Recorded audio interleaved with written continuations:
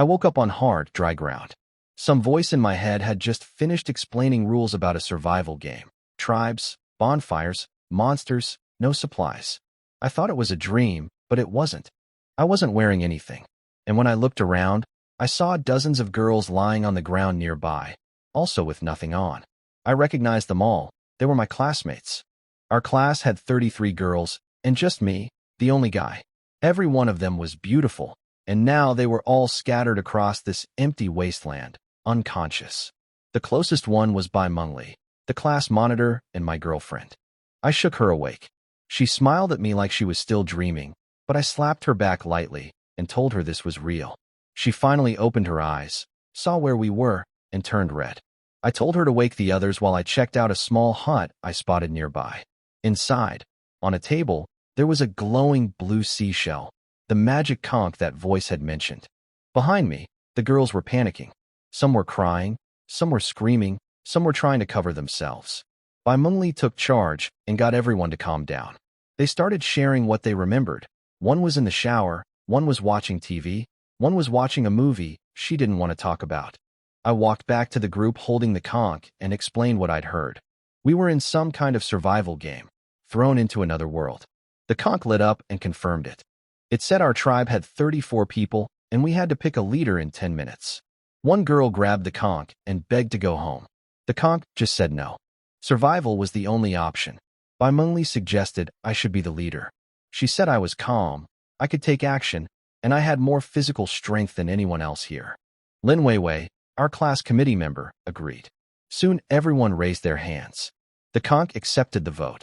I touched it, and information flooded into my mind. Tribe code, member count, resources, none, and a countdown showing we had about 2.5 days of safety left. Then the conch asked if I wanted to draw my leader talent. I said yes. The light inside it spun faster and faster until it exploded into a brilliant golden glow that covered the whole wasteland. The light poured into my body. I got a talent called luck. The conch said it was concept level, the highest kind. It meant everything that happened to me and my tribe would always turn out for the best. No cooldown, no cost, always active. No matter what we faced, there would always be a way out. Everyone was amazed when they heard I got a concept level talent. Bai Mengli got so excited she bumped into me, and things got awkward for a moment. The girls started whispering, and Bai Mengli quickly changed the subject. Then the conch announced it would awaken talents for all tribe members too. A glow spread out from me, and halos appeared above everyone's heads, different colors for different levels. Bai Mengli got an S-level talent called Spirit of All Things. She could talk to animals and plants, and even make them grow faster. Lin Weiwei also got S-level, Eye of Insight, which let her see through illusions and check information about creatures and items. Su Xiaoxiao got Holy Light for healing. Zhao Linger got Titan Body with 10 times normal strength, and Zhou Xiaoyu got Harmony Melody to buff the team. Everyone else got B or C level talents. Every single person in our tribe awakened something. I asked the conch how to check my stats. It told me to just think, system, in my head. A panel appeared showing my health, stamina, mental energy, sanity, and other attributes. My constitution was 14, above the average of 10, thanks to my exercise habit. But I had no combat skills. Zhao Linger, on the other hand, had 110 constitution. She could probably punch through steel. I opened the chat channel next. It was a mess. Thousands of players from other tribes were talking.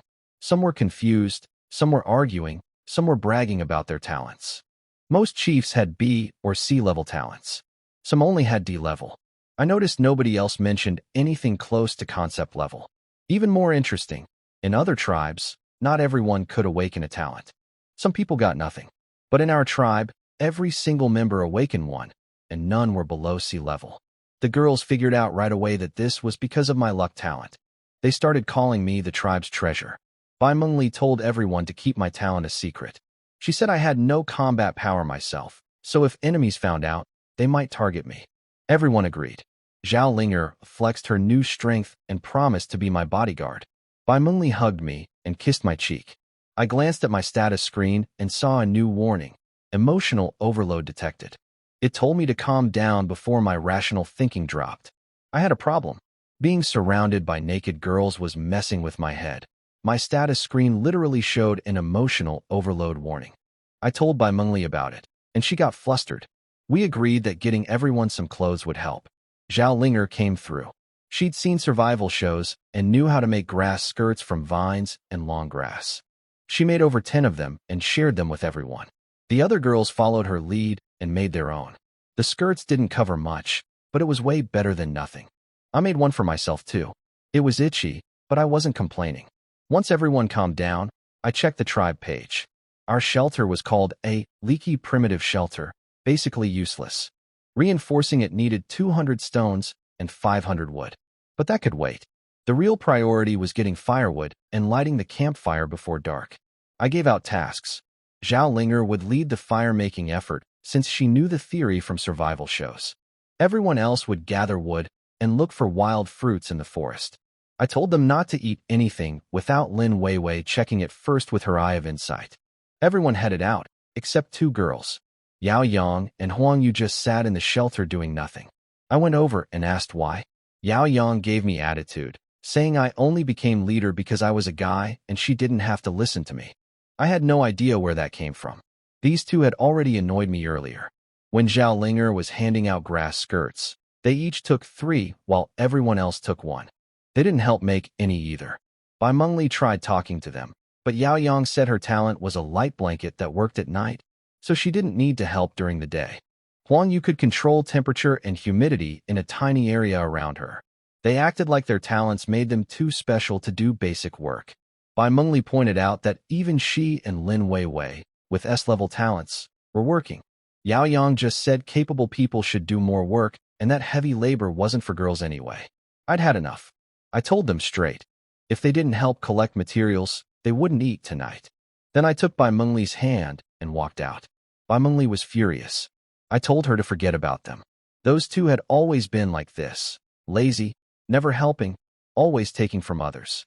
But this wasn't school anymore. Nobody was going to spoil them here. One hungry night would teach them fast. We spread out into the forest and started finding useful things right away. Zhao Linger found a bright red fruit and brought it to Lin Weiwei, who identified it with her eye of insight.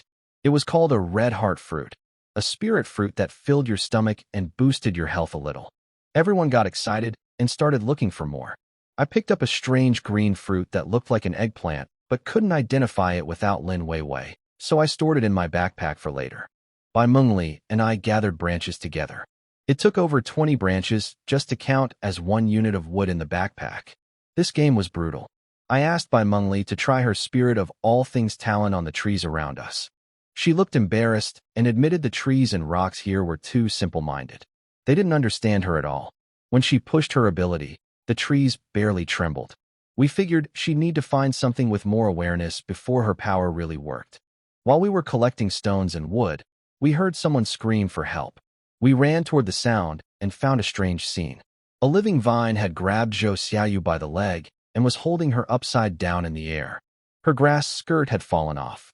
Zhao Linger was pulling on the vine, trying to wrestle it, but even with her incredible strength, she couldn't win.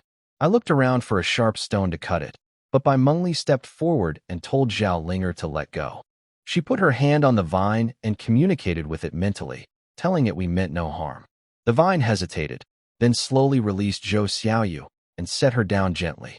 Zhou Xiaoyu sat on the ground, crying while the other girls comforted her. Turns out the whole thing was Zhao Linger's fault. She tried to rip the vine out of the ground thinking it was some rare herb. The vine got hurt and lashed out, accidentally grabbing Zhou Xiaoyu who was just walking by. Bai Mengli's talent actually worked on the vine. That gave me an idea. I asked her to try controlling it. She touched the vine again, and a moment later it shot straight up into the sky, standing over 20 meters tall among the trees. She ran back to me, beaming. She explained it was more like persuading than controlling. The vine listened because it wanted to, not because she forced it. Forcing it would drain her mental energy fast, about 1 minute max at her current level. When Zhao Linger asked what she'd said to convince the vine, Bai Mengli smiled and said she promised the vine that the bad person who pulled on it wouldn't do it again. Zhao Linger didn't know what to say to that. Lin Weiwei checked the vine with her eye of insight. It was called a whip vine, a peaceful creature with 124 combat power, stronger than Zhao Linger. Its weak point was its root. After seeing that, everyone agreed to leave it alone and stick together while gathering resources. The girls brought their fruits to Lin Weiwei for identification. Most were ordinary, but a few were spirit fruits. The green eggplant-shaped one I found turned out to be a spirit fruit that restored energy and eased hunger. Then Lin Weiwei froze and stared into the trees ahead. A red light flashed in her eyes, and suddenly we all saw it. A red figure hiding in the bushes. Her danger sense had kicked in and shared the vision with all of us. She identified the creature. A goblin hunter, combat power 122 plus 15 from its weapon. It was smart. It knew how to set traps and ambush prey. And it was watching us right now. Zhao Linger wanted to avoid it, but I said we couldn't. Its status said, hunting. If we turned our backs, it would attack when we weren't ready. Better to strike first. I came up with a plan. I sent most of the girls back to the shelter and kept only Zhao Linger and 2 others with combat talents. Qin Lan, who could turn leaves into flying knives, and Yu Lingling, who could make shields from soil. The plan was simple: lure the goblin to the whip vine. Qin Lan would hit it from range to get its attention. Yu Lingling would block its counterattack. Then they'd run back toward the vine. Bai Mengli was already there, talking to the vine and getting it ready. She gave me the signal. I shouted go. Qin Lan flicked a leaf blade at the goblin. It screamed, jumped out of the bushes holding a wooden club, and threw a stone at us. Yu Lingling blocked it with her earth shield. Then they ran. The goblin chased them, drooling. The moment it stepped into the whip vine's range, vines shot out and grabbed its ankle, lifting it into the air. It dropped its club. Qin Lan launched more leaf blades at it, while Zhao Linger grabbed the club and smashed the goblin's weak points. 2 hits, and it was dead. We earned tribe coins. I got 5 as the leader, and Zhao Linger got 10 for the kill. We didn't know what to spend them on yet. Bai Mengli ran over and asked for a spirit fruit. She'd promised the whip vine one as payment for helping us. I handed it over, and the vine took it and buried it near its roots. Zhao Linger thought 1 spirit fruit per fight was expensive, but Bai Mengli said spirit fruits were common. We'd already found 8. Plus, she'd negotiated a deal. The vine would help our people whenever we were in danger. Watching the vine absorb the fruit through its roots gave me an idea. I asked Bai Mengli if she could convince the whip vine to move to our tribe's entrance and guard it for us. I asked Bai Mengli to convince the whip vine to move to our tribe entrance, but it refused. The soil at our camp was too poor, and moving could damage its roots. I was disappointed, but understood. I figured someday we'd find another creature or plant to guard the entrance. Bai Mengli's talent had huge potential. Maybe we could even raise battle pets in the future. We headed back to the shelter. Zhao Linger carried the goblin's huge club on one shoulder and dragged its body with the other. She burst in proudly announcing she'd killed the goblin. Lin Weiwei identified the club. It gave 15 extra attack points. Nothing legendary, but useful. I organized everyone to go back out and collect more materials. Most of the scared girls agreed to go once I explained the whip vine would protect them if anything happened. Zhou Xiaoyu, who'd been terrified since the vine grabbed her earlier, finally agreed too after I encouraged her. Bai Mengli took her hand and went to introduce her to the vine. Yao Yang and Huang Yu still refused to move. I didn't bother with them anymore. One hungry night would teach them better than any argument. Outside, I found Lin Weiwei crouching next to the goblin's body, pulling materials from it. She'd found an iron ingot, some stones, and a bone covered in strange symbols. She also pulled out an animal skin outfit from the goblin. She handed it to me with a red face and suggested I wear it instead of my grass skirt, since the skirt wasn't really working well for a guy. She was right. I'd noticed the problem, but had no fix until now. The outfit even had pockets. The bone turned out to be a quest item. I held it up to the magic conch, and a new mission appeared on my tribe page. It was called Goblin Messenger. Deliver the bone to a nearby goblin camp in exchange for a tribe map and 20 tribe coins, plus 10 coins for whoever completed it. But there was a catch. Finishing the mission would reveal our tribe's location to the goblins. I accepted the goblin mission right away. A map was too important to pass up. But I wasn't going to rush in blindly. I sent Zhao Linger and Lin Weiwei to scout the goblin camp first. Zhao Linger was the fastest, and Lin Weiwei could check their strength from a distance. Zhao Linger carried Lin Weiwei on her back and ran a full kilometer without breaking a sweat. Lin Weiwei, on the other hand, looked like she'd been through a storm when they got back. The news wasn't great. 5 goblins total, 2 hunters like the one we killed, 2 weaker regular goblins, and 1 massive goblin with a combat power of 200. That thing was the size of 3 hunters combined. Even the whip vine might not be able to hold it. I told everyone to stay away from the north and only explore near the vine and the shelter. It scared some people, but better scared than dead. Then we got lucky. One girl found a strangely colored stone. It was flint. Combined with the iron ingot from the goblin, Zhao Linger could make sparks instead of rubbing sticks together. She struck the flint against the iron, lit some dry grass, and got our campfire burning. A system announcement went out to the whole region. Our tribe was the first to light a campfire. We earned a black iron chest and 10 influence points. The girls were thrilled. Zhao Linger wanted to make torches for everyone to carry into the forest, but I stopped her. The woods were dry, and we had no water source nearby. One spark in the wrong place could start a wildfire and trap us. Instead, I had a better idea. If we were the first tribe with fire, that meant everyone else still needed it. I opened the trading market and posted a message in the chat, "Fire for sale." My inbox exploded. Hundreds of tribes wanted to buy. I set the price at 3 fruits, or 5 pieces of wood or stone per fire sample. Almost any tribe could afford that. Deals poured in, but I didn't send anything yet. Fire could be copied the moment someone bought it. They'd just pass it along. So I needed to collect as many orders as possible before delivering. Once I sold the first sample, I'd lose my monopoly within minutes. I had to squeeze every bit of value out of being first. While I was setting up trades, Zhao Linger came over upset. People in the regional chat were cursing us out. Some called us heartless for selling fire instead of sharing it. Some tried guilt-tripping us, some begged, and some even made threats. The usual mix of people who want free stuff. I told Zhao Linger to ignore them. The louder they complained, the more it proved they needed fire. That just meant better business for us. We had 138 fire portions ready. I uploaded them all at once through the trading market, and the trades completed instantly. Supplies poured in. We still had more orders, so we used some of the traded wood to make 60 more fire portions and sent those out too. In just 10 minutes, we earned 586 units of wood, 254 units of stone, and 78 fruits. Lin Weiwei checked the fruits and found half were spirit fruits. 10 minutes of trading beat what 32 people could gather in 3 or 4 hours of exploring. The girls were amazed at the pile of supplies stacking up inside the shelter. With all those materials, I decided to reinforce the shelter right away. It needed 200 stone and 500 wood. We had enough. I clicked the button, and the materials floated into the air on their own, flying into place. In 10 seconds, the shelter transformed. Solid wooden walls, stone structure, wooden floor. No more wind blowing through. It finally felt safe. The system said our tribe was now officially recognized and needed a name. Zhao Linger suggested, "Awesome tribe." Nobody liked that. Lin Weiwei proposed, "Fire Seed tribe," since we started with fire and it symbolized defiance against the gods. That was better, but Bai Mengli had another idea.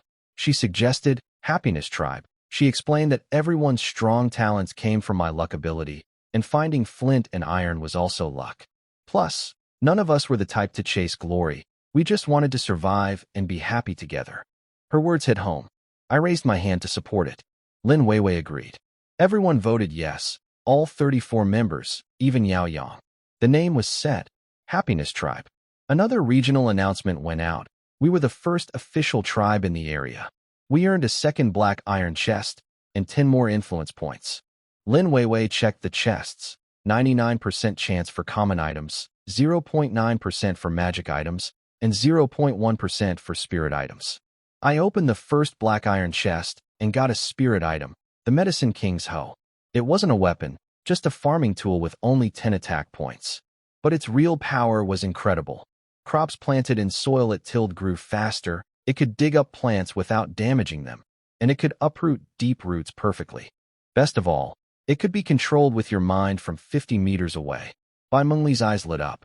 With this hoe, she could finally move the whip vine wherever she wanted without hurting its roots. I opened the second chest and got something even better, the green lotus fire dart. A spirit weapon with over 200 attack power that could burn through anything with a magical flame. Zhao Linger was disappointed because it was tiny, barely half a palm. But Qin Lan asked to try it. Her leaf blade talent stacked perfectly with it. She could throw it 200 meters and recall it. When she tested it, the dart punched through 10 thick trees. The flames spread instantly, but she pulled them back just in time. Scared me half to death. I gave the hoe to Bai Mengli and the dart to Qin Lan. Zhao Linger pouted and hugged my arm, begging me to wish for a sword next time I opened a chest. Bai Mengli walked over with her hoe and gave Zhao Linger a look. She let go immediately. Bai Mengli used the hoe to uproot the whip vine perfectly, roots, soil, and all, wrapped in a protective glow. She replanted it near the goblin camp in soil enriched by the hoe's power. The vine loved its new spot. With everything in position, we launched our attack. Zhao Linger walked up to the goblin camp, carrying the quest bone. She handed it over, got the reward, tribe map, and coins, then smashed one hunter on the head with her club, while Qin Lan's fire dart killed the other one instantly. One strike, one kill. The big goblin saw its guards go down and charged at us, carrying 2 regular goblins like weapons. Zhao Linger lured it into the whip vine's range. The vine grabbed its ankles and lifted it up, but the thing was so heavy it only got 3 meters off the ground. The goblin used the regular goblins to beat the vine, and one started biting it.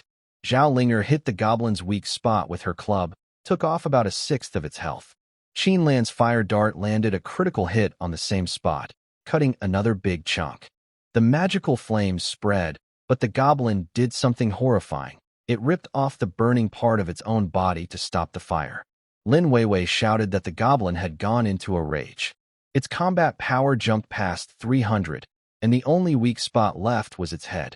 Meanwhile, the vine was getting chewed up and couldn't hold on much longer. It dropped the goblin and swatted away the regular goblin biting it. The big goblin landed on its feet, eyes bloodshot. Qin Lan tried to hit it again with the fire dart, but the goblin grabbed a regular goblin and used it as a shield, blocking the shot. Then it charged straight at Qin Lan. Yulingling jumped in front and raised her earth shield to protect her. The big goblin slammed both hands against Yulingling's shields. The shields cracked, and the force went straight through into her body. Blood came from her mouth, and her health bar started dropping fast. I grabbed Su Xiaoxiao by the shoulders and shouted at her to use her healing skill. She snapped out of her shock and raised her hand. A holy light appeared and poured over Yulingling. Her health stopped dropping and started climbing back up. Zhao Linger caught up and smashed her club on the back of the goblin's head. Qin Lan recalled her fire dart and shot it again. This time nothing blocked it. The dart buried itself in the goblin's forehead, and the blue flames spread. The goblin's health melted away until it collapsed in a pool of fire. The stunned goblin hunter woke up and charged at us, but Zhao Linger knocked it out with one swing. The regular goblin that the vine had swatted earlier was already dead against a rock. We gathered around Yulingling. She looked pale and scared she might be dying, but Lin Weiwei checked her and said she was fully healed. Su Xiaoxiao's holy light had saved her. Su Xiaoxiao apologized for freezing up, but Yulingling just smiled and thanked her. I understood why Su Xiaoxiao hesitated. Nobody here had combat experience. Using new abilities under pressure was like playing a new character in a game. You panic and forget which button to press. Zhao Linger was the exception. Most of the girls were more like Su Xiaoxiao, and that was something we'd need to work on. Bai Mengli called out that the whip vine was losing health. A goblin had bitten a chunk out of its main stem, and sap was leaking everywhere. Lin Weiwei said the bleeding had stopped, and it would heal on its own, but I asked Su Xiaoxiao to try her holy light on it. It worked. The bite healed quickly. Bai Mengli was so happy she squeezed Su Xiaoxiao in a hug until the poor girl couldn't breathe. We entered the goblin camp. I earned 26 tribe coins total from the kills. Qin Lan and Zhao Linger, who landed the final blows, got the most coins. They split their rewards with Yulingling and Su Xiaoxiao, and Zhao Linger shared some with Bai Mengli and Lin Weiwei for their support. Everyone was being generous now, but I started thinking about the future. The system only rewarded whoever got the last hit. That was going to cause problems eventually. I needed to figure out a fair way to split rewards before arguments started. While I was thinking, Zhao Linger dragged a wooden box out from somewhere in the camp, shouting for everyone to come look at what she found. Everyone gathered around the wooden box Zhao Linger found. Inside were stones, wood, iron ingots, animal hide clothes, and something special, a folding device that turned out to be a primitive crafting table. It could automatically make items from blueprints. There was also a blueprint for a furnace hidden at the bottom. I tried it out. I placed the blueprint on the table and pressed my hands on it. The stones flew up and transformed into a simple furnace. But it drained half my mental energy instantly, and I nearly fell asleep. Lin Weiwei quietly handed me a fruit to restore it. She said she carried those because her own eye of insight drained energy the same way. It was getting late, so we headed back. Halfway there, Zhao Linger collapsed, completely out of stamina. I carried her on my back since I was the strongest one besides her. It was an awkward walk, but we made it. Back at the shelter, a big map hung from the ceiling. Our reward from the goblin quest. Most of it was blank and needed exploring. Only the area around our shelter and the goblin camp were visible. I set up the furnace outside and started dividing food. Everyone got about 5 fruits each. When I reached Yao Yang and Huang Yu, I skipped them. Yao Yang exploded.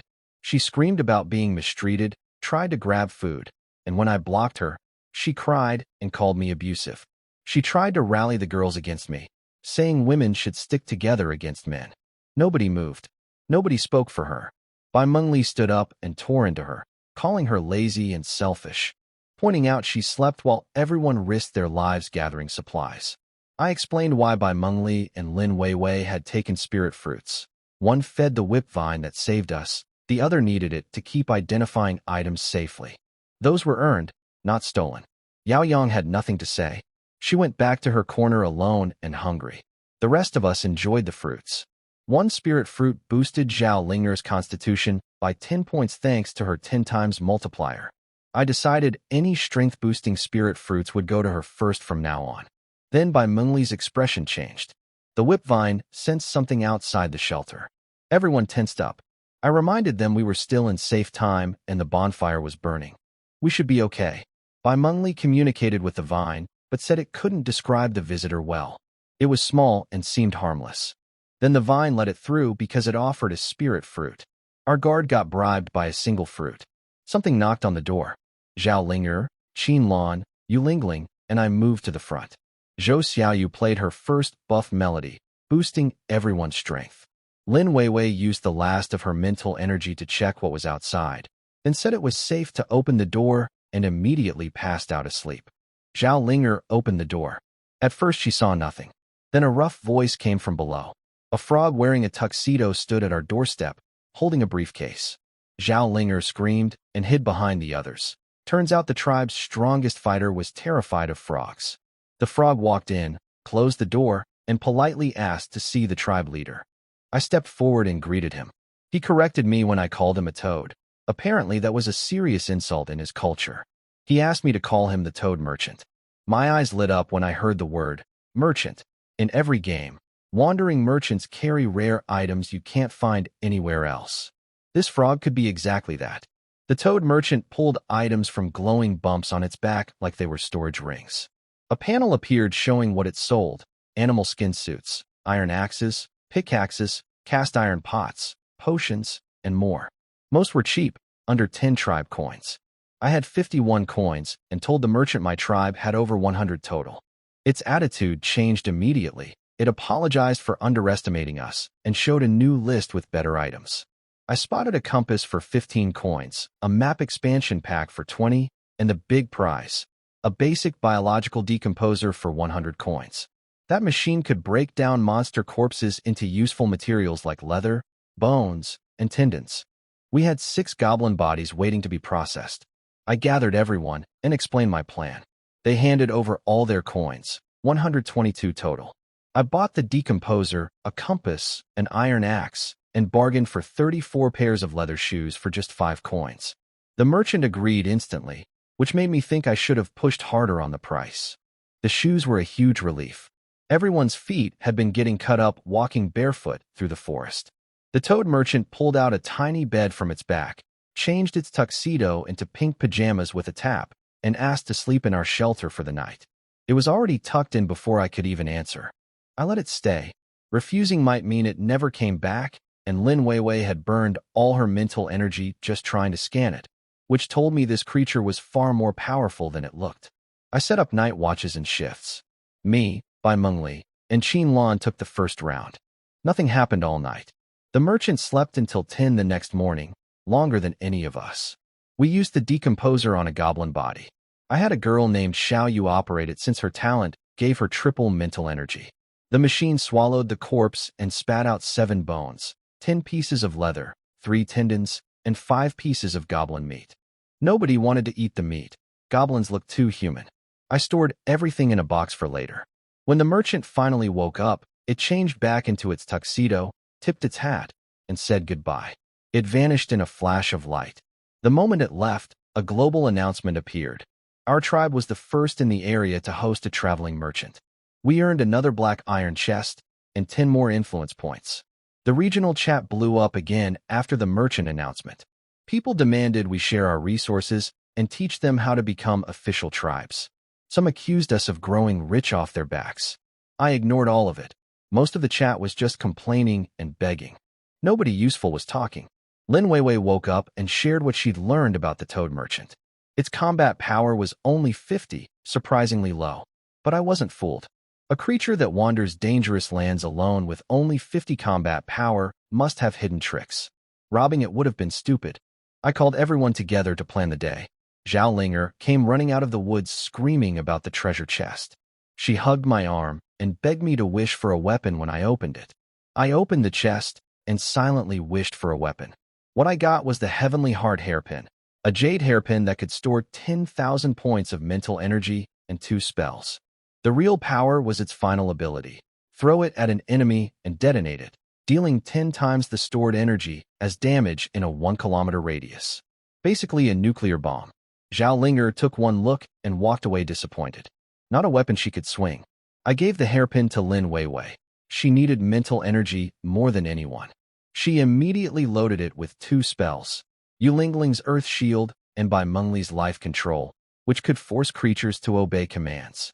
With a full charge, Bai Mengli estimated she could control a goblin until it died.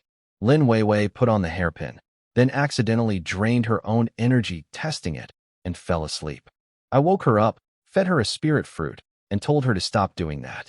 She ran to find Xiao Yu, who had triple mental energy, and had her charge the hairpin. Xiao Yu passed out instantly after transferring 333 points, bringing the hairpin's total to 480. I split the tribe into 2 groups. Zhao Linger took 6 people east to the goblin camp to process the remaining bodies and gather supplies. I led 27 people west toward a mountain where someone had spotted traces of a stream. We desperately needed water. The juice from fruits barely covered basic needs. Finding a real water source was today's top priority. Yao Yang and Huang Yu finally joined the team today. After starving all day yesterday, they couldn't hold out anymore. I gave them each a regular fruit so they'd have energy to work. Shortly after we set out, Zhao Linger messaged from the goblin camp. All the bodies were gone. Drag marks led to a hidden cave. I told her not to go in and come back immediately. Without Lin Weiwei's danger sense, her team was blind. She listened and brought her group to catch up with us heading west. When she arrived, I tapped her on the head and told her not to chase unknown things without permission again. She just winked at me. Soon Lin Weiwei spotted something ahead, a creature called a burnt skin pig. Only 50 combat power, peaceful, and basically just a walking pile of meat. Zhao Linger smashed it with 1 hit and came back carrying the body, announcing we'd have roast pig tonight. Further ahead, Lin Weiwei found a spring. Clean water, exactly what we needed. But we had nothing to carry it in. A girl named Hua Xiaofeng stepped up. Her family ran a meat shop, so she knew how to butcher. She volunteered to cut open the pig and turn its stomach into a water bag. Her B-level talent, vibration, let her make the axe blade shake at high speed, cutting through everything smoothly. She reached inside the pig with bare hands, pulled out the stomach, and washed it clean in the spring. I was impressed. She looked delicate but didn't hesitate at all. I told her next time a merchant came, she could ask for whatever she wanted. She asked for a pot and a water bucket. Not for herself, for the whole tribe. We set up near the spring and kept hunting. The team found 3 more animals, including a dangerous iron-hoofed bull with 150 combat power. Zhao Linger and the combat team took it down. Hua Xiaofeng butchered all 4 animals on the spot. The bull had 4 stomachs, The biggest one, the rumen, could hold over 100 liters of water. That single stomach solved our entire tribe's water problem. I figured out the difference between manual butchering and using the decomposer.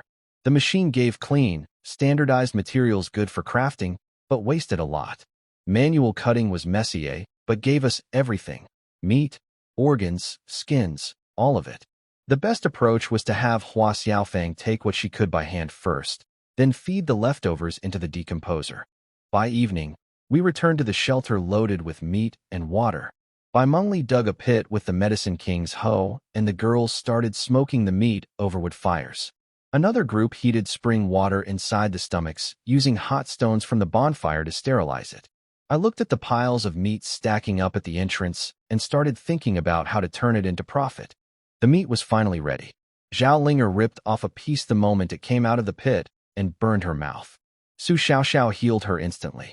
But the real surprise came when Zhao Linger checked her stats. Eating the iron hoofbull beef gave her 10 more constitution points. With her 10 times multiplier, that was huge. Everyone rushed to try some. Each person's body improved slightly after one bite, but only the first bite worked. After that, no matter how much they ate, nothing changed. The other animals' meat tasted fine, but gave no stat boost. Only meat from dangerous creatures with high combat power had that strengthening effect. Zhao Linger joked about eating the whip vine since she was now stronger than it. Bai Mengli smacked her head. The vine at the entrance was shaking nervously. I sat by the fire with Bai Mengli, Lin Weiwei, and Hua Xiaofang to discuss selling meat.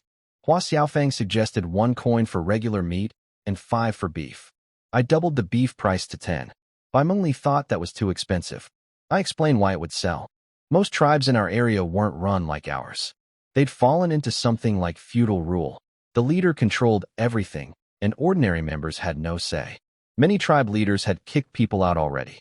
Lin Weiwei confirmed it. The chat was full of abandoned people begging for help. These dictator-type leaders would see beef that boosts physical strength and want it for themselves. They controlled all their tribe's coins and resources. 10 coins was nothing to them for a personal power boost. And nothing like this existed on the market yet. No stat-boosting food had ever been listed. I posted in the regional chat, Happy Meat Shop is officially open. Grand opening, grilled beef, 10 tribe coins per serving. Increases physical strength. Regular meat also available for 5 coins. Tastes great, but no special effects. Beef available by private message only. The chat exploded. Some people cursed us out. Some were amazed we killed a 150 combat power beast. Some asked how to check combat power, and others begged to buy. The private messages started flooding in right away. Just as I expected, tribe leaders flooded my inbox wanting beef. But we only had about 70 pieces left. Zhao Linger had eaten 8 portions thinking it would keep boosting her stats. It didn't. What a waste. I sold the first batch at the promotional price of 10 coins each, 1 piece per tribe, to 50 tribes that could pay. But before that, I publicly blacklisted every tribe that had been trashing us in the chat. They lost their chance to buy.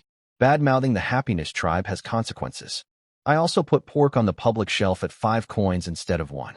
Su Xiaoxiao tracked which tribes bought it. My thinking was simple. Pork just fills your stomach. Any tribe paying 5 coins for it either had too much money or had a greedy leader hoarding resources. Either way, worth keeping an eye on. Soon enough, complaints rolled in. One leader named Zhang Kai said the beef didn't work. I asked if he shared it. He admitted he did. I told him the listing clearly said, single person serving. He needed to eat a full portion for the effect. He wanted to buy more, but the promotion was over. Regular price was 20 coins now. He cursed me out, but still bought it. Many others did the same. By the end, I sold all 70-plus pieces for over 600 tribe coins and 18 iron ingots, plus extra wood and stone. Combined with what we already had, we were halfway to the iron needed for the next shelter upgrade. I waited for the toad merchant to visit again that night, but nobody knocked. On day 3, the last safe day, I split the tribe again.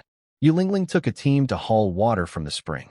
I led the exploration team back to the cave Zhao Linger had found yesterday. Lin Weiwei scanned it and went pale. It was called a necromancer's lair, extremely dangerous.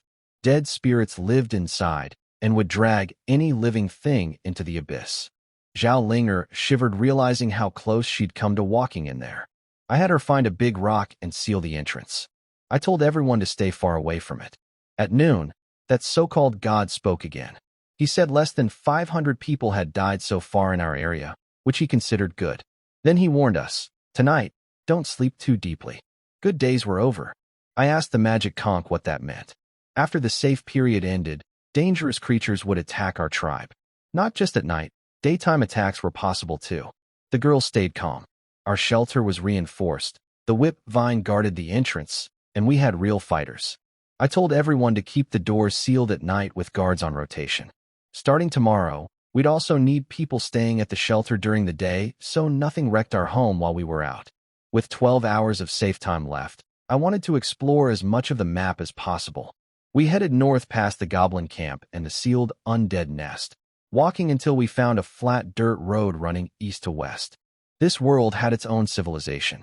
We followed the road through the woods, and Lin Weiwei spotted movement. A group of about 20 goblins, one scout leading 19 tiny ones dragging a covered cart. Lin Weiwei's face changed. There was a person inside. A woman. I gave the order. Zhao Linger shot forward and smashed the scout's head with one swing. The little goblins swarmed her like bugs, crawling all over her body. She shook them off, and the rest of us stomped them flat. Lin Weiwei grabbed my arm before I opened the cart. She told me to prepare myself. I pulled off the cover and saw a woman sitting inside, naked, covered in scars, eyes completely empty. Lin Weiwei said her sanity was at 33%, close to permanent madness. Su Xiaoxiao healed her wounds, and the woman regained a brief moment of clarity. She pointed southwest, then screamed and begged us not to look at her. Zhao Linger covered the cart again. The darkness calmed her down. It was the first time any of us had seen what this world could do to a person. Everyone went quiet. Bai Mengli pressed close to me and asked what we should do. I said we'd take her back to her tribe. We weren't a charity. Bringing outsiders in would burden us. But returning her was the right thing to do. I sent Zhao Linger ahead to find the tribe. She ran through the woods for half an hour and found a man chopping trees. He led her to the Xiongfeng tribe. Their leader, Xiongfeng, came out with 4 followers and thanked her over and over. He was shocked to learn she was from the Happiness tribe. When I arrived with the main group, something felt wrong immediately. Xiongfeng was too friendly, too eager to get us inside his shelter. He tried to grab my arm, and I stepped back. I noticed he didn't even check on his rescued tribe member first. He only cared about getting close to us. I whispered to Qin Lan to be ready. I told him we were leaving the cart and heading home. He kept insisting we stay. Then it happened. One of his men grabbed Yao Yang from beside the cart, held a sharp stone to her neck, and choked her. Xiongfeng dropped his nice guy act and laughed. He called his men out. They surrounded us. He mocked us for being a tribe of women, said our luck was over, and bragged about how we'd walked right into his trap. I stayed calm. Qin Lan's fire dart flashed through the air and pierced the skull of the man holding Yao Yang. Blue flames erupted. He dropped dead instantly. The whole Xiongfeng tribe froze in terror. Xiongfeng panicked and grabbed Zhao Linger, pressing a stone axe to her neck. He screamed at me to make Qin Lan stand down or he'd kill her. I looked at him and smiled. I asked him one question. Had he noticed that out of everyone here, that little guy he was threatening was the only one carrying a weapon? Xiongfeng finally realized his mistake. The girl he was threatening had been exploring the deep woods alone, something even Qin Lan couldn't do. He looked down at Zhao Linger and froze.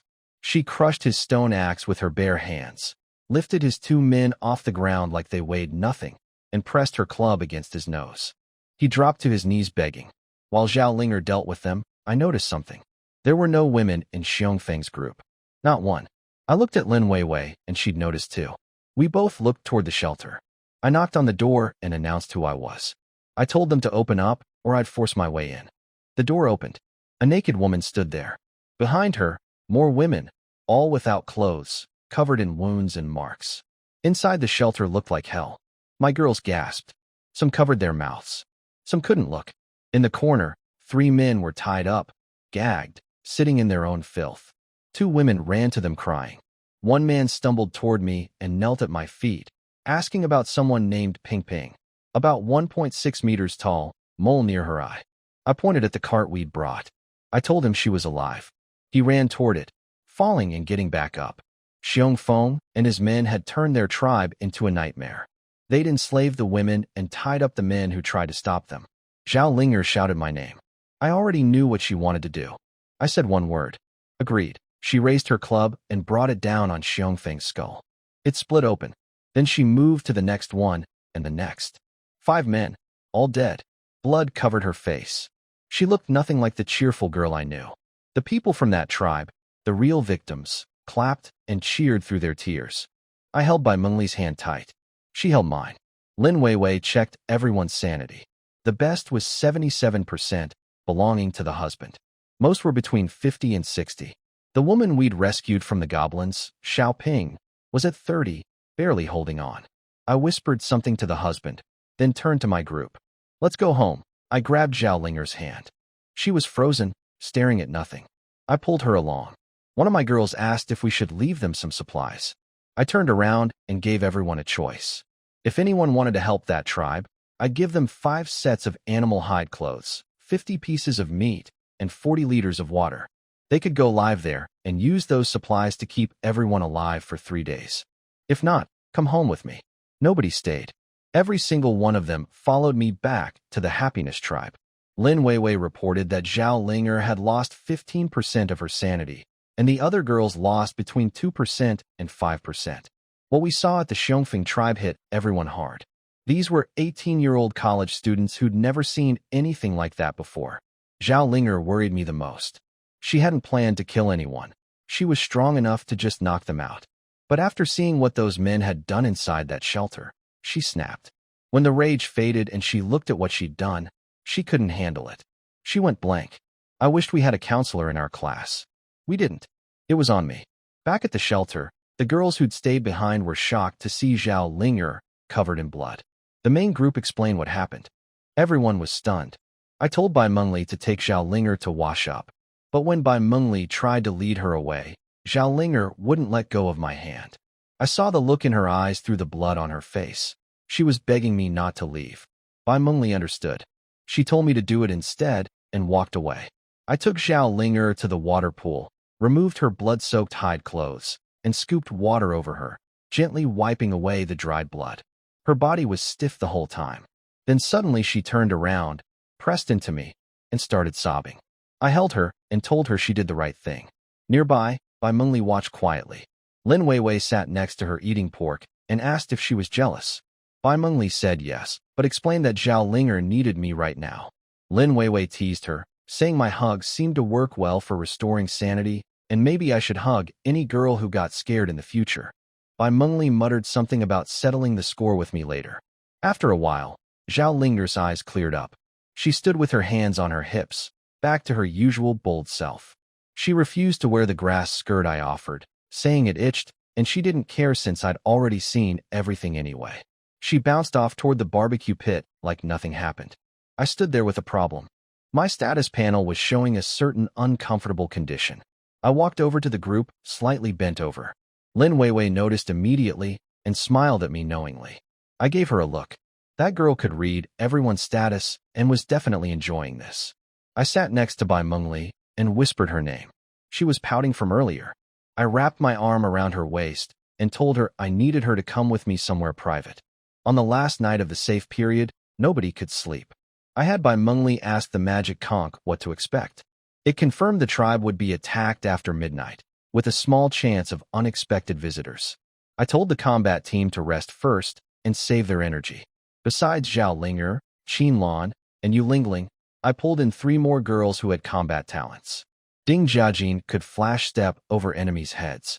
Yuan Xiaohui could set delayed explosions. Fang Yao could control gravity. I gave them goblin clubs and officially added them to the fighting squad. They reported to Zhao Linger without complaint. They'd been wanting to contribute. We waited past midnight. The safe countdown disappeared. Hours crawled by with no clock and no attack. Then a girl ran up and showed me the regional chat. It was a nightmare. Tribes everywhere were under siege. Undead creatures were smashing shelters, dragging people out into the dark. Some tribes lost members who foolishly opened their doors to look. Others had unfinished shelters crumbling under the assault. People were dying and saying goodbye in the chat. The attackers were called ghouls. undead with 56 combat power. Zhao Linger scoffed and said she could handle 10 at once. Lin Weiwei warned her that ghouls were just the weakest type. There were probably stronger undead out there that other tribes couldn't even identify. Someone asked why our tribe hadn't been attacked at all. Bai Mengli confirmed the whip vine sensed nothing outside. Everyone looked toward the undead nest we'd found earlier. I told Zhao Linger to seal it with one rock. Turns out she went way beyond that. After the main group left, she'd stacked 7 or 8 boulders over the entrance and had Bai Mengli pile dirt on top with the hoe. The cave was now buried under a small hill. Those two had accidentally prevented a full-scale undead outbreak right on our doorstep. I stared at them both standing there looking proud of themselves. I couldn't believe their overkill had actually saved us. But just when everyone relaxed and started thinking about sleep, Bai Mengli's expression changed. The whip vine was sending an alert. It wasn't undead. It was wolves. A whole pack, rushing straight toward our shelter. I told Bai Mengli to make the whip vine play dead so the wolves wouldn't notice it. She'd already disguised it as regular plants, but the pack crossed right past it and slammed into our shelter walls. Lin Weiwei identified them. 7 silver moon wolves with 70 combat power each, and 1 silver moon wolf king at 570. The wolf king had a terrifying skill, Moon Flame Arena, that forced a one-on-one duel inside a ring of burning moonfire. Nobody in our tribe could survive that. The wolves hammered our shelter for a long time. The durability dropped to 1/3 before they finally stopped and started to leave. Everyone sighed with relief. I asked the magic conch how to repair the shelter and got a useless answer about needing a building hammer that we didn't have. I told everyone to sleep and planned to explore west along that road tomorrow, hoping to find a native human settlement where we could buy tools. I lay down with Bai Mengli and tried to rest. Then her face changed. The wolves had found the whip vine on their way out. One tripped over it, got angry, and the whole pack started attacking it. The vine was calling Bai Mengli for help. She was torn apart inside. She wanted to save it. It was her first companion in this world. But if we went out and drew the wolves back to the shelter, everyone could die. She kept whispering, "I'm sorry," while the vine's cries grew weaker. Then Lin Weiwei stepped forward. She took off the heavenly heart hairpin and held it out to Bai Mengli. The hairpin had 2,000 mental energy stored. If we gathered everyone's mental energy, we could push it past 5,000. The Jade Shatter ability would multiply that by 10, 50,000 damage. Enough to destroy the Wolf King. Lin Weiwei was giving up her spirit tool. She smiled and said she liked the vine because it had helped her carry water that day. Bai Mengli accepted it with a serious thank you. Lin Weiwei called everyone over. One by one, the girls poured their mental energy into the hairpin and collapsed asleep. Zhao Linger carried each one to their grass beds. Even Yao Yang hesitated, but I yelled at her that there was no time for arguing. We ended up skipping her anyway. 4 girls with energy-boosting talents filled the gap. The hairpin reached 5,145 points. Bai Mengli charged out of the shelter, held it up, and shouted at the Wolf King to stop. She didn't detonate it right away. Instead, she tried to negotiate. Her spirit of all things talent let her communicate with the Wolf King directly. They stood facing each other for half an hour, the Wolf King towering over her like a small mountain. Yulingling stood beside her with shields ready.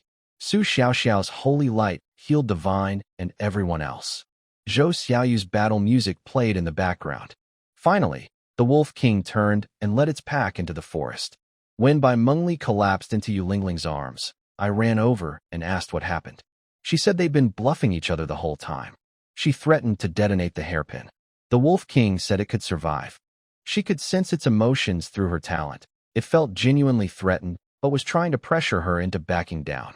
She believed the explosion would seriously injure it, but probably not kill it. The Wolf King likely had hidden abilities. She also learned something useful. The wolves hadn't come hunting us on purpose. They were teleported into our area by some force. Our shelter was the only one within 3 kilometers, so they attacked. And the vine? A wolf tripped on it while leaving, and the rest ganged up on it out of spite. Like schoolyard bullying. Zhao Linger was disappointed we didn't blow up the Wolf King. She wanted wolf meat. Lin Weiwei tapped her forehead and reminded her it wasn't her hairpin to sacrifice. After everything calmed down, Bai Mengli walked to the vine and apologized for not saving it sooner. The vine didn't understand her words. but it reached out a small tendril and gently wiped the tears from her eyes. The next morning, Yigwa woke up early, feeling tired. Clan leader, waking up so early? Want some spiritual fruit to wake you up? No, thank you. Xiaoyu was the earliest to get up every day. She had also gone to bed the earliest yesterday. Her mental strength recovery, thanks to her magic flow affinity, not only helped her quickly regain her energy, but also shortened her sleep time. She arrived at the entrance early and went to play with the whipvine. The whipvine was happy to play with humans. It liked the soil beneath it, which had a comforting scent. It also liked the people here. As long as they played with it, they would occasionally feed it a spiritual fruit. Seeing the clan leader come out, Xiaoyu slid down from the vine and approached Yigwa. Looking at Yigwa, Xiaoyu's face involuntarily turned red. She remembered the scene every morning when she saw Yigwa sleeping with Bai Mengli. It seemed that men were like that in the mornings. Rumor had it that the more powerful a man was, the more intense his morning reactions. Xiaoyu shook her head and pushed those images out of her mind. Clan leader, can you tell me what happened after I fell asleep last night? Did the squad leader kill the Wolf King? I didn't see any bodies when I woke up. Bai Mengli didn't use the jade fragment. She negotiated with the Silver Moon Wolf King. Yigwa briefly explained what had happened last night to Xiaoyu. Xiaoyu covered his mouth in surprise. Wow, the squad leader is so brave, negotiating with the Wolf King. Will the Silver Moon Wolves come back tonight? Yigwa shook his head. He didn't know either. He picked up the magical conch shell and repeated Xiaoyu's question. Magical conch. If the Silver Moon Wolves come, they will return. If they don't come, they won't. Yigwa looked annoyed and put the conch back into his backpack. This useless conch shell is only good for answering some basic questions. Most of the time, it's just a chatterbox. Clan leader, is my task today still to sleep? Xiaoyu has been sleeping in the nest for 2 days. When he wakes up, he charges the heart pendant, the synthesizer, and the biological decomposer.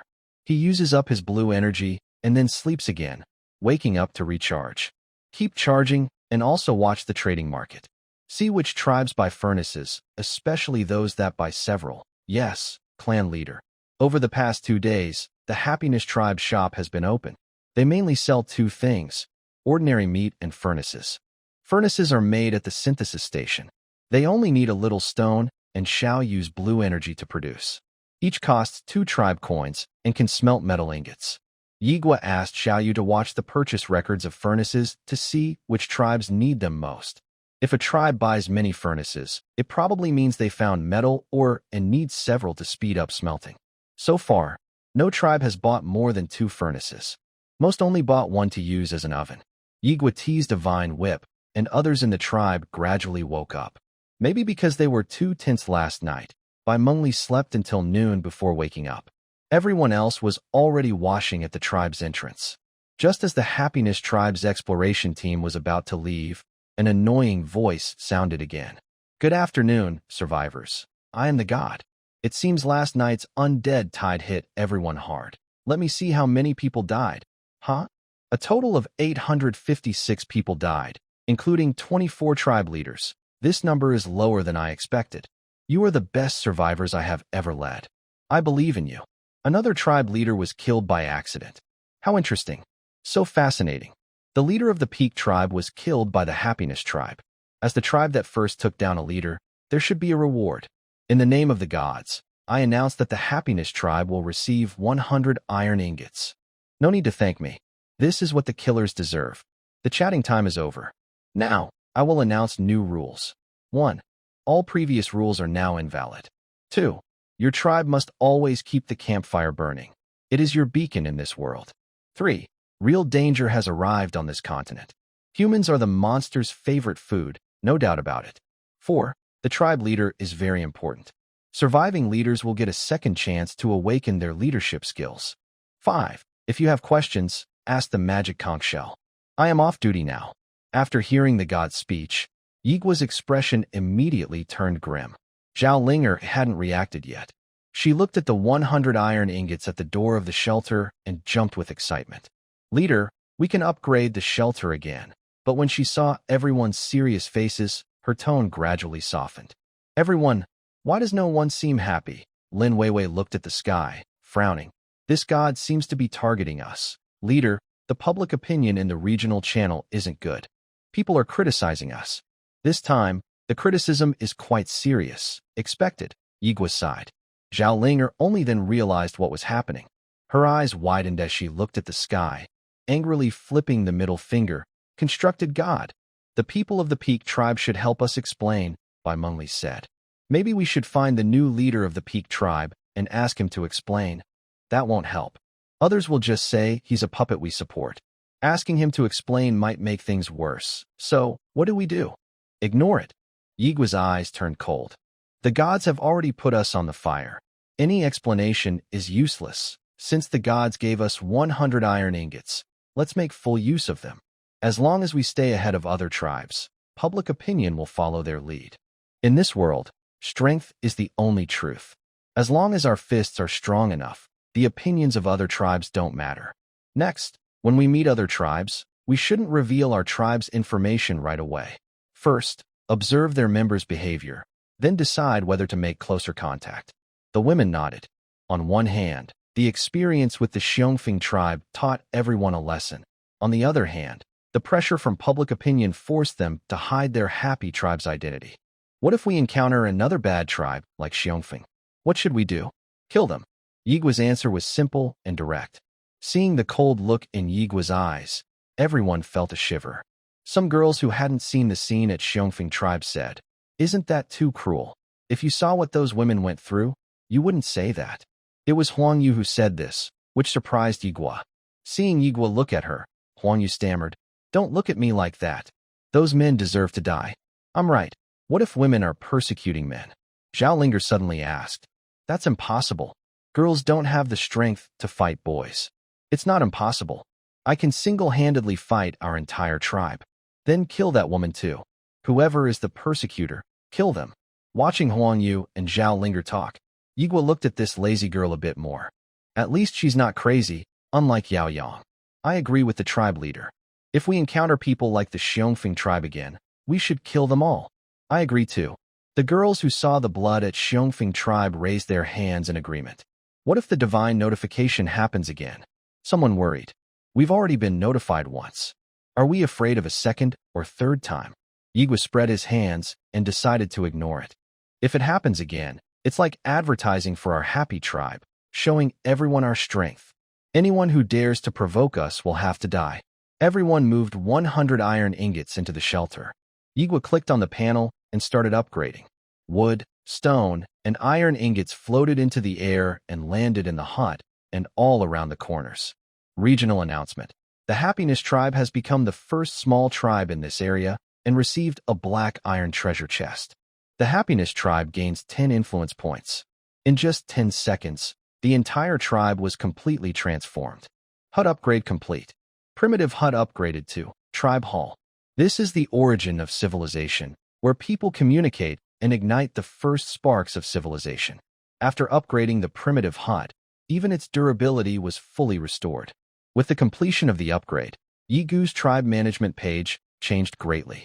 Originally, the tribe's territory only included one hut. Anything beyond that was not part of the tribe.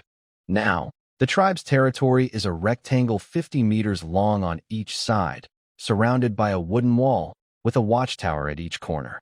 Everything within the wall belongs to the tribe. The campfire was moved from inside the hall to an open space in the center of the tribe. The bonfire tower became larger and taller.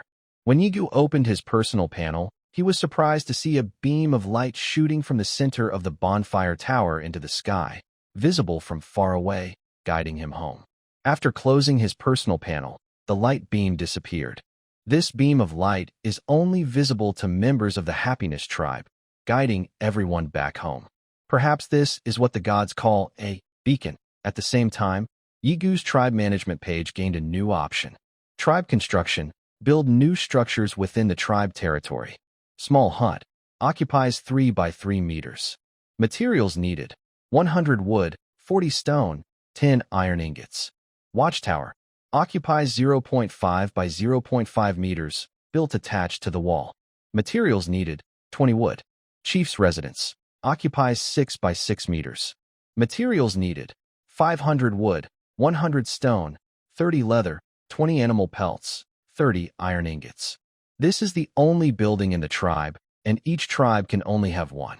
The latest tribe panel shows tribe name, Happy Tribe, tribe members, 34, leader, Yigu, tribe level, small tribe, tribe resources, wood X 483, stone X 371, iron ingots X 81, influence, 41. To upgrade the tribe, the following conditions must be met.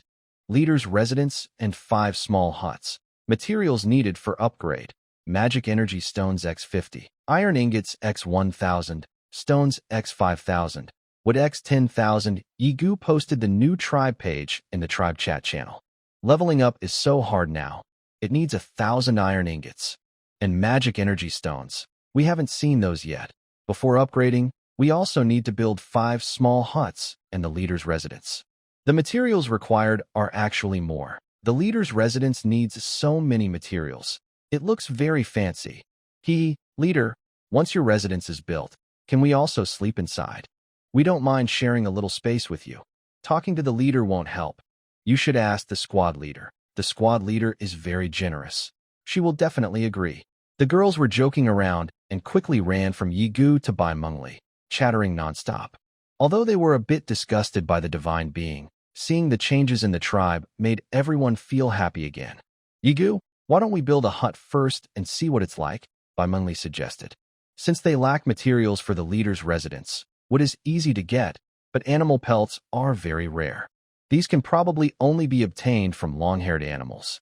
So far, the Happy Tribe has never hunted long-haired animals.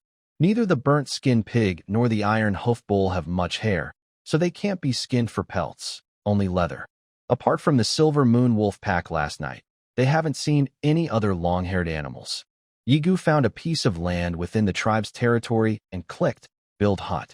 The building materials piled in the tribe hall could finally be used without taking up space inside. They could now be placed on the open ground. As Yigu clicked, the materials flew to the designated spot and automatically assembled. In an instant, a small 3 by 3 meter hut was built. Everyone came closer and saw that this was a smaller version of the primitive shelter, a private space for 4 to 8 people. Now we can finally sleep in separate rooms. This shelter is similar to a dormitory. We won't have to all squeeze into the main hall anymore, but I still want to sleep in the main hall. Being with everyone makes me feel safer. Without Linger here, I'm scared. I just checked the durability of the wooden wall. It's not as strong as the original shelter. A single wooden wall has only 1/5 the durability of the original shelter. The small shelter's durability is only half of the original. If wolves come, these won't stop them. The main hall's durability is 10 times higher than the original shelter. I'll keep sleeping there with everyone. It's not private, but it's safe. After all we've been through, what privacy do you want? Are you secretly mining? Xiao, there's no space here for you to watch. You can only look at the leader. Maybe you should talk to the squad leader and the leader. The squad leader is generous. Last time, the leader even bathed Zhao Ling. Xiao, keep it up. I didn't do anything. I'm not. Don't spread rumors. It turns out women get very bold when they're excited, and men don't stand a chance. Xiao was blushing from the teasing, covering her face as she ran toward Qinlan. Qinlan was climbing the lookout tower. This is a perfect place for me to throw darts. The lookout tower is 6 meters high, giving a great view from the top. Seeing Xiao run over, Qinlan came down and asked curiously, "What's wrong, class monitor? I don't want to stay with those bad women. Their thoughts aren't pure." Xiao's face was red as she said. Qinlan, usually cold and quiet, seemed emotionally distant. She probably wouldn't tease me, Xiao thought. What did they say? They said I have no pictures to watch here, so I can only watch the leader do that. Do what? That. You know, Xiao made a gesture. Qinlan looked at her with a blank face and replied, "That's right. There's only one man here, the leader. Who else could I be looking at?" Everyone was watching, and I even heard the class monitor calling Yigu's name during his dream at night. Su Xiao said angrily. Suddenly, Qinlan seemed to remember something and quickly stepped back. "Class committee member, you can't be the same as me, right?" "No. I have normal preferences." Su Xiao originally wanted to seek comfort from Qinlan, but she was mistaken for being the same. Her chest rose and fell rapidly as she looked at Qinlan's very cautious expression. She stomped her foot in anger and then turned to find Lin Weiwei and Bai Mengli.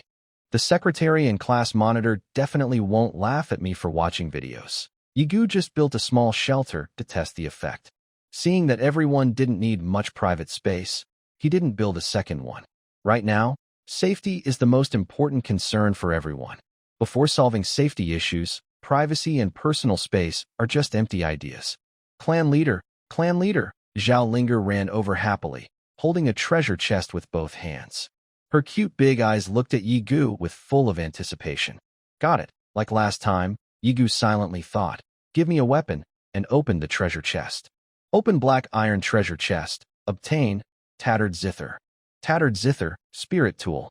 It is said to have once belonged to a martial arts master, but later became contaminated with evil god's aura. The sound of the zither is like a devilish tone that pierces the ears. Feature 1. Playing consumes mental energy continuously, amplifying sound wave skills. The amplification effect depends on mental energy consumption. Feature 2. Tattered sound wave. Deals small damage to individual targets and applies multiple negative effects. Feature 3. Earth Scar sound wave. Causes area damage to groups within a fan-shaped area in front. Spirit tool features. Zhao Linger hadn't yet seen the features of the tattered zither, and her cute little face already drooped. This thing clearly isn't a weapon. Yigu could only helplessly shrug his shoulders at her. Soon, Lin Weiwei sent the information to the chat channel, and Yigu called Zhou Xiaoyu over. Here you go, musician. Thank you, clan leader. Zhou Xiaoyu picked up the tattered zither and happily played a piece of Yang Chun by Shui for everyone on the spot. The sound of the zither echoed within the tribe's territory, helping people recover their mental and physical strength faster, and making their bodies feel lighter. With this zither, Zhou Xiaoyu can now fight on the battlefield as an archer, just like Qin Lan. Chief, you also have a talent. Quickly check what your second talent is. The girls gathered around Yigua, full of anticipation for his second talent. His first talent, luck, had already brought everyone some benefits. If he could get another concept-level talent like luck, the happiness tribe would really take off. Before, I didn't have luck, but I still managed to get a concept-level talent. Now that luck is blessing me, I can't even imagine what's next. Coward. I dare to dream. Give me a concept-level wealth god talent, so I get money falling from the sky every day. I saw on the regional channel that other tribes have awakened impressive talents. Most of their leaders' talents are stronger than last time. Some say this time's talent pool is better than before. When the chief awakens his second talent, the members will also get another chance to awaken a talent. Maybe I can awaken an S-rank talent too. Stop dreaming. Only those who didn't awaken a talent the first time have a chance to awaken again. People who already awakened a talent won't get a second one. That's because they can't. We're different. We have Yigua. Maybe it's just a matter of luck.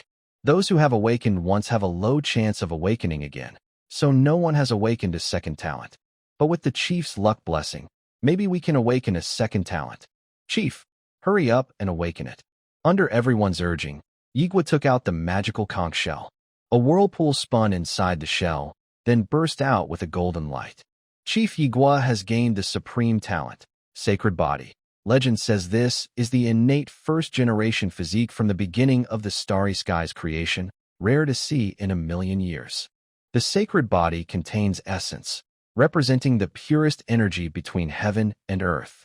Talent description: can absorb sacred objects and enhance the entire tribe with their effects. Current capacity for sacred objects, 0/7.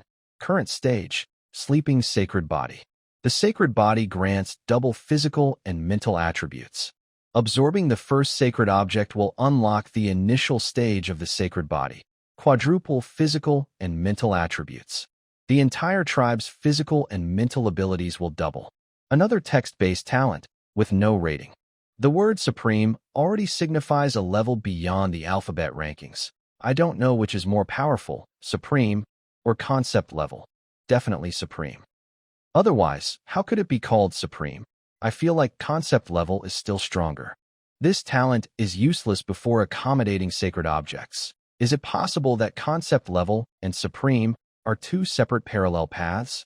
Supreme might be higher than letter rankings, while concept level exists outside the ranking system. This talent seems a bit useless. This is definitely a late-stage talent. Once the clan leader obtains the first sacred object, our tribe will be invincible. Everyone's physical and mental attributes will double, crushing other tribes. Everyone looked at the description of the sacred body and discussed eagerly. Although the sacred body didn't bring immediate strength, it showed a very promising future.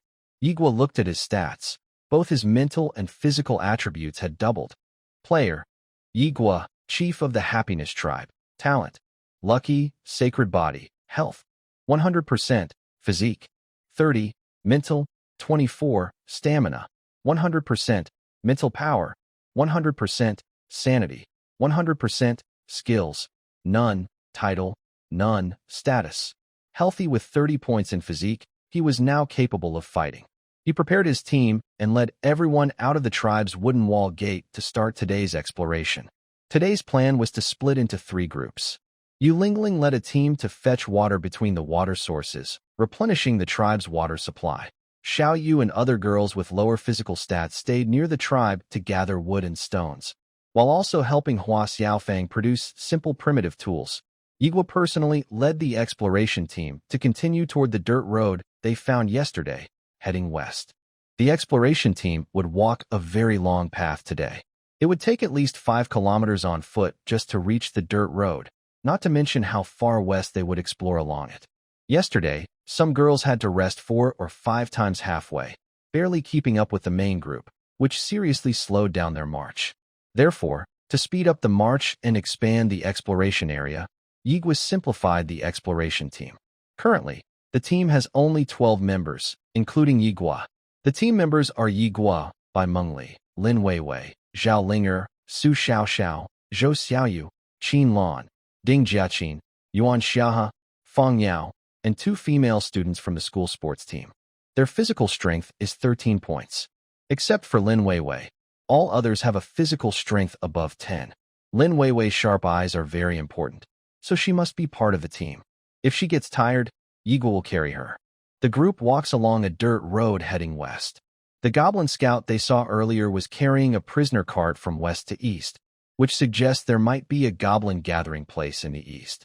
Based on the size of the goblin team and the prisoner cart, the goblin camp in the east is probably quite large, likely bigger than the goblin camp the Happiness Tribe previously destroyed. For now, Yigua has no plans to approach this large goblin camp. Since there is a scout category, it means there are goblins responsible for reconnaissance at the camp. Approaching blindly might lead to being discovered. Yigua leads the team in the opposite direction, focusing on exploring the road to the west. Zhao Linger runs ahead alone, while Yigua and most of the team follow behind. The dirt road is very long. After walking for a long time, Bai Mengli and the other girls without physical strength boosts are almost exhausted. Chief, we've been walking at least 10 kilometers from the tribe to here. Let's rest a bit before continuing. Yigua looks at everyone's condition, stops, and takes a break to eat some food and regain energy. Zhao Linger is still full of energy. She slows down slightly to stay close to the main group. Her pace doesn't use much energy, and she quickly recovers any lost stamina. Linger, you go ahead and check the area safely. Okay. Without the burden of the main group, she moves quickly and disappears in a flash. Soon, she runs back excitedly from the front. Chief, I found a new tribe on the roadside ahead. New tribe? Is it a human tribe? I didn't dare get too close to look carefully. But I can be sure that this tribe is not ours, the Traveler's Tribe, Zhao Linger excitedly described. That tribe is very big, and there was smoke coming from inside. I only found them because I saw the smoke. There are armored guards at the entrance. They wear helmets so tightly I can't see what they look like, so I don't know if they are humans. I'll go take a look with you. Lin Weiwei stood up, and Zhao Linger carried her on her back, rushing toward the newly discovered tribe. Soon, Lin Weiwei posted information about the tribe in the group chat. Pig people warrior, dangerous creature. No one knows which alchemist in history created this hybrid of humans and pigs. Most of this race are born deformed and have low intelligence, but they reproduce very quickly. Combat power, 5200, pig people chieftain, dangerous creature. Leader level, the strongest among the pig people, smarter than most, and highly reproductive. Combat power, 350, this is a dangerous tribe. Luckily, Zhao Lingter didn't rush in the first time she saw them. After sending the message, Zhao Linger returned with Lin Weiwei on her back. Lin Weiwei immediately shared her analysis. This tribe's individual combat power isn't very high. The pig soldiers at the entrance have only 50 base combat power, and the ordinary pig people inside are even weaker, mostly between 5 and 15. But there are many pig people in the tribe. I saw at least 100 red shadows. This is just from my frontline scan. We can't rule out the possibility of other high-level pig people inside. There are too many red shadows, and checking each one would waste too much energy. I only looked at the guards at the entrance and the most obvious pig chieftain, who is about twice the size of a goblin. There are hundreds of pig people, plus the 350 power chieftain. My suggestion is, retreat. We can't fight them. This conclusion was obvious. Even if all the pig people were weak fighters, a small team of 12 wouldn't be able to handle 400 or 500 of them. And there are also armored pig soldiers with 200 combat power. These dangerous creatures are so strong, even we can't beat them. How can other tribes survive? Maybe this world just doesn't want us to live. Everyone felt discouraged. However, Yigu looked thoughtfully toward the direction of the pigman tribe.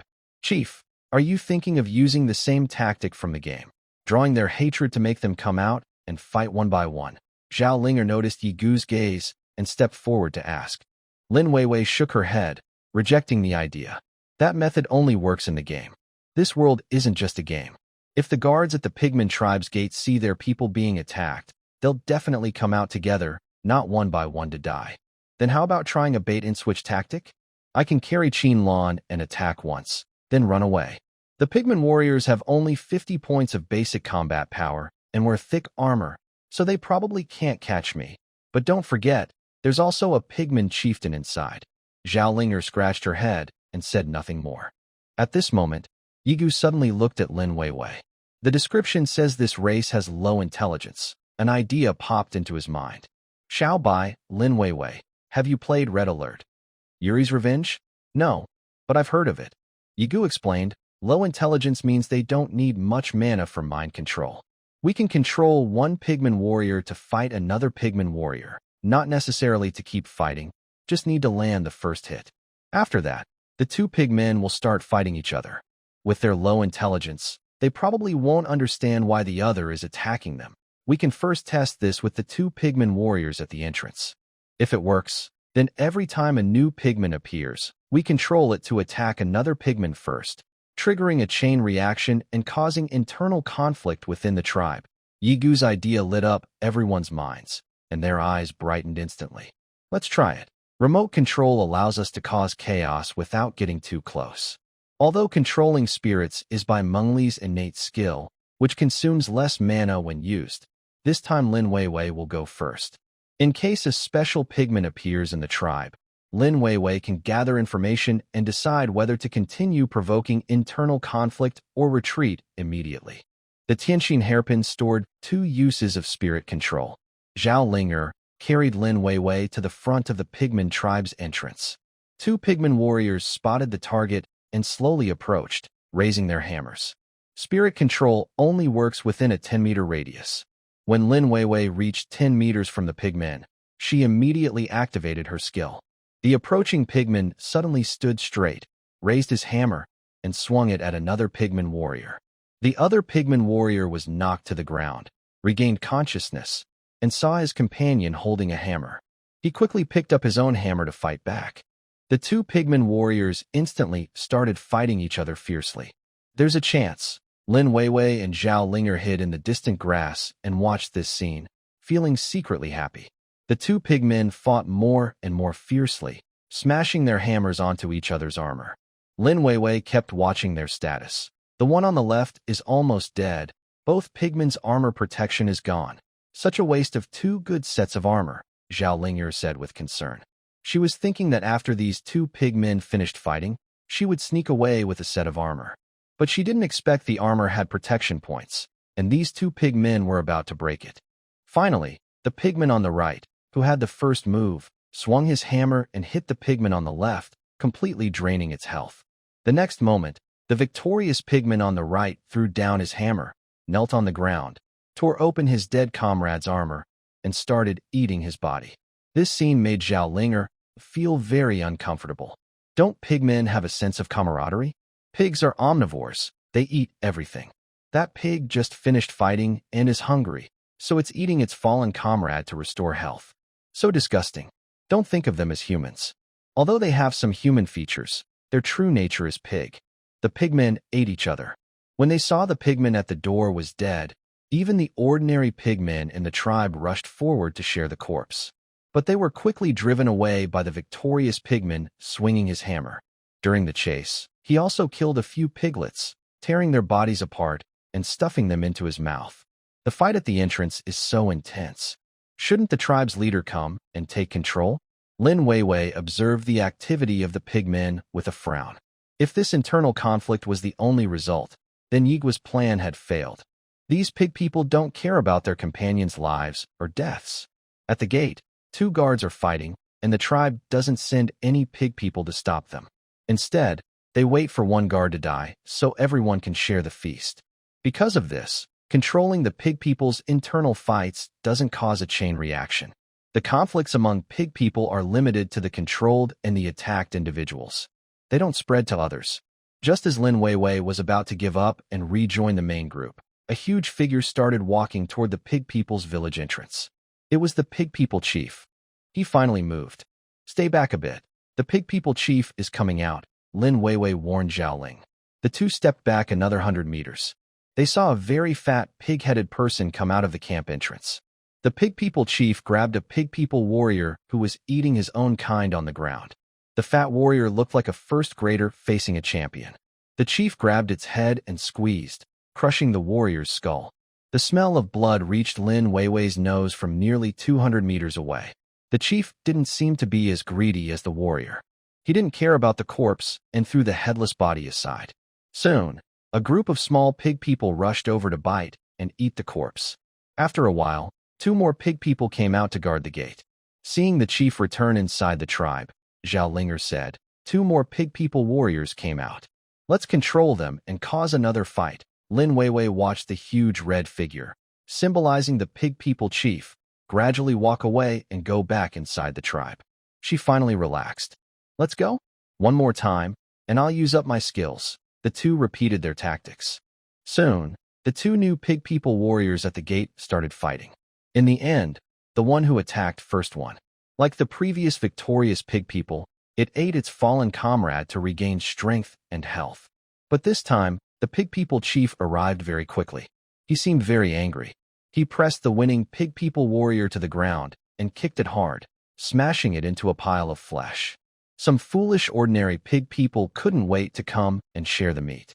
The chief grabbed one and crushed it, throwing it on the ground, mixing with the meat. After the chief finished venting his anger, he returned to the tribe. Soon after, new pigmen warriors came out to take over guard duty.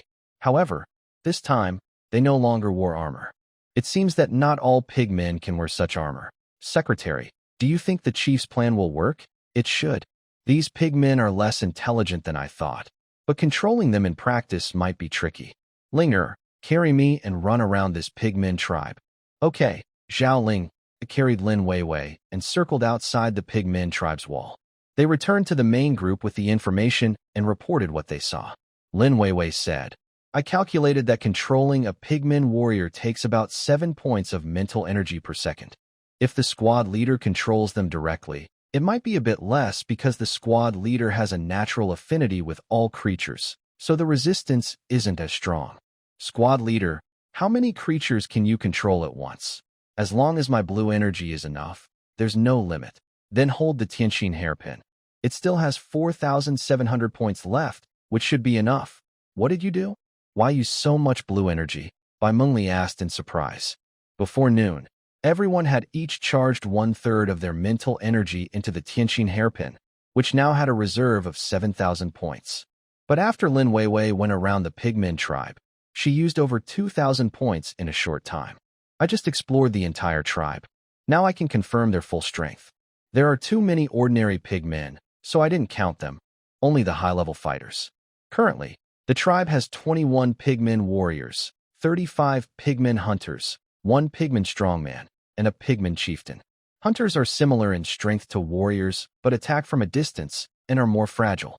The pigman strongman has 120 combat points, less than Linger, but if their intelligence isn't high, they might still be controllable.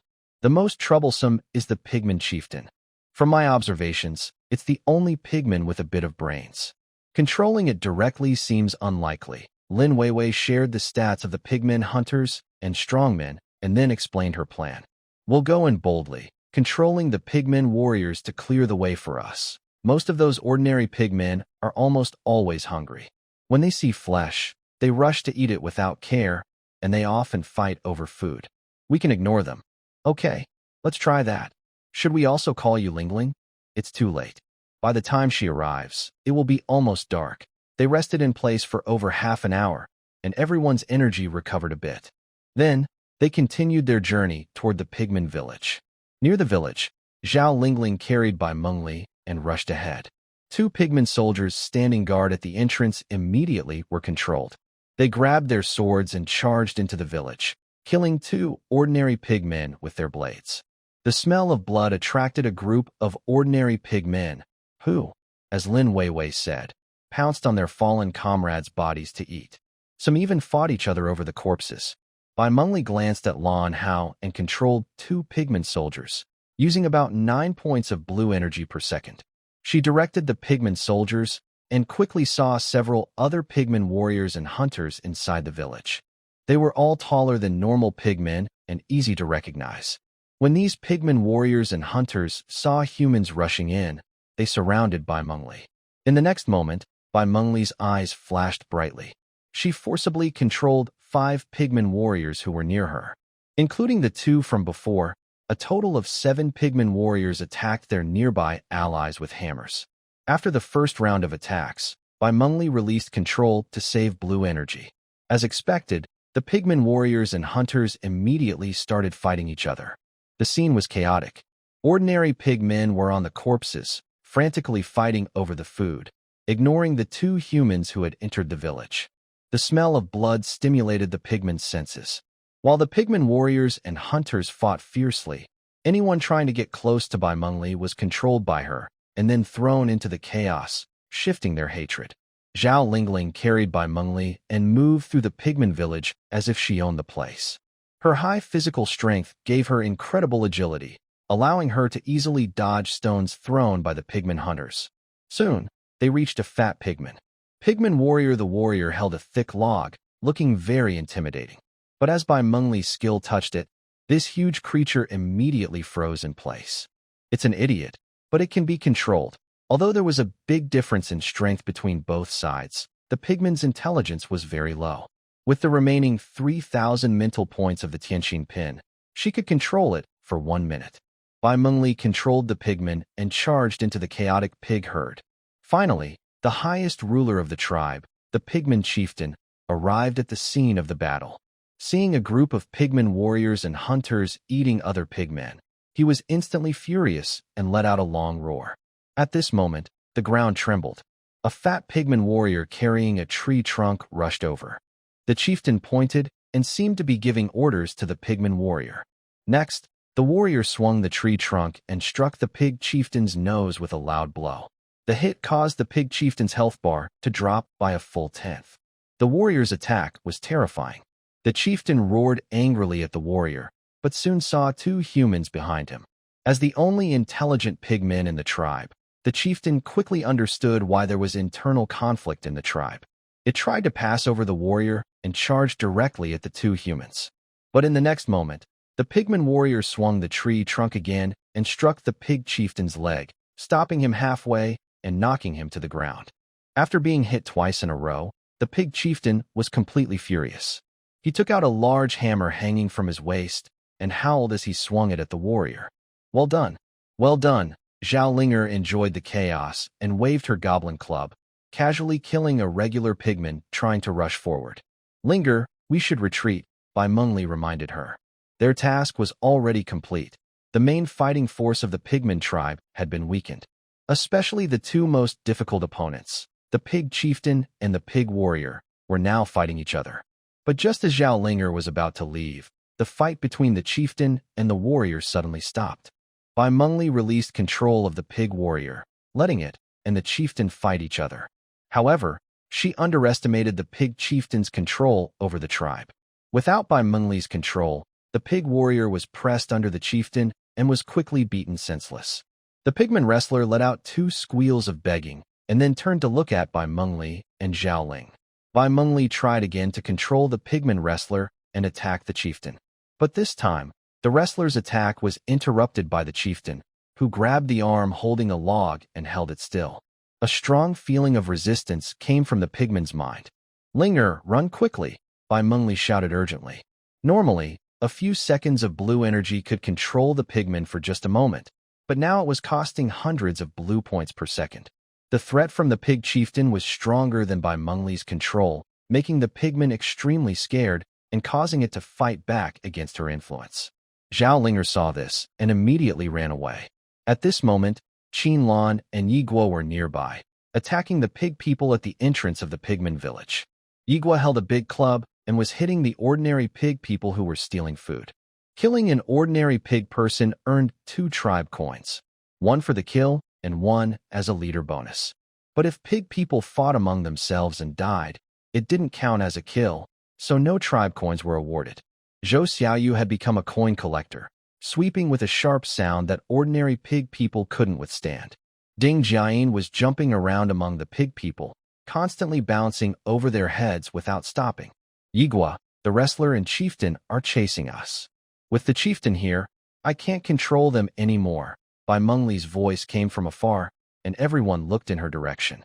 2 fat pig heads were chasing Zhao Linger and Bai Mengli from behind. Qin Lan clenched a green lotus fire dart and shot it with a flick of her finger. The blue lotus hit the pig wrestler's nose, and flames spread quickly over its body, but it didn't stop it from rushing forward. Zhao Linger suddenly felt her feet lighten, and her body moved like a swift swallow, gaining a huge boost in speed. She looked at Feng Yao, returned Bai Mengli to the crowd, then grabbed her goblin club and charged back toward the pig chieftain and wrestler. At the same time, an explosion suddenly occurred on the path where the pig chieftain was charging. The blast force knocked it back, and a blackened area appeared on its chest. A powerful gravity suddenly descended from above, making it feel incredibly heavy and slowing its movements. Zhao Linger swung her big club and ran as if she were flying in the sky. She rushed in front of the burning pigman warrior and jumped up, fiercely smashing the pig's head. "I want to eat roasted pig's head." The warrior had already been hit twice by the chief's slap and was then struck in the weak spot on his head by Qinglian fire dart and Zhao Ling. His health bar instantly emptied. The pigman chief, carrying 3 times the normal gravity, looked at the warrior dying in front of him and let out a painful roar. "Attack the chief together." A visible sound wave shot out from Yi Gusen behind, hitting the pigman chief. This is the heavenly residual sound wave. 3 negative buffs appeared on the pigman chief's status bar. Weakness, partial paralysis, dizziness. "The chief's combat power is now only 270, Lin Weiwei shouted. Under the combined effects of gravity and the heavenly residual sound wave, the pigman chief's strength dropped sharply. But even so, it remained powerful and not to be underestimated. Zhao Linger rushed forward to smash its pig head, but was hit by the chief's swinging hammer and flew backward. A holy light shone down. Although Zhao Linger was heavily thrown to the ground, her status remained full. Qin Lan withdrew the Qinglian fire dart and aimed at the chief to cast her spell. She threw a leaf dart at the pig's head, but the chief reached out and blocked it. The Qinglian fire dart pierced into the pigman's hand, and the Qinglian earth fire burned along his arm, reducing his health. "Linger, don't take risks. Just hold him back. His health isn't high. I'll burn him to death." The chief, having been hit twice by the warrior earlier, was not at full strength. The Qinglian earth fire causes damage based on a percentage of maximum health. As long as they hold on for a little over a minute, the pigman chief will die. Zhao Linger understood this and did not continue to attack recklessly. Everyone fought while retreating. The pigman chief, burdened with triple negative effects and 3 times gravity, moved very slowly and couldn't catch up. As his health dropped to 30%, he suddenly stopped chasing. He knelt on both knees, and a red light appeared in his hand. Lin Weiwei looked closely and exclaimed, "That's a sacred object." As the red light entered the pigman's mouth, his health instantly fully recovered. The Qinglian earth fire disappeared completely, and all negative effects were cleared. Seeing the health bar fully restored, everyone felt the pressure. Lin Weiwei displayed the details of that red light. Dragon Heart, a sacred item from the afterlife. It is made by combining the essence of a dragon with many spiritual objects. When used, it restores 70% of health and removes all negative effects. Nothing to worry about. My health is full again, so I can fight once more. It's not like the second form of a big goblin. Yigua comforts everyone. The appearance of the dragon heart surprised everyone, but only briefly. It didn't change the strength of the pigman chieftain himself.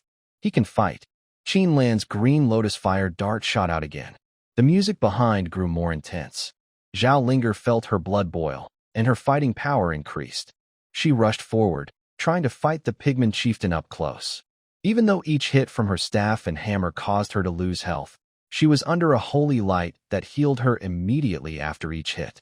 The holy light's effect was even more powerful than the dragon heart's. The cooldown of the residual sound wave ended, and it hit the pigman chieftain again. This time, the triple negative effects were more severe. Numbness, bleeding, confusion. Zhao Linger swung her staff at him. The pigman chieftain tried to hit back with his hammer, but in the next moment, he suddenly lifted his leg. The confusion effect caused him to change his key presses. Under everyone's attack, the pigman chieftain's health dropped another 30%. But this time, he had no dragon heart to use.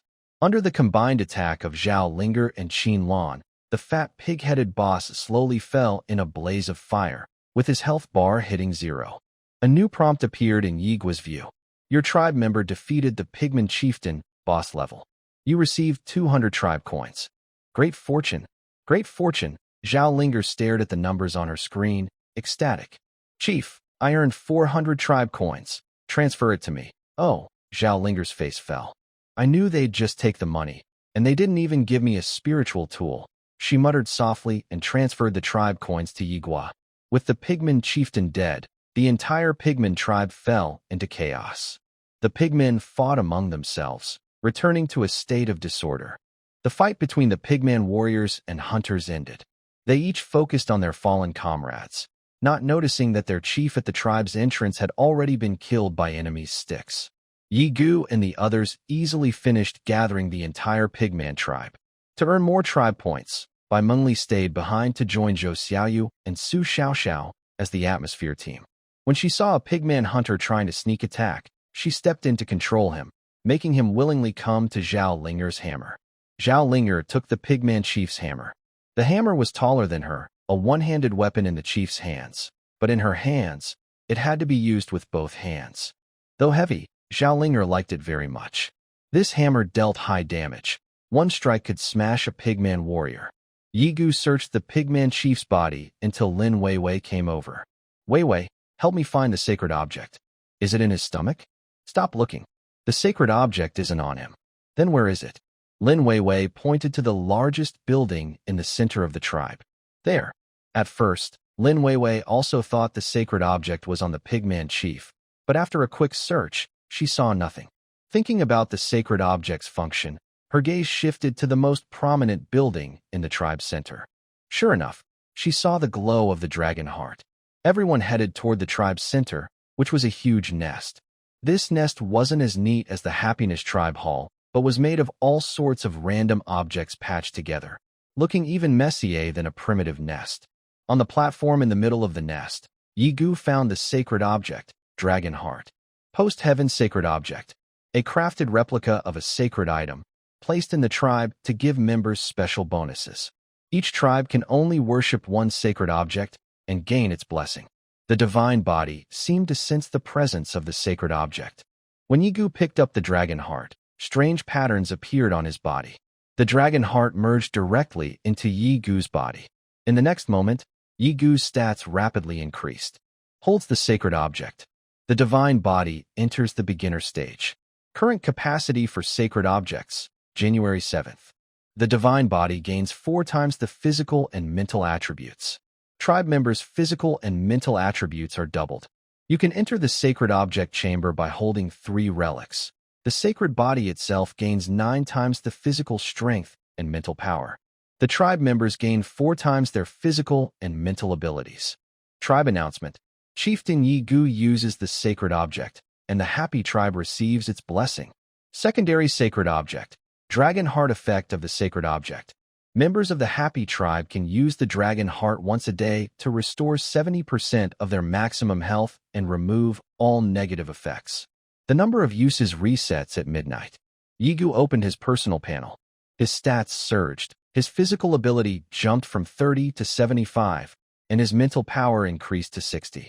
Others also received the benefits of the sacred body, especially Zhao Linger. Her physical ability doubled from 10 times to 20 times. She carried a hammer bigger than herself and loudly declared she would challenge the pigman chieftain next time. Everyone, head back to the tribe soon. It's getting dark. Su Xiaoxiao looked worried as she watched the sky. Don't worry. Now we have the campfire beacon, so we won't get lost in the dark. Even if we meet the Silver Moon Wolf King, I'm confident I can handle it. Zhao Linger boasted proudly. Linger, I'll leave the bodies of the pigman chieftain and the pigman warrior to you, Yi Gu said, patting her shoulder. Since the pigman warrior and chieftain are so fat, they can be thrown into the biological decomposer to get some good materials. At that moment, a new announcement appeared. Global announcement. The happy tribe has activated the sacred object and becomes the first tribe in the region to do so. They receive a gold treasure chest. The tribe gains 100 influence points. Wow, a gold treasure chest. Zhao Linger immediately looked excited and approached Yi Gu. Got it. You don't need to keep staring at me every time. The treasure chest is in the tribe. I'll open it when I get back. Because you never find the right spiritual tool for me, she teased, making a funny face at Yi Gu before turning to drag the bodies of the pigman chieftain and warrior. Lin Weiwei, check if there's anything else valuable in the tribe. Take the good stuff first, and leave the unimportant things here, Yi Gu said. Okay, but I've run out of backup hidden energy sources. I'll need you to carry me back later.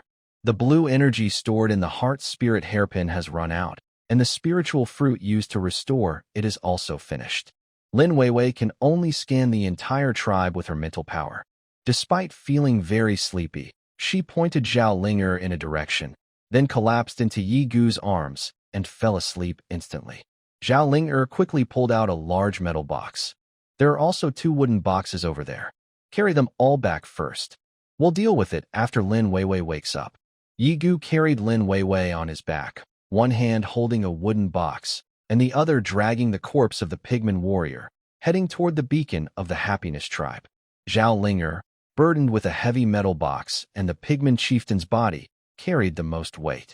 The others, boosted by the divine power of the sacred body, also gained increased strength, dragging boxes and several pigman warrior corpses.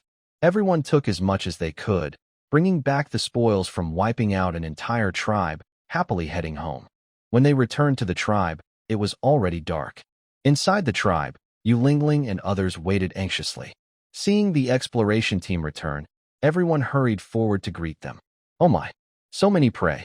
The 3 pits can't hold them all. Hua Xiaofeng exclaimed in shock. Zhao Linger looked at the pigmen and said, only the heads of these pigmen are edible. The rest of their bodies look too much like humans, which makes me uncomfortable to look at. Just the pig head of a pigman chieftain could fill a barbecue pit. Everyone in the tribe now had doubled physical and mental strength. Seeing the explorers return, everyone wore happy smiles. Chief, I've checked. The pig head meat of this pigman chieftain really has the effect of increasing physical strength, but it shouldn't be eaten too much. Eating too much can reduce your wisdom. Lin Weiwei, having slept most of the way, regained some energy and was sitting on the steps outside the main hall, nibbling on a spiritual fruit. Then you should post the details in the tribe channel to remind everyone. Also, tell Hua Xiaofeng that each person is limited to 1 piece. The rest can be put on the trading market. I've already told everyone about the pork. 1 piece per person, no problem. If we sell it, the price will be the same as before, 10 tribe coins, right? Isn't it 20? Maybe 30 then. After all, this is Lord-level meat, and Lin Weiwei suddenly leaned in with a mischievous smile and whispered into Yi Gu's ear. This meat also has the effect of boosting vitality. Yi Guxin felt a sudden jolt and said without expression, I don't need it. Really? I've been watching your status bar all along. Yigua quickly opened his personal panel, which only showed one item, health. You're lying to me. Hee hee, clan leader, I didn't say anything. I'm just stating the facts. Lin Weiwei laughed and ran away, then leaned over to Bai Mengli, whispering something. Bai Mengli looked at Yigua, her face turning red. This sneaky girl, I will deal with her someday. Yigua bit into a piece of pig head meat, secretly making a firm decision. Clan leader, I have good news for you. Xiaoyu jumped over happily. What good news? We got some fur. Where is it? Today, the exploration team killed a pigman from a tribe, but these pigs only had meat, no fur. Yigua and the exploration team still had no progress in collecting fur today. Xiaoyu said, I saw a tribe at the market selling rabbit fur, 35 sheets. Each sheet, when spread out, covers more than a square meter. I contacted their clan leader, negotiated the price, and paid 5 tribe coins to buy all 35 sheets. But I don't have trading authority, so the clan leader can only send you a trade request. Yigui usually ignores messages from strangers. He has all unfamiliar messages blocked in his message box. He opened the message box, and sure enough, there was a trade request at the top. It was from Yun Hao of the Tianlan tribe.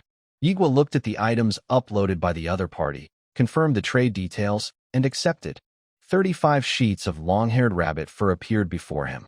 These furs were non-standard, seemingly cut directly from whole rabbits. Yigua placed them into the biological decomposer. After decomposition, he obtained 30 pieces of leather and exactly 20 animal pelts. This meant he could now build the clan leader's residence. Yigua immediately selected a piece of land within his territory and clicked to build. Materials quickly assembled and landed. After 10 seconds, a brand new 2-story wooden cottage appeared before him. He opened the door, greeted by a soft, firm short pile carpet. On the wall hung a smaller version of the tribe map, the same as the one in the hall.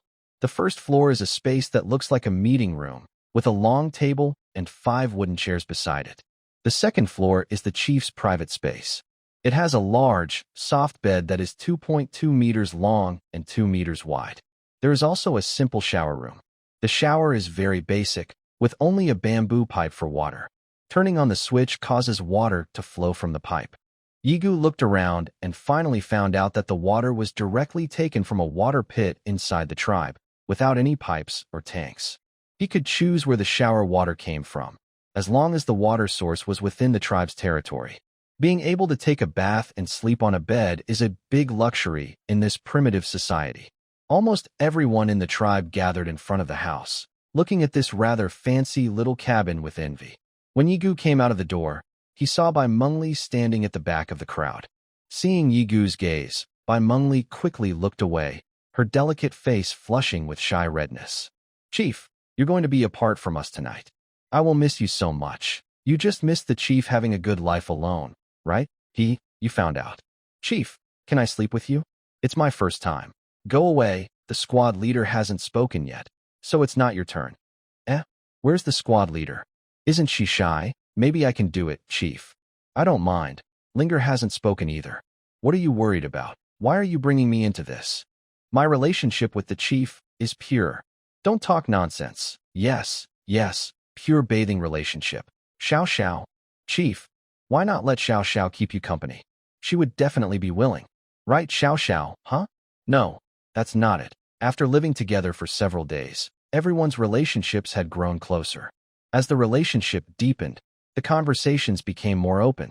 These women became more bold in front of Yigu, especially after he helped Zhao Linger wipe her body. These teenage girls often tried to flirt with the chief intentionally or unintentionally. Bai Mengli pushed her way from the back of the crowd to the front, grabbing Yigu's arm and pressing it tightly against her chest. Yigu is mine, she declared her claim. Don't worry, squad leader, no one will steal your boyfriend. We just want to borrow your boyfriend for one night. Class monitor, please, I can't hold it anymore. Huh? I didn't do anything. Don't talk nonsense.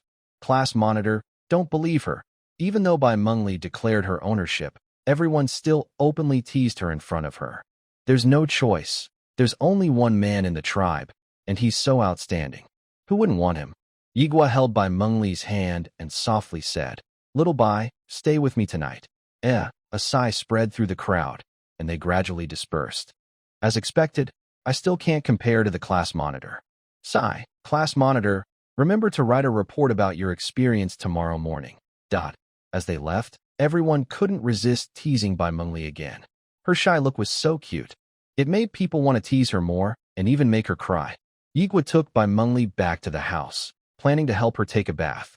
At this moment, Lin Weiwei suddenly came to the door and knocked, saying, "Leader, class monitor, what's wrong?" Yigua asked. "The pig head meat from the pig tribe chief is ready. I brought some for you. There are also some fruits to go with it." "Oh, thank you. And one more thing." "What is it?" "Be careful and stay safe. Don't cause any accidents." Yigua was confused. Am I the kind of person who forgets things easily? Bai Mengli hid behind, nervously twisting the edge of her animal hide dress. Lin Weiwei finished delivering the pig head meat and quickly left, returning to the main hall with the other students. Laughter and chatter occasionally came from the hall. Yigua closed the door and placed dinner on the table. "Should we shower first or eat first?" "Let's shower first." Bai Mengli kept her head down, feeling warm all over, and hurried upstairs. Yigua sat downstairs, listening to the sound of water upstairs. He waited idly, managing the market and eating some pig head meat. Gradually, Yigua felt something strange in his body. He was feeling a bit hot. "Is it because I'm inside the house?" he wondered. Yigua took off his animal hide dress, but he still felt very hot. He opened his personal panel to check. The status bar suddenly showed an extra item. Sexual excitement. Wow, what's going on? He opened the tribe chat channel, wanting to check this new item, but found that Lin Weiwei hadn't posted anything. Wow, Lin Weiwei, you sneaky little trickster. Yigua immediately understood. Usually, Lin Weiwei would post items in the tribe channel and never miss it, but this time she didn't post anything. She definitely did it on purpose. She just didn't want me to see the message. This item isn't for boosting vitality. It's for arousing passion. Seeing his excitement linger, Yigua slowly walked up the stairs. The wooden stairs creaked as he climbed. Bai Mengli seemed to hear the footsteps. The sound of water from the second-floor bath, which was originally splashing, suddenly became steady and flowing. The bathroom door opened, and Yigua, naked, stepped inside. I haven't finished washing. I'm not clean either. Let's wash together. The next second, Bai Mengli's lips were covered. In the small shower, the two hugged tightly, letting the water wash over their bodies. Soon, Bai Mengli's lips were sealed again. Does the leader and the squad leader need so long for dinner? In the tribe hall, Zhao Linger held a golden treasure chest, looking worried as she waited. Dinner doesn't usually take that long, but I wonder how long after eating we need to wait before exercising. Men usually take about 10 or 20 minutes. Oh, Xiaoyu, you know about this too? Do you have experience? How could I? I'm a pure girl. Haven't you guys watched those educational videos? I've only seen ones about women. Add 1. The leader isn't normal. On the first day, didn't you see his size? Even in the Western servers, it's not that exaggerated. I'm really worried Bai Mengli can't handle it. Everyone's body has been strengthened, so it shouldn't be too much for them. If it really gets dangerous, Xiao Xiao can also join in. What's that got to do with me? If you keep talking like that, I'll get angry. Xiao Xiao, what are you thinking? I mean, go cast a holy light. Oh, I see. So, you were thinking something inappropriate just now, huh? You really have bad thoughts about the leader. I didn't. Then why are you blushing? Inside the hall, the girls were chattering loudly. Lin Weiwei looked toward the leader's residence, her eyes shining with curiosity. TSK, TSK, TSK. Secretary, are you secretly watching? Cough, cough. Lin Weiwei turned her gaze back to her side. She stood up and approached the 3 large chests they had seized, saying, "The leader isn't here. Let's check out today's loot first." These chests are just ordinary storage boxes, so we can open them directly without waiting for Yigu to do it. Let's open this wooden chest first. Everyone opened the wooden chest, which was filled with messy supplies. They each took out some items: wood, stone, iron ingots, leather, fur, and copper ingots. And crafting blueprints. There were 3 blueprints in the wooden chest: a stone spear, a wooden barricade, and an iron dagger. The stone spear was about 1 meter long, made with 2 units of stone, and felt heavy in the hand. The wooden barricade was 50 centimeters high, with each section 1 meter long. It was cheap to make, needing only 3 pieces of wood, but not very durable, only 500 points. Still, It could cause significant damage to wild beasts that try to break through.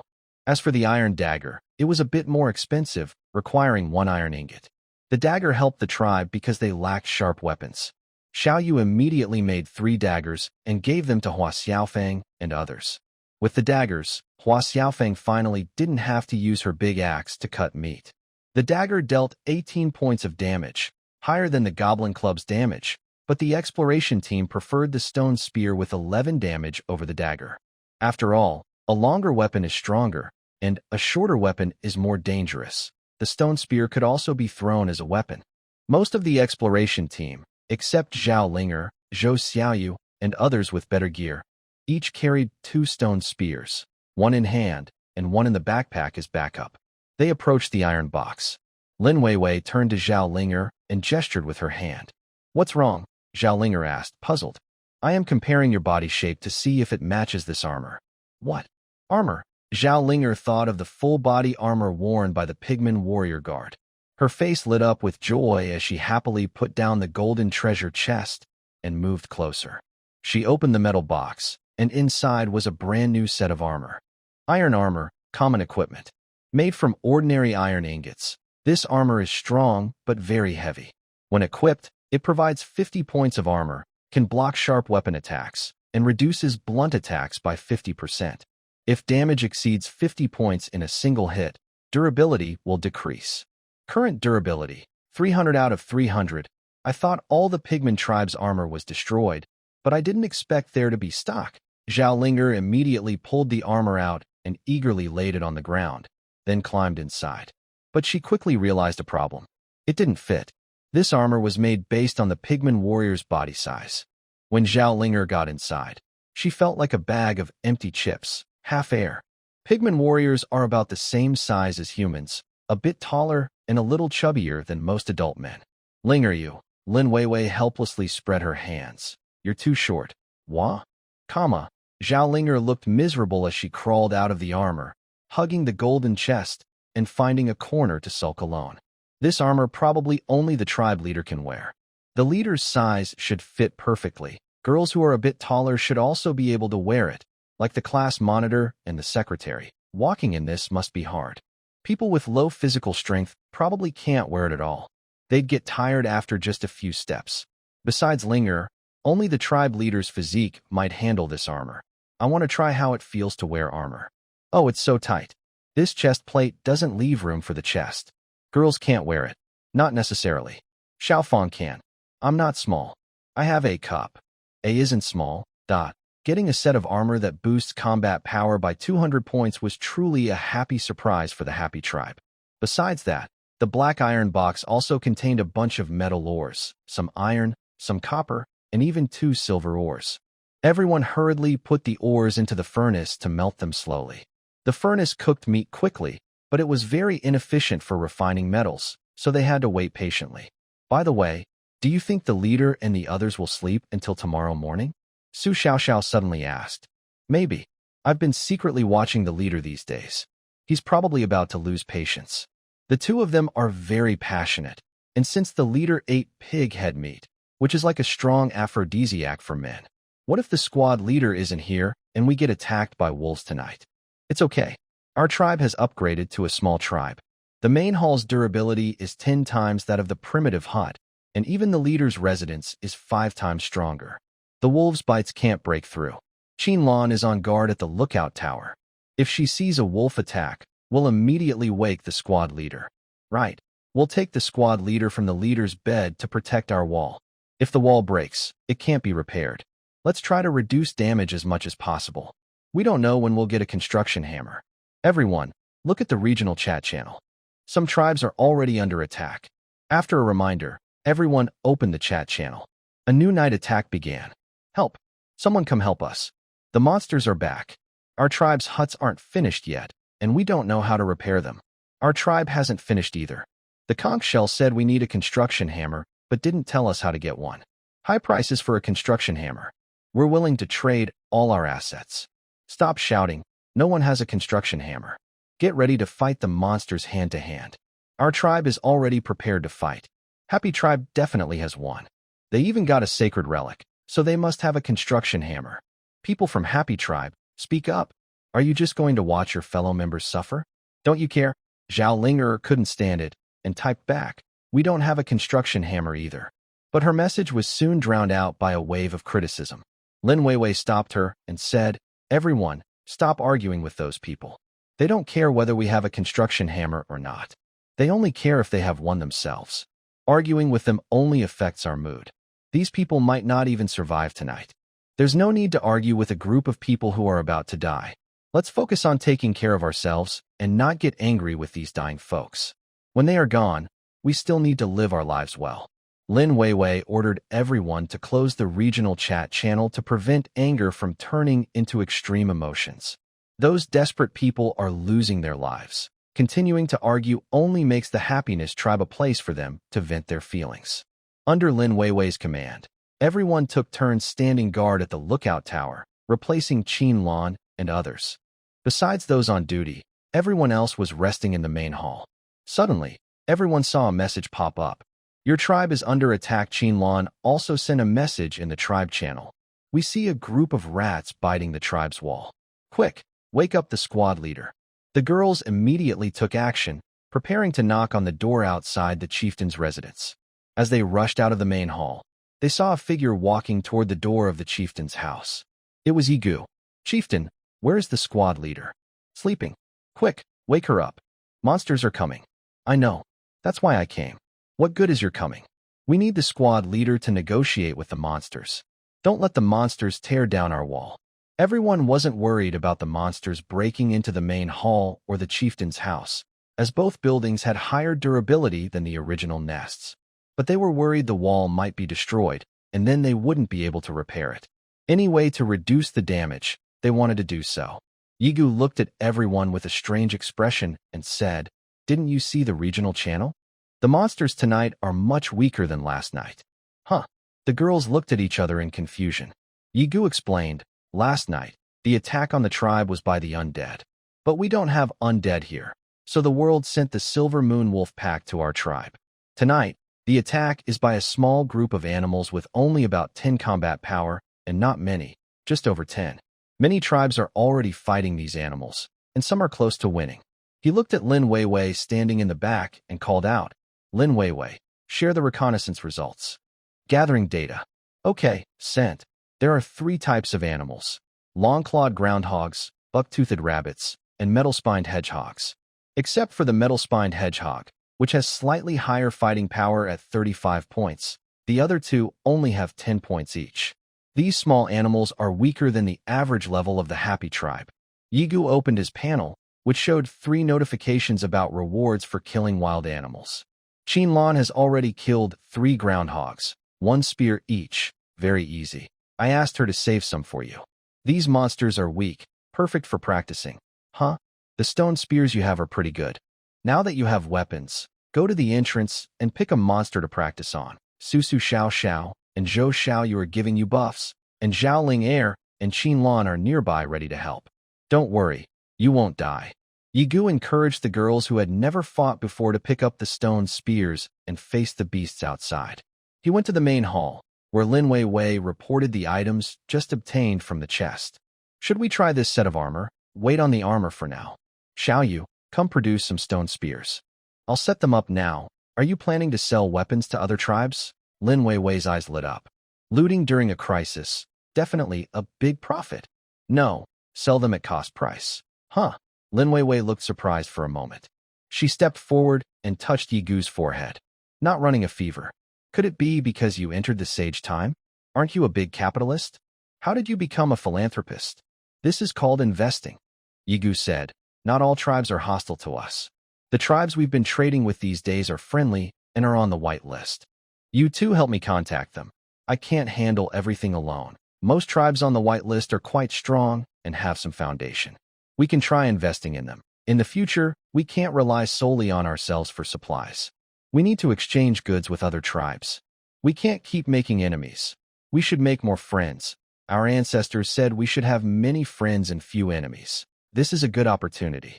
Right now, all tribes lack weapons, so it's a good chance to do favors. Tribes on the white list can buy stone spears at cost price, limited to 30 units to prevent resale. Additionally, a stone spear is placed on the public shelf, priced at 1 tribe coin, for other tribes to see. By the way, the Xiongfeng tribe probably only has 8 or 9 people left. Let's give each of them 1 spear directly. As more tribes start encountering wandering merchants, the value of tribe coins hasn't decreased with the increasing number. Instead, it keeps rising. Originally, 1 tribe coin could exchange for 10 pieces of wood. Now, it can exchange for 14 pieces of stone. Xiaoyu is munching on a spiritual fruit, rapidly filling his blue bar and mass-producing stone spears. Soon, the stone spears reach the hands of various tribes. With weapons in hand, these already strong tribes quickly handled tonight's beast-tide crisis. When they shared the news of the affordable stone spears sold by the Happiness tribe in the regional chat, many tribes eagerly wanted to buy. But when they checked the Happiness tribe's product shelf, they only saw a single, extremely expensive stone spear priced at 1 tribe coin. Happiness tribe's Yigu. The items on the shelf are for display only. Please do not purchase. If you insist, we can supply them as a friendly gesture. Those tribes that only spent 2 pieces of stone to get a spear felt a sense of superiority when they saw others needing to pay 7 times more. Now you see why you've been criticizing the Happiness tribe every day? Crying now, huh? The Happiness tribe is doing well on its own. People are just jealous and resentful. Our tribe isn't petty. I support the Happiness tribe. 1 tribe coin is still too cheap. The Happiness tribe is too kind. If I set the price, I'd sell it for 10 tribe coins to teach them a lesson. Is this what it feels like to be favored by a boss? So happy. Talking trash comes with a price. Only by standing with the strong can we survive. Xiongfeng tribe thanks the Happiness tribe for the gift of stone spears. We have successfully defeated all the beasts with no casualties. I reaffirm that the Happiness tribe is fighting against scum. Those scum, abusing their power as leaders to cruelly kill and mistreat their own people, are being liberated by the Happiness tribe. Xiongfeng tribe will always remember the help from the Happiness tribe. Wow, free gifts. So great to be a little brother to the Happiness tribe. At Happiness tribe Yigu. Bro, are you accepting little brothers? At Happiness tribe Yigu. Big brother is here. Please accept my bow. The style of the regional chat channel has changed dramatically. Being friends with the Happiness tribe means you can get good, cheap weapons to easily defend against beast waves. But if you become enemies with the Happiness tribe, you'll face sky-high prices. 1 tribe coin for a single stone spear. This is not just about making friends. It's also a form of intimidation. Did the Xiongfeng tribe have no casualties? They're so small, with no talented members. How did they manage that? Seeing the message from the new leader of the Xiongfeng tribe, Hua Huangshan, Yi Guxing couldn't help but feel curious. Report to the leader. All the beasts outside the wall have been killed, and the bodies have been pulled back to our territory. We plan to cut them up tomorrow. 4 wooden barricades were attacked, with the most damaged one losing 70 durability points. All right, everyone, go rest. Yiguo waved his hand, telling everyone to take a break. Thanks to the blessing of the holy body, even the weakest members of the Happiness tribe have at least 12 points of stamina. These girls, holding stone spears and glowing with holy light, with background music playing, easily deal with small animals, completely dominating and defeating them. When the girls, who are experiencing battle for the first time, go back to rest, Xiaoyu has already fainted from exhaustion, lying beside the primitive crafting table and sleeping soundly. Another girl with high blue energy takes over, continuing to produce stone spears. The stone spears on the public shelf sell for 1 tribe coin each, but surprisingly, many people buy them. In just 10 minutes, over 50 spears were sold. At first, Yiguo was surprised, but then he understood. These small animals are not strong in the eyes of the Happiness tribe, but for most tribes, these beasts are still very dangerous. Each small animal has the fighting power of an average adult man, including 2 high combat beasts with 35 points of strength. When a dozen such beasts attack together, casualties are unavoidable. Many tribes don't even have decent weapons. Most people are still using wooden sticks and branches. Facing the beast attacks, the only option for the Happiness tribe is their stone spears. Tribes not on the white list can only grit their teeth and buy, cursing as they do. But now, they dare not curse in the regional channel. They only curse within their tribes. Damn the Happiness tribe. taking advantage of our people's danger to make a profit in wartime. Shut the hell up. If it weren't for you insulting others every day in the regional chat, we could have bought the stone spear at cost price. It's all your fault for being so rude. Watch your mouth, or I'll slap you. People sell at cost to other tribes, or even give away for free. Is that called making a profit from war? If you hadn't been so rude, would we be in this situation? Didn't you guys insult anyone? The tribe leader also insulted others. Why don't you talk about the tribe leader? Bah, I was tricked by you. The people of the Happy Tribe are so kind. If it weren't for your tricks, how could I have insulted them? Kill this bastard. Bring his head to the Happy Tribe to apologize. One night quickly passed. That night was very restless. In the regional chat channel, many avatars turned gray. Some tribes even had their huts destroyed. The tribe members barely fought off the wild animals, but now they could only watch their collapsed huts with nowhere to stay. A new day began with the sunrise. Yigwa woke up from his soft big bed, looking at the bright sunlight outside, with a beautiful woman sleeping beside him. He felt very happy. He patted Bai Mengli's butt. Wake up, the sun is shining on your butt. Sleep a little longer. Bai Mengli pouted and acted cute. This bed was so comfortable, much better than the haystack they slept on a few days ago. Little pig Bai, you went to bed earlier than me last night, but you woke up later. It's all your fault. It was my first time, and you were so forceful. It's that pig head meat's fault. I didn't expect it to be so powerful. Yigwa scratched his head helplessly. Last night was indeed a bit rough. Bai Mengli kept patting his arm and crying out in pain, but Yigwa didn't stop. But he couldn't blame himself. The chief's pig head meat was too strong. That piece of pork boosted his physical strength by 10 points. The effect of a chief's pig head meat is twice that of iron hoofbull meat. With increased physical strength, the aphrodisiac effect was also very noticeable. Animal, Bai Mengli whispered, covering her face with the quilt. Next time, I will be gentle. Next time? You still want a next time? Bai Mengli suddenly jumped out of bed, grabbed the quilt to cover herself, and looked at Yi Guo with a serious expression. You beast. Don't think about touching me for 3 days. I promise. Next time, I will be gentle. I will stop when you say stop, and if you say don't stop, I will go faster. Bai Mengli suddenly saw Yi Guo's body just waking up, and her pretty face instantly flushed with anger and embarrassment. Put on your clothes first. At least today, you are not allowed to touch me. I am still in pain. Oh, then how about you try eating a dragon heart? Bai Mengli looked at her health bar, which had indeed decreased a little. There was also a status called Broken Virgin that would reduce her maximum health. She used the dragon heart, and immediately, the negative status was cleared, and her health was fully restored.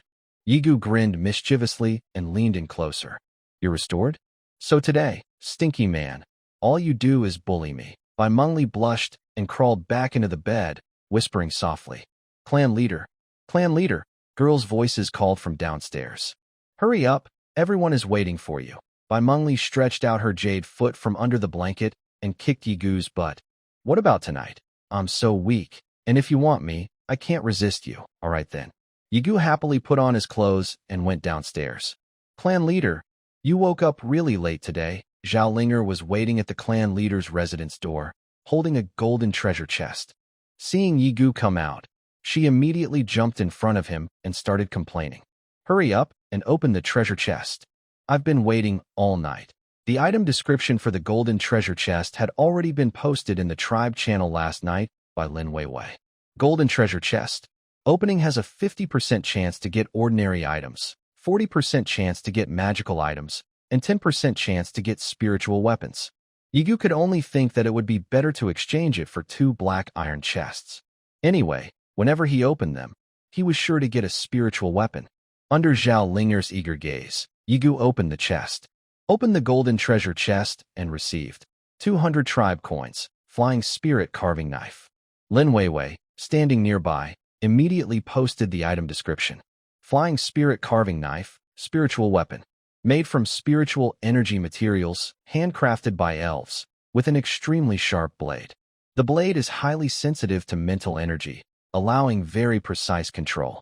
When using this weapon to attack, the attack power increases by 100 plus 1.5 times the spirit. Feature 1, Flexibility.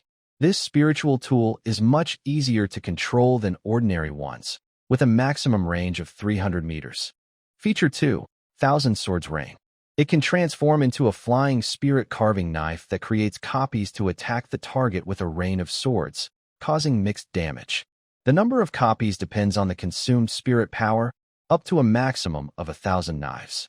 Feature 3, Spirit Pattern. When carving with this knife, you can inject spirit power into the object, making the carved item produce unexpected effects. This carving knife is about 20 centimeters long, with only the front 2 centimeters of the blade being sharp. Zhao Linger looked at the small knife with a blank stare, her eyes losing their color. Do you want it?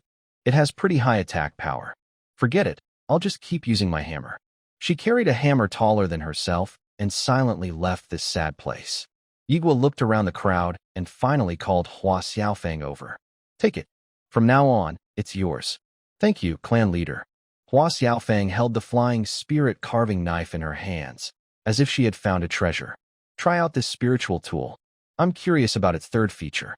Okay. Hua Xiaofeng controlled the flying carving knife, which turned skillfully in the air and quickly flew toward a distant branch. Its flying speed was much faster than other spiritual tools, almost as fast as leaf-cutting flying knives. The carving knife moved like an extension of her hand.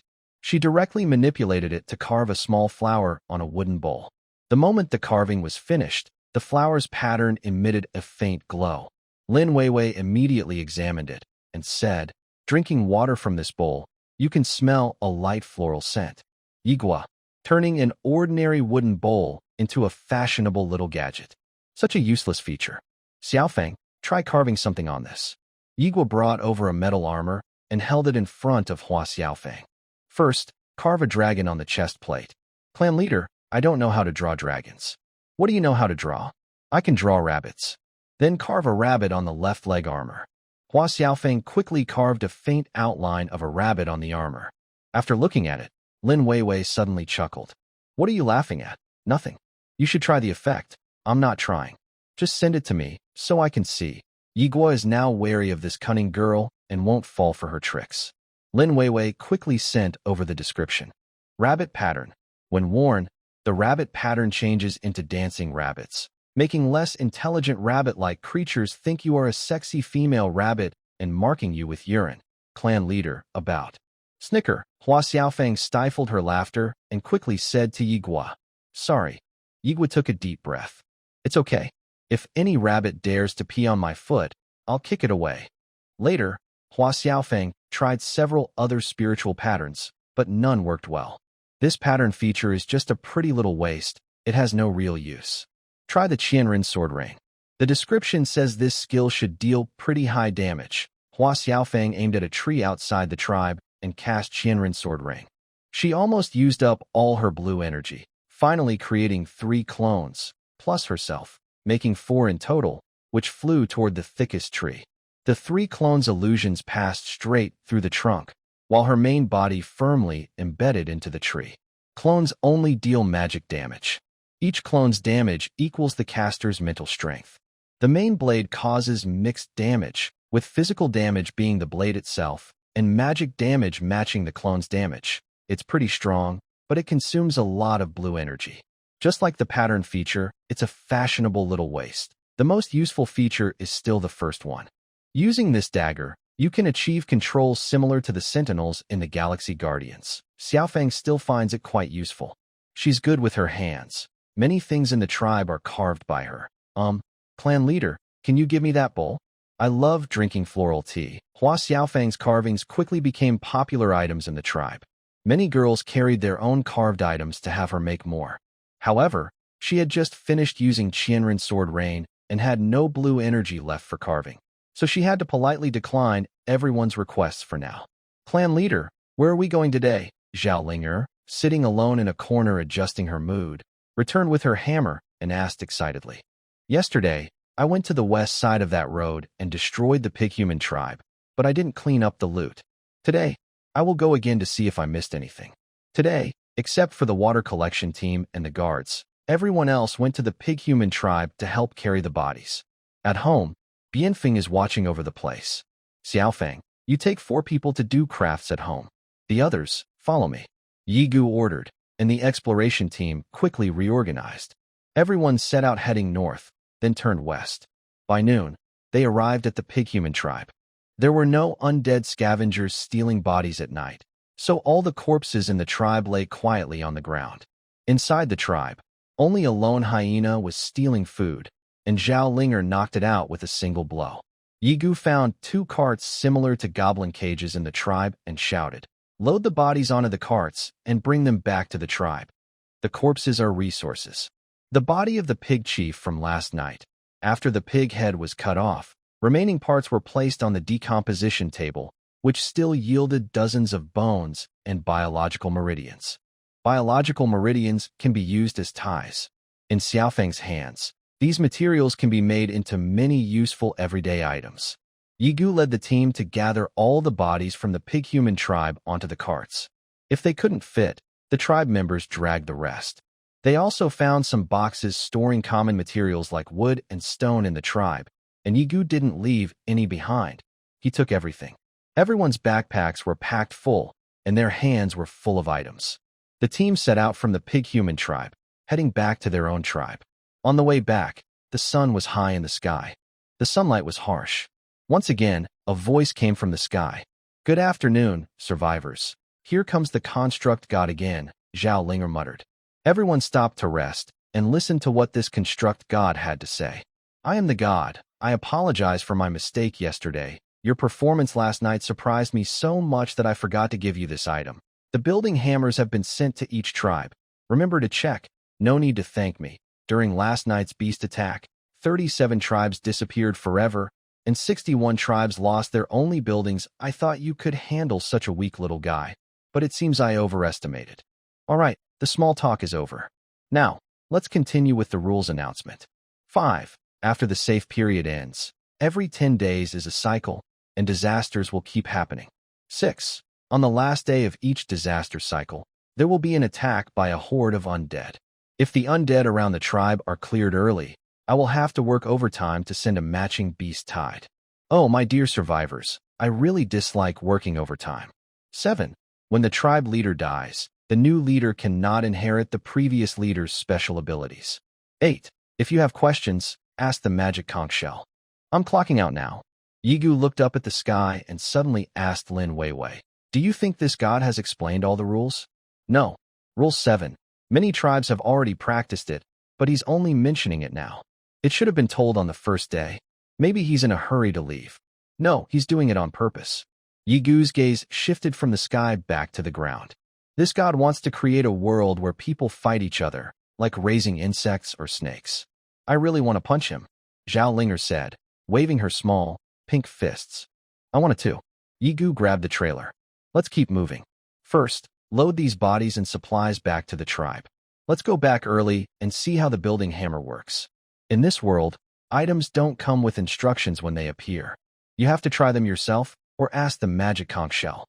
Most of the time, the conch shell just gives vague answers, but at least it tells you that the item is a spiritual tool. Its specific function, however, needs the owner to explore on their own. Without Lin Weiwei, Yigu might have only thought the flying spirit carving knife was a fast-controlled spiritual tool, missing its rune functions. The building hammer can repair buildings, but whether it has other functions depends on Lin Weiwei's appraisal.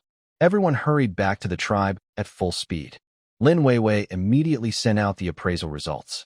Building hammer magic tool can be used to repair, construct, or demolish buildings. Demolition requires the tribe leader's approval. Building rights belong to the tribe leader, but once someone has the building hammer, they can also enjoy this right. Removing a building can recover 50% of the building materials. Of course, as a magic tool, all actions require mental energy. "It seems we need to choose a tribe planner," said Yigu, holding the building hammer. "In the future, as the tribe builds more structures, we need to plan carefully. We can't build houses randomly like now," Bai Mengli said. "That's for later. For now, we only have these few houses. If you ask everyone to split up, they won't want to. Yeah, the small huts over there are built, but no one wants to live in them. Everyone still feels safer together. Leader, you can hold on to this hammer first. We're all language majors and scholars. We don't know much about tribe planning. Didn't you used to like playing Ark and Palu? I saw on your social media that you built a tribe in the game. It looked really good and well planned. When it comes to tribe planning, you're definitely more experienced than us. Giving you this hammer is the best choice. None of the girls wanted the hammer. Everyone agreed that Yigu was the best person to arrange the buildings. Yigu took the building hammer and first repaired the wooden walls that were damaged in the attack last night. Repairing buildings consumes very little blue energy. After fixing 3 walls, only 1% of the blue energy was used, almost no energy at all. The tribe had plenty of resources, so Yigu built 4 small huts, meeting the requirements to upgrade the tribe. Where can I find magic energy stones? Yigu asked, holding the magical conch shell. Magic energy stones are found where there is magic energy. Where is there magic energy? Where there are magic energy stones, there is magic energy. Yigu put the useless conch shell back into his backpack. Suddenly, Bai Mengli remembered something and said, "Last time, we encountered the Silver Moon Wolf King. Isn't it a magical creature? It must know where the magic energy places are, but it has already left. We don't know when we'll meet it again." Zhao Linger, standing nearby, looked a bit guilty and said, "Forget it, better not meet it again." Although her physical strength bonus had reached a terrifying 20 times, she still felt a little nervous when thinking about the Silver Moon Wolf King. The Silver Moon Wolf King is a magical creature. It says it was brought here through teleportation. Could the place it lives be the magical area mentioned by the magical conch shell? If that's true, then the magical land must be full of monsters like the Silver Moon Wolf King, with strength around 500 or 600. Going to such a dangerous place to find magical stones is too risky. Igor raised his hand to stop the girls from thinking too much. "Let's not talk about this now. We'll take it step by step. Don't start worrying about the magical land before we even find it. There's still some time today. Linger, tell the exploration team to go out again and check what's on the east side of that dirt road. To the west is the Pigmen tribe. The east must be the Goblin tribe. The Goblin scout we fought last time was heading east. If the east is the Goblin tribe, I will fight them all. I hate those disgusting creatures, and I'll kill everyone I see." Since seeing the woman taken by goblins last time, the girls in the exploration team hate goblins even more. Zhao Linger especially wants to crush all goblins into meat pies. At this moment, a girl standing guard at the door suddenly ran over. "Leader, someone is at the door." "Someone? Is it a traveling merchant?" "No, that person says he's the leader of the Xiongfeng tribe. His name is Hua Huangshan. He says he's here to thank you and wants to see you. Bring him in. I have something I want to ask him too." The Xiongfeng tribe now has only 3 men and 6 women. None of them have special talents, and their mental states are not very good. Yigu was curious. How did this weak tribe manage to survive the beast tide without losing anyone? Benefactor. As soon as Hua Huangshan saw Yigua, he knelt on the ground. "Get up. We come from Huagua. Huagua has no slaves." Hua Huangshan quickly stood up, trembling, tears in his eyes as he looked at Yigua. "Benefactor, last time you returned my wife to me. I was so excited I didn't thank you properly. No need to thank us. When you have the ability, you can repay us later." Yigua was not worried about Hua Huangshan's character. He would rather be tied up in a corner and isolated by the wicked bear Feng and his group than join their evil ways. At the same time, he cared about his wife and would not abandon her. These kinds of people are not necessarily kind, but they are generally not too bad. Yigu looked at Hua Huangshan and asked, "Tell me how you guys fought those beasts yesterday." Hua Huangshan immediately became excited and said, "It's all thanks to the stone spears you gave us. Without them, we wouldn't know how many people would have died. Stone spears only have 12 attack power, so they're not that amazing. The main reason we won last night's fight is because of your own strength." Hua Huangshan opened his character panel and showed it to Yigu, explaining, "After the safe period ended and the gods finished speaking, each clan leader could awaken a second talent the next day. I also awakened my first clan leader talent at that time, a B-grade talent, Berserker." While he was speaking, Lin Weiwei had finished scanning and sent his talent information to Yigu. Berserker, B-grade talent. When activated, it boosts the fighting desire of all members of the tribe, significantly increasing their combat power. The increase depends on the level of rationality. The lower the rationality, the higher the boost. This talent is almost tailor-made for the Xiongfeng tribe. In the Xiongfeng tribe, a group of sickly madmen, After getting this talent, their average combat power can almost match that of the Happy Tribe, excluding Zhaolinger. Of course, this is without considering weapons and equipment. Is this skill costly to use? Show me one activation and tell me how much it can boost combat power. Activating the talent for the first time will cost me 70% of course, this is without considering weapons and equipment. Is this skill costly to use? Show me one activation and tell me how much it can boost combat power. Activating the talent for the first time will cost me 70% of my maximum health and blue energy. The tribe members won't lose anything. The second time, it will cost me 10% of my rationality. I only activated it twice last night. I don't know what the third time is like. I haven't tried it. The negative effects on health, I'll tell the tribe members so they don't think I encountered some danger outside. After sending the message, he activated his skill. In the next moment, his physical fitness skyrocketed at an astonishing speed. Hua Huangshan's original physical fitness was only 11 points, but after activating the skill, it soared to 31 points. Apart from physical fitness, no other attributes changed. The Berserker effect only provides a boost to physical fitness. While improving his physical strength, Hua Huangshan's maximum health and mental power decreased by 70%. Yi Guxing looked at Hua Huangshan's stats with surprise. The effect of this Berserker talent is even better than the bonus from the beginner Holy Body. Although it has strict conditions, it can be used to save lives in dangerous times, making it a very useful talent. Hua Huangshan smiled and said, "Benefactor, my effect can stack. Last night, I used it twice. First, it increased my health by 10 points, and the second time, it increased it by 20 points. That's because when you used the talent skill the second time, your sanity dropped by 10%, Lin Weiwei explained nearby. Hua Huangshan suddenly understood and patted his head. Oh, I see.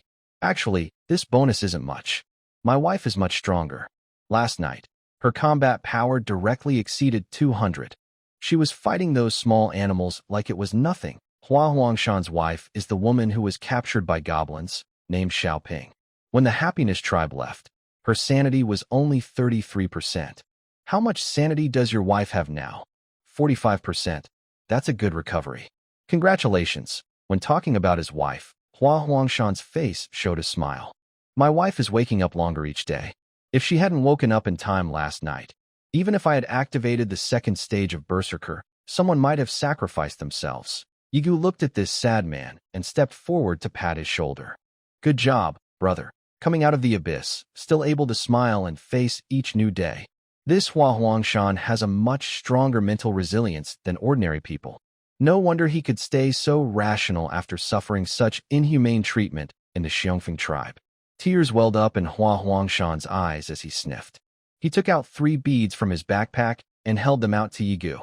Benefactor, our tribe has no appraiser. We don't know what these are, but the magical conch said this thing is related to the undead. I think it's not an ordinary item. We've been thinking about how to repay you, but we're too poor, so we want to give you these beads. Without waiting for Yigu to speak, Lin Weiwei had already activated her inside eye. Undead Soul Bead, magical material. Drops after death of undead, containing mental energy. Throwing it directly at enemies within 0.3 meters causes magical damage. It can also be used as a material to replace magic energy stones. Did you kill the undead? Lin Weiwei looked at Hua Huangshan and asked. Hua Huangshan waved his hands quickly. No, I dare not provoke those things. On the third night, many experts went out to challenge the undead, but they were all torn apart. Our tribe didn't dare to open the door all night. These beads were found by our tribe members in the nearby woods, near a hidden cave entrance. We didn't dare to go inside. That is the undead nest. It's right not to go in. Undead nest. Hua Huangshan's eyes widened in fear. Our tribe members even wanted to go into the cave to collect more beads, but luckily I stopped them. Did you find anything else at the cave entrance? Yes. Outside the entrance, there was a circle of grass that looked burned, and the ground was scorched. The burnt soil was strange, only in a ring, and the rest was untouched. Yigua listened to Hua Huangshan's description and exchanged a glance with Lin Weiwei. He already knew who had killed the undead. Yigua took the 3 undead soul beads Hua Huangshan gave him and said, I'll accept your gift. This is your first visit to our happy tribe, so we should give you a gift in return. Your health is only at 30%. I will have my people escort you back. Also, I'll bring 50 iron ingots, some stones, and wood for your tribe. You don't need to repair your shelter. Just upgrade it directly. Teach that's. Hua Huangshan's hands trembled with excitement, and he spoke incoherently. He came to thank them, but the happy tribe gave him an even bigger gift. Take it. We are all Chinese, and I trust your character. Live well, and someday you can repay us. Thank you, tribe leader Yi. After seeing Hua Huangshan off, Yigua stored the 3 undead soul beads in his backpack. Although he hadn't found clues about the magic energy stones yet, the undead soul beads could be used as a substitute. As long as he hunted undead, he could gather undead soul beads. The happy tribe has already identified the locations of 2 undead nests. Next, they just need to hunt undead. With our current strength, we should have no problem dealing with a Silver Moon Wolf King alone. But facing an entire pack of Silver Moon Wolves is still very risky. Lin Weiwei analyzed the situation. Yigua nodded and said, let's wait a bit longer for development. The next undead tide will happen in 9 days, and we still have plenty of time before then. Leader, I have a plan. Zhao Linger excitedly ran in after learning about the undead soul pearl. Speak. Undead don't stay in their nests all the time. They come out at night. The goblin corpses we killed on the first day were dragged into the undead nest at night. You want to set up an ambush for the undead? Exactly. Zhao Linger nodded happily. The entrance to the undead nest at the Happiness Tribe had already been sealed with dirt and stones, and Yigua didn't want to reopen it for now. But the entrance at the Xiongfeng Tribe was still open. I think this plan can work, Lin Weiwei said. This time, the Xiongfeng Tribe is returning with supplies, which is a good chance to upgrade our tribe to a small tribe. Even if our people stay overnight in the Xiongfeng Tribe, it won't be dangerous. We can use the Xiongfeng Tribe as a base to attack their undead.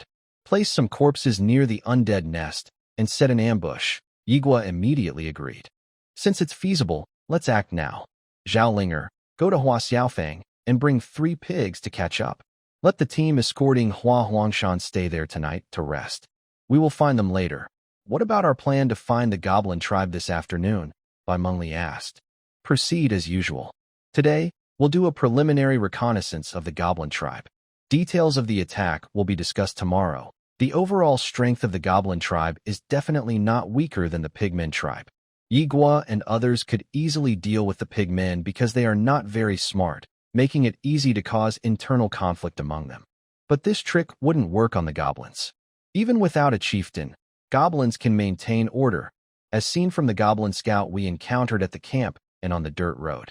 Goblins are definitely smarter than pigmen.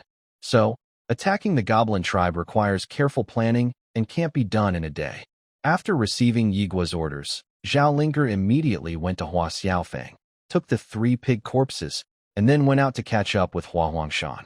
She told Hua Huangshan about the Happiness Tribe's plan. Learning that Yigu was preparing to deal with the undead, Hua Huangshan fully agreed. The threat of the undead is like a sword hanging over each tribe's head. The looming undead tide in 9 days makes everyone very nervous. If the Happiness Tribe can weaken or even eliminate the undead before the tide arrives, it would be a great thing for the Xiongfeng Tribe. Please ask Miss Zhao to inform Leader Yi that the Xiongfeng Tribe will fully support the ambush against the undead. All members of the Xiongfeng Tribe will follow Leader Ye's commands. The exploration team split up, sending some members back with Hua Huangshan to the tribe, while the rest followed Yigu heading north along the dirt road. Time is tight. In the afternoon, we need to scout the Goblin Tribe and also head to the Xiongfeng Tribe. The team searched along the eastern side of the dirt road. Zhao Linger was still acting as a scout ahead, keeping about 2 kilometers in front of everyone. Leader, there's a tribe ahead. Yigu quickened his pace and caught up with Zhao Ling. Indeed, smoke was rising from the trees ahead. He told the women to hide behind, while Zhao Linger and Lin Weiwei went into the woods to observe. Soon, a notification suddenly appeared on Yigu's panel. Your tribe members defeated goblin hunters and gained 5 tribe coins. Your tribe members defeated a big goblin and gained 15 tribe coins. Oh, Zhao Linger and Lin Weiwei have been spotted. Hurry and support them. Yigu, dressed in heavy armor, sprinted toward the smoke. However, when he arrived in a rush, he only saw goblin corpses on the ground. Zhao Linger was dragging a large wooden box out of the camp. Report to the leader. It's not a tribe, but a goblin camp. The enemies have all been cleared. Zhao Linger jumped in front of Yi Gu to report. After reporting, she quickly switched to a cheerful, playful expression. Leader, why are you here? Report first, then act. Don't you know that? Yi Gu sternly shouted, his serious tone startling Zhao Linger and Lin Weiwei. Leader, you don't have to be so serious. Serious?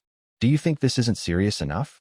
Look at everyone's expressions. The two looked around and saw that the others in the exploration team were glaring at them angrily.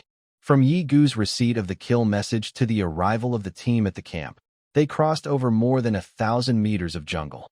They reached the camp in just 2 minutes, and now everyone was gasping for breath. When Yi Gu saw the kill message, his heart immediately jumped to his throat. Even if Zhao Linger was very strong, she couldn't defeat an entire goblin tribe. If they were surrounded, it would be very hard for both of them to escape. On the way, Yi Gu prepared for the worst. If Zhao Linger and Lin Weiwei were surrounded by goblins, he would use his armor to force a gap and fight his way out, risking his life. Do you know how worried we were just now? Yi Gu scolded. Zhao Linger and Lin Weiwei's situation was almost like lying about military news or acting without orders, which in ancient times could mean death. Yi Gu turned to Lin Weiwei and asked, if Zhao Linger didn't report, that's one thing. But why didn't you report either? Linger said she wanted to give you a surprise. I thought this was just an ordinary goblin camp, not dangerous, so I listened to her. A surprise? That's more like a shock. When I saw the kill message, I thought you were surrounded by goblins and couldn't escape. Zhao Linger suddenly remembered. Oh, I forgot about the kill message. She stepped forward, grabbed Yi Gu's arm, and pouted playfully. Chief, don't be angry.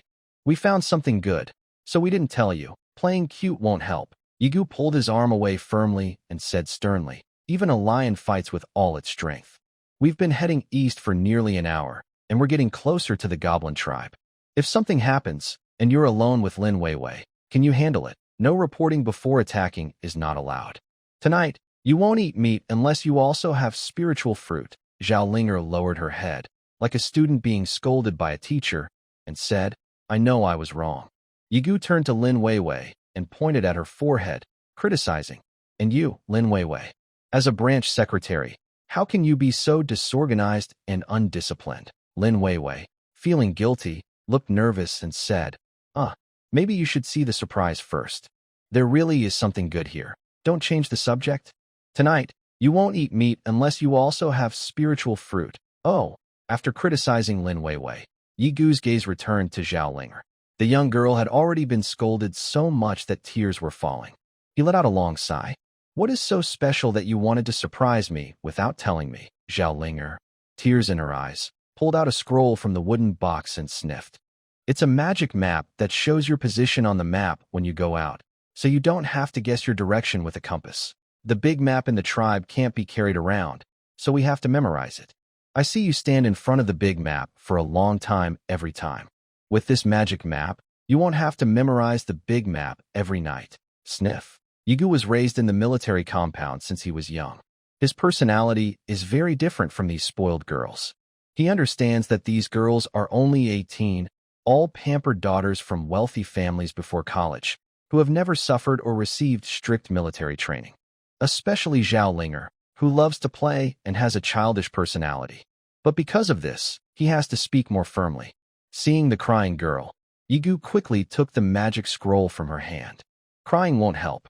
Next time you make such a mistake, you'll be forbidden from eating meat. And you, Lin Weiwei, the same goes for you. Lin Weiwei nodded and replied, Understood, clan leader. Why yes. I understand. Zhao Linger sniffed and answered. It was getting dark. Everyone packed up the supplies they seized from the goblin camp and silently headed back. The Xiongfeng tribe was on the west side of the Xingfu tribe. When they went to Xiongfeng tribe, they also left the spoils of war at Xingfu tribe, then took their dinner and ate on the way.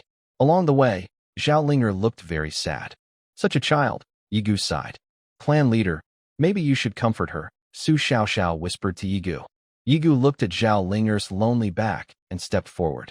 He silently took out a spirit fruit from his pocket and handed it to Zhao Linger, who was busy gnawing on pork. Qinghua, Here you go. Qinghua is a type of spirit fruit that has a refreshing taste and can help restore energy. Zhao Linger looked up with her red eyes, showing some confusion as she looked at Yigu. This piece of meat is too fatty. Next time, pick a leaner one. The punishment was given by me as the clan leader. This spiritual fruit is a personal gift from me, a private favor. Seeing Zhao Linger still in a daze, Yigu urged her, hurry up and take it, don't let Lin Weiwei see. Oh, okay. Zhao Linger quickly took the green fruit from Yigu's hand. Clan leader, I know I was wrong. I won't do it again next time. She tugged at Yigu's sleeve and whispered, I forgive you, but only this once. Next time, I won't be so lenient. Yes, clan leader.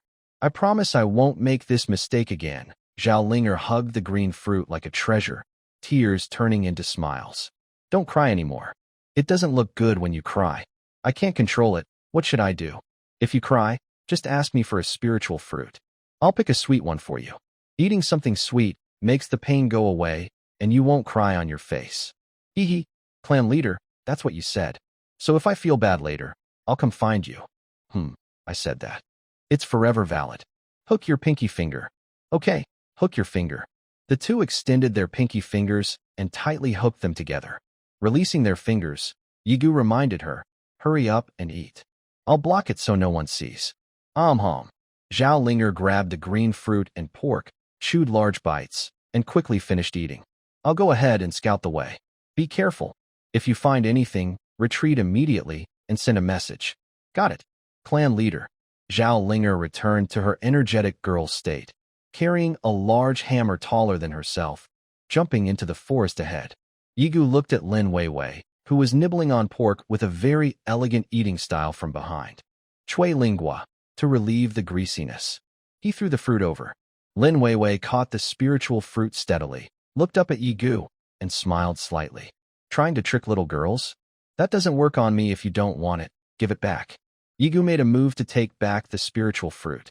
In the next moment, Lin Weiwei quickly grabbed the chui lingua and bit into it. Bit off a big chunk. Here, take it back. She handed the chui lingua back to Yigu. The spirit fruit was bitten open, its skin damaged.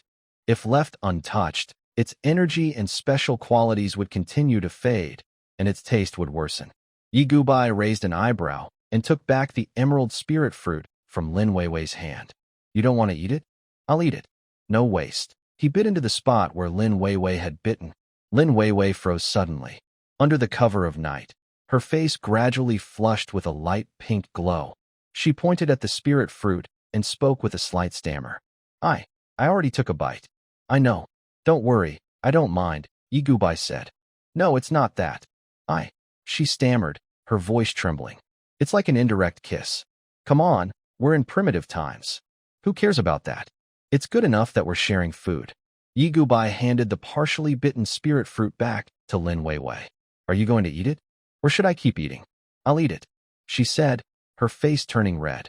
She quickly took the fruit from his hand and bit into the spot where he had bitten. Yigu Bai smiled happily and turned back to the main group with his hands behind his back.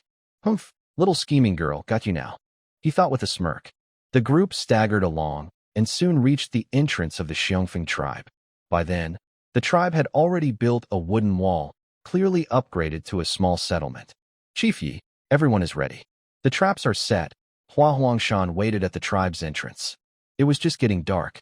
Yigu Bai and his group didn't stay inside the tribe, but moved to the grass 300 meters away to hide and set up an ambush.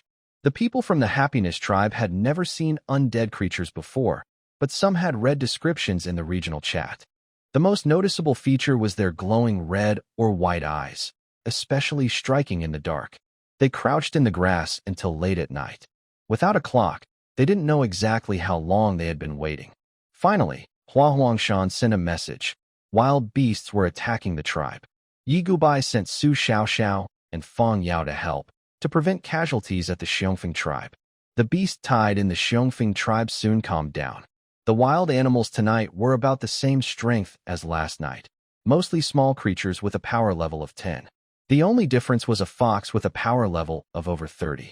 The Xingfu tribe faced a similar situation. Qin Lan stood on the watchtower and, with the help of her vine whip, defeated all the beasts by herself. After confirming that the rear was safe, Yigu continued to wait patiently in his position. Finally, about an hour after the beast tide ended, a red light appeared in the jungle. It's a ghoul. Lin Weiwei quickly identified it and informed her teammates. They activated their danger sensing ability, and several red shadows appeared in their vision. In the dark forest, red dots of light glowed faintly. They're all ghouls, 6 in total. Su Xiaoxiao and the others had already regrouped. Yigu, keeping calm, said, "Observe a bit longer. Once we're sure there are no other undead, we'll move." As the ghouls began dragging away the corpses, Lin Weiwei checked repeatedly and confirmed that there were no other undead nearby. Yigu gave the order, "Attack." The first light to shine was Su Xiaoxiao's holy light. The holy light not only healed wounds, but also gave off a strong brightness. Then, music filled the air. A visible sound wave shot toward the ghoul in front. With the gravity field activated, everyone moved swiftly. In just 2 seconds, they rushed out from the bushes and reached the ghouls. The ghouls, slowed by triple gravity, could barely move. The enemies slowed down while the team sped up. It was as if the ghouls were frozen in place. Zhao Linger raised her hammer high and brought it down with a loud crash on a ghoul's head. In an instant, the ghoul was defeated. But as it fell, a shock wave burst from its body, spreading outward and injuring anyone within 30 centimeters. It's the soul orb. The soul orb is in their heads. Don't hit the head. Lin Weiwei shouted a warning. Yigu, who had already reached another ghoul, heard her and quickly changed his attack, striking the creature in the middle of its body instead. Everyone rushed forward, and the 6 zombies quickly lost their energy, turning completely into corpses. Their bodies were not like normal creatures with flesh and blood, but instead, as their health points drained, they turned into a pile of debris that merged into the soil. Only 5 dark, glowing beads remained on the ground. These are death spirit beads. These zombies are really stingy. They didn't leave any materials except the beads. At this rate, how many days will it take to gather 50 beads? Starting is always hard, but at least now we have a way to get magic energy stones. Maybe tomorrow we can open the entrance to our tribe's death spirit realm. We can fight together on both sides. That way, collecting death spirit beads will be twice as fast, Zhao Linger suggested. But this idea was rejected by Yigu. Not yet. We can't take that risk now. The activity of death spirits is unpredictable. If we kill these 6 zombies tonight, maybe tomorrow night the death spirit nest will send out stronger spirits. Then I'll smash them. But what if they are as strong as the Silver Moon Wolf King? Don't forget, when the Xiongfeng tribe found the death spirit beads, there were scorch marks left by the Silver Moon Wolf King's skills nearby. Anyone who can activate the Wolf King's skills is probably not much weaker than the Wolf King himself. Yigu put the 5 death spirit beads into his backpack and led everyone toward the Xiongfeng tribe.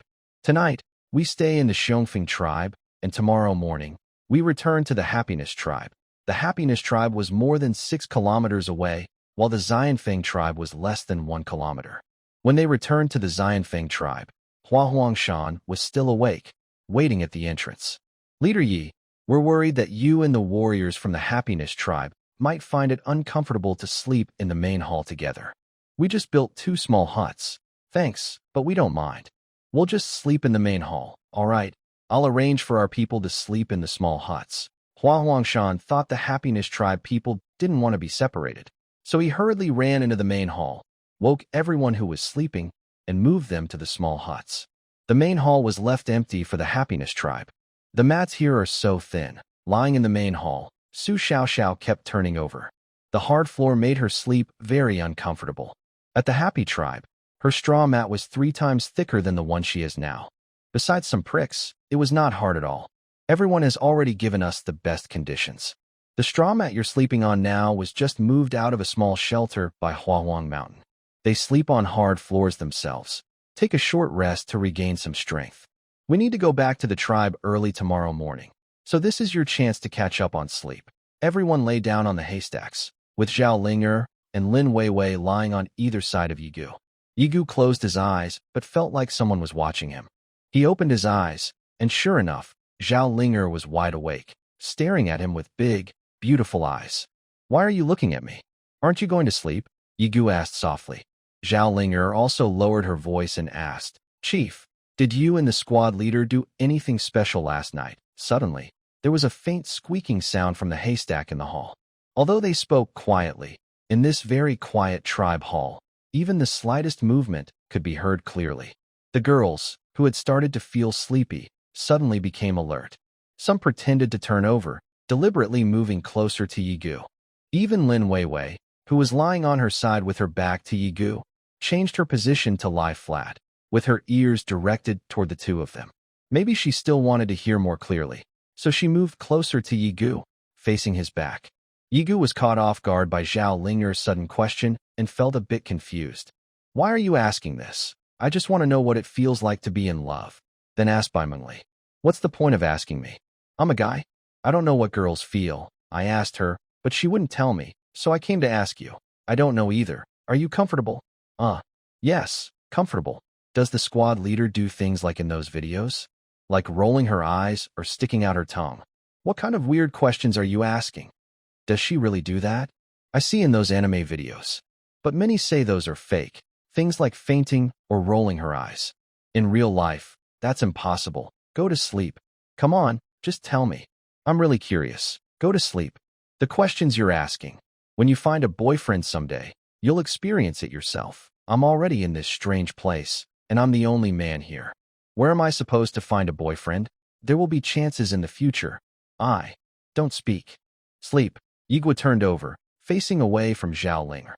Then he saw Lin Weiwei's big, blinking eyes looking at him. Why aren't you sleeping? I'm secretly listening to a sharing session about love skills, Lin Weiwei said sincerely. One of the girls couldn't hold back and burst out laughing. Soon, the laughter spread among everyone, like a chain reaction. Wow, so you all haven't slept and are eavesdropping. Leader, you can't blame us. Such an interesting topic. How could there be no audience? Who can resist listening in? Yeah.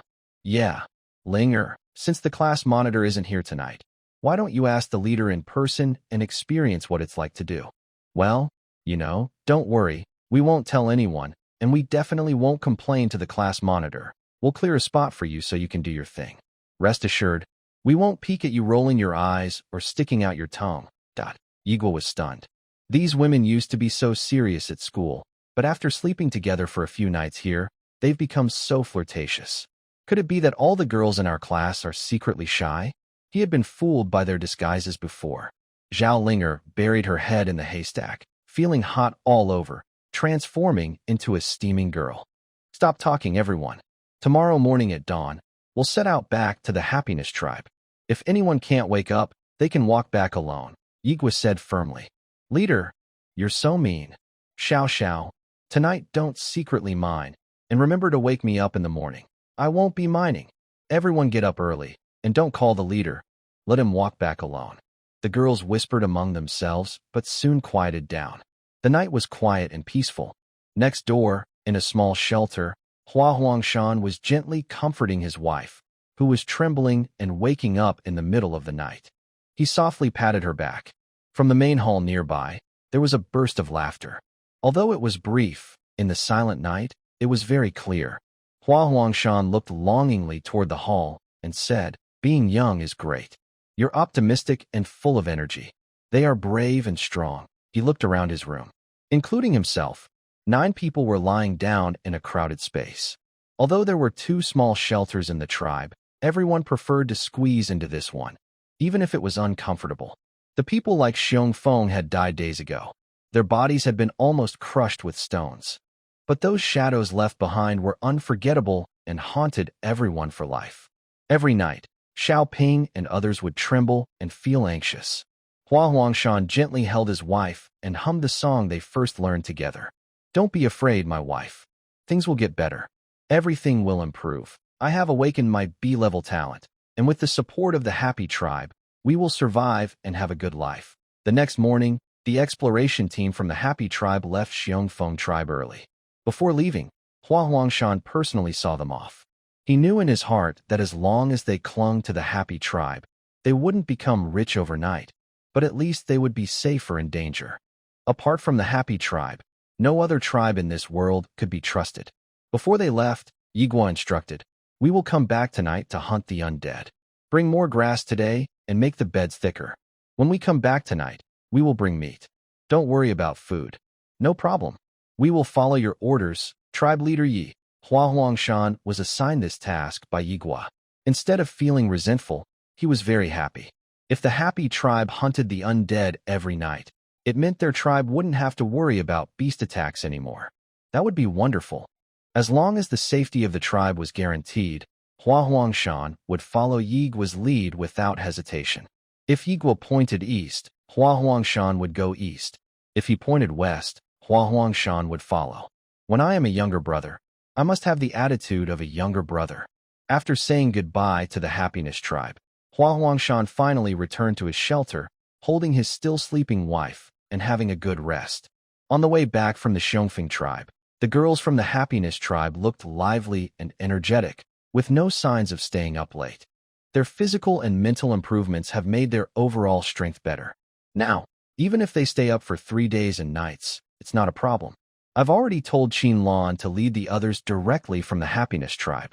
We have a magic map, so we don't need to follow the old markers and take a detour. Let's speed up and catch up with them sooner.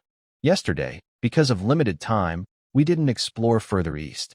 Today, Yigu plans to move east to about 15 kilometers from the happiness tribe. If we can't find the goblin tribe within 15 kilometers, we will have to put their location aside for now and explore in another direction. 15 kilometers round trip is already the maximum distance the exploration team can walk in a day. Beyond that, only Yigu and Zhao Linger can keep going. Yigu led the team straight and quickly caught up with Qin Lan's group. The two exploration teams merged, with a total of 15 people, and continued walking east along the dirt road. According to the magic map, we've traveled 13 kilometers so far, and there's no sign of the goblin tribe. Could it be that the goblin scouts we killed last time are from the goblin camp Zhao Linger destroyed yesterday? Possible. Whether or not there's a goblin tribe, we need to explore this dirt road completely. We haven't even reached the end yet.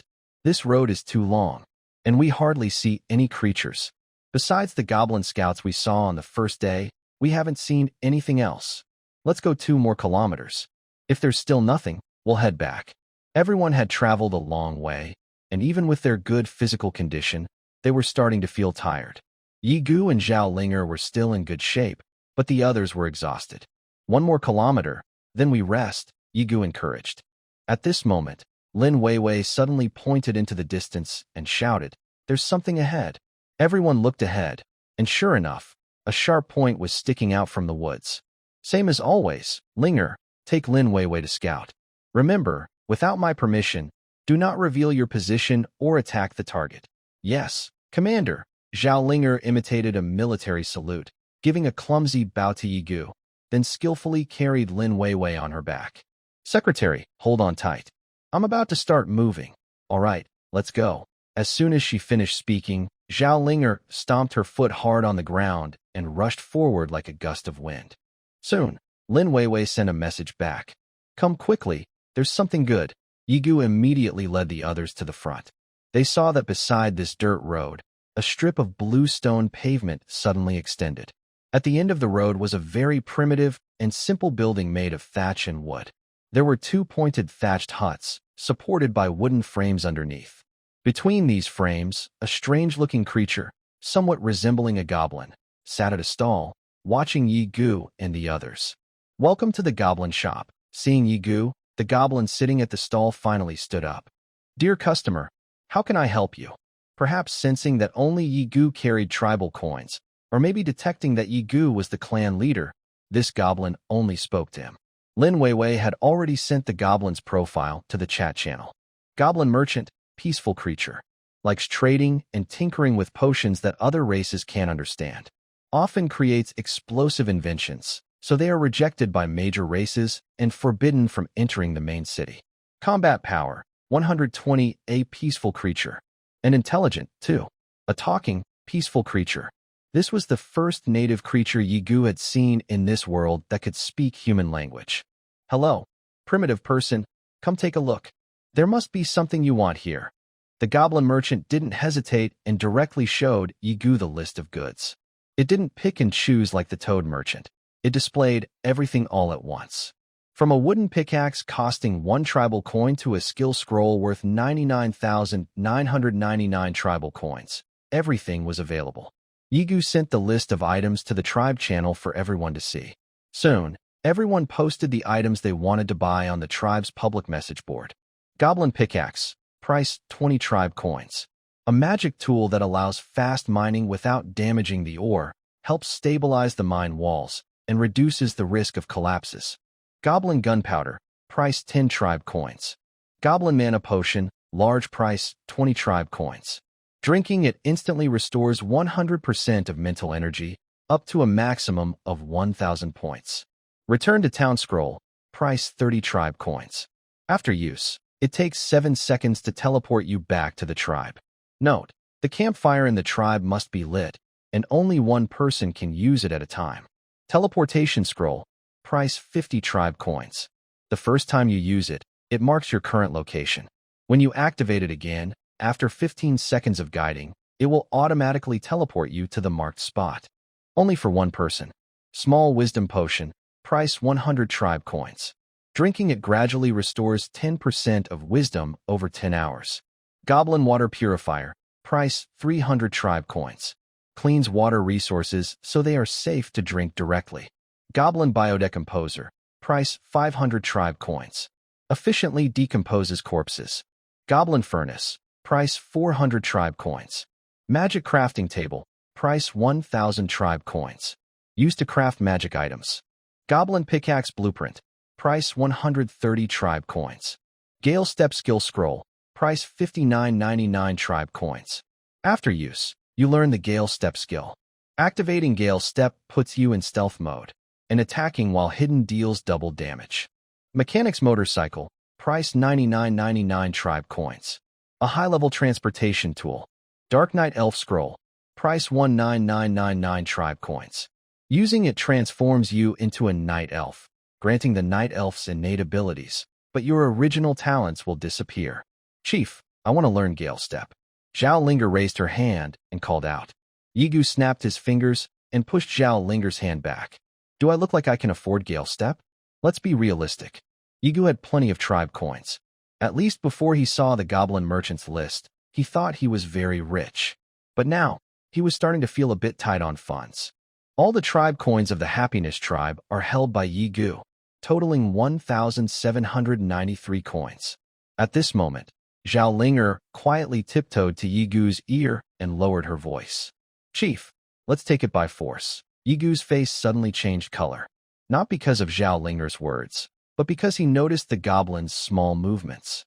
While Zhao Linger was speaking, the goblin's hand quickly reached behind him, and he looked around cautiously. What nonsense are you talking? We are a civilized tribe. Yigu turned around and sternly scolded Zhao Ling. We are a respectful, polite, and moral tribe. We never steal or rob. He then looked sincerely at the goblin with ears bigger than his head and said, Rest assured, we are good people. I believe you. The goblin silently withdrew his hand from behind him. Lin Weiwei watched this scene carefully, focusing on what was behind the goblin. Goblin Black Powder, magic item. When detonated, it causes 10,000 damage to all nearby units. Lin Weiwei's eyes widened in shock. She quickly pulled Zhao Linger back and firmly ordered her not to speak. Behind the goblin, there wasn't just one bundle of black powder. There were at least a dozen. The entire goblin shop was also filled with goblin black powder. Lin Weiwei had no doubt that if they showed any sign of wanting to rob, this goblin would detonate immediately. With so much black powder, an explosion would kill everyone here. Even the goblin would die, unless it had a special escape method. Lin Weiwei felt a surge of fear and quickly typed a message to scold Zhao Linger. Your ears are so big and sensitive. How could you not notice? You almost caused our death by talking in front of them. She sent the description of the black powder to Zhao Linger, and the girl's face instantly turned pale. I'm sorry. Next time you meet a strange creature, don't speak. Got it. Zhao Linger lowered her head and admitted her mistake. Ahead, Yigu had already entered the negotiation stage with the goblin merchant. Friend, I've bought so much. You should give me a discount, or it's unfair. We plan to do long-term business in the future. You should earn a little less this time, so that next time we will buy from you again. You will earn more than from a single deal. I will go back to my hometown tomorrow to spend the winter. You won't see me in the next few days. Whether you buy or not, I will close my stall. Just now, you even tried to rob me. Don't think I didn't hear. No, friend. Who are you calling a friend?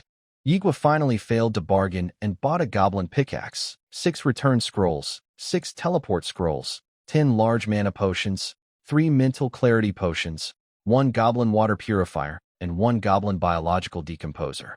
The total cost was 1,790 tribal coins.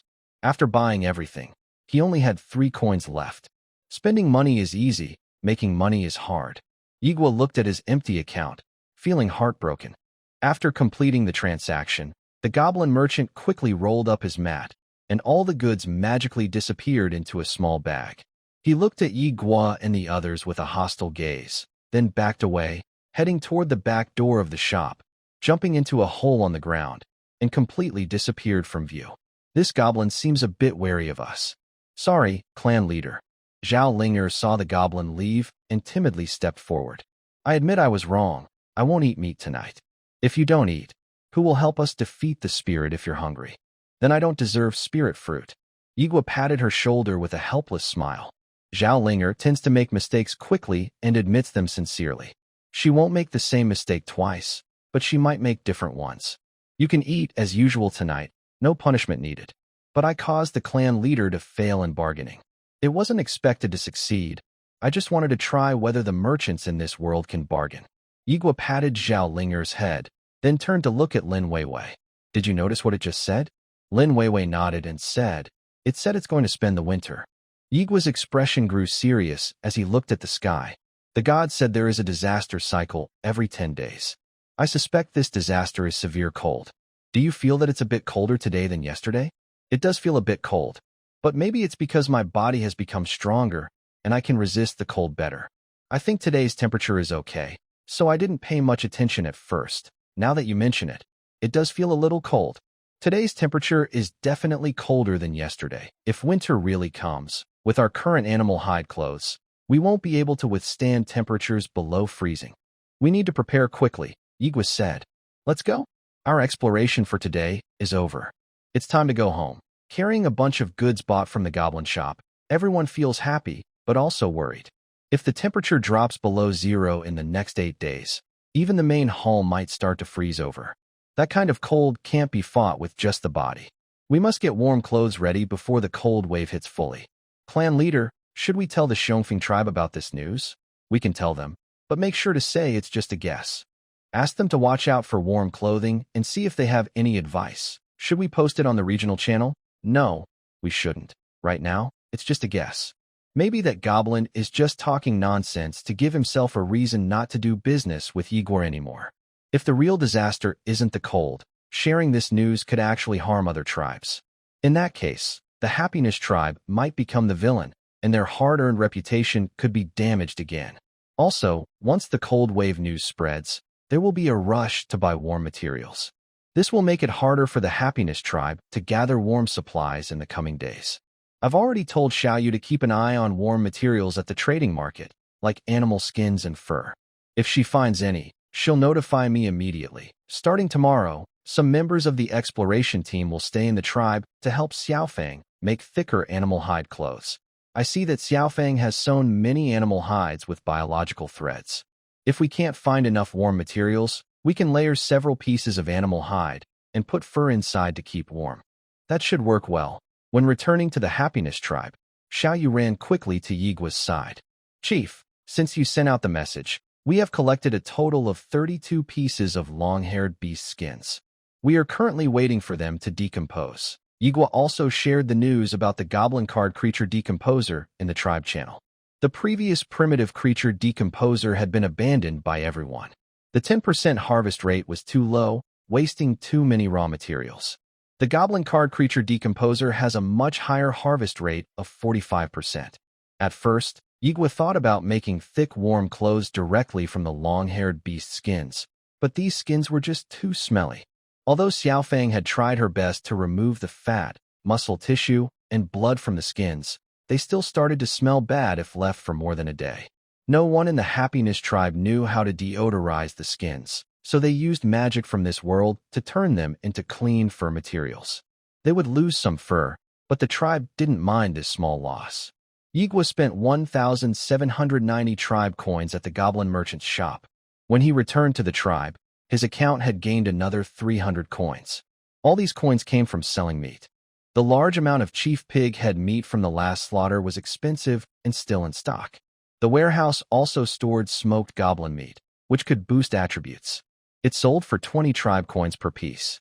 Yigwa tried a piece of goblin meat, but it was very bad tasting and didn't help his physique. He roughly figured out a pattern. Only creatures with over 100 combat power could have their meat improve their physical strength. Meat from the same level could only be used once for enhancement. For example, between 100 and 300 combat power, after eating iron-hoofed fierce cattle once, eating goblin meat wouldn't give any more physical benefits. Similarly, the orc chieftain's combat power was 350. After eating his meat once, eating meat from other creatures in the same power range wouldn't provide any more strength boosts. This was also true for spiritual fruits. Each spiritual fruit could only give one physical enhancement. People in the Happiness tribe ate one piece of meat in each combat power range, increasing their basic physique by 3 points. With the Saint Body amplification, this effect doubled, resulting in a total increase of 6 points.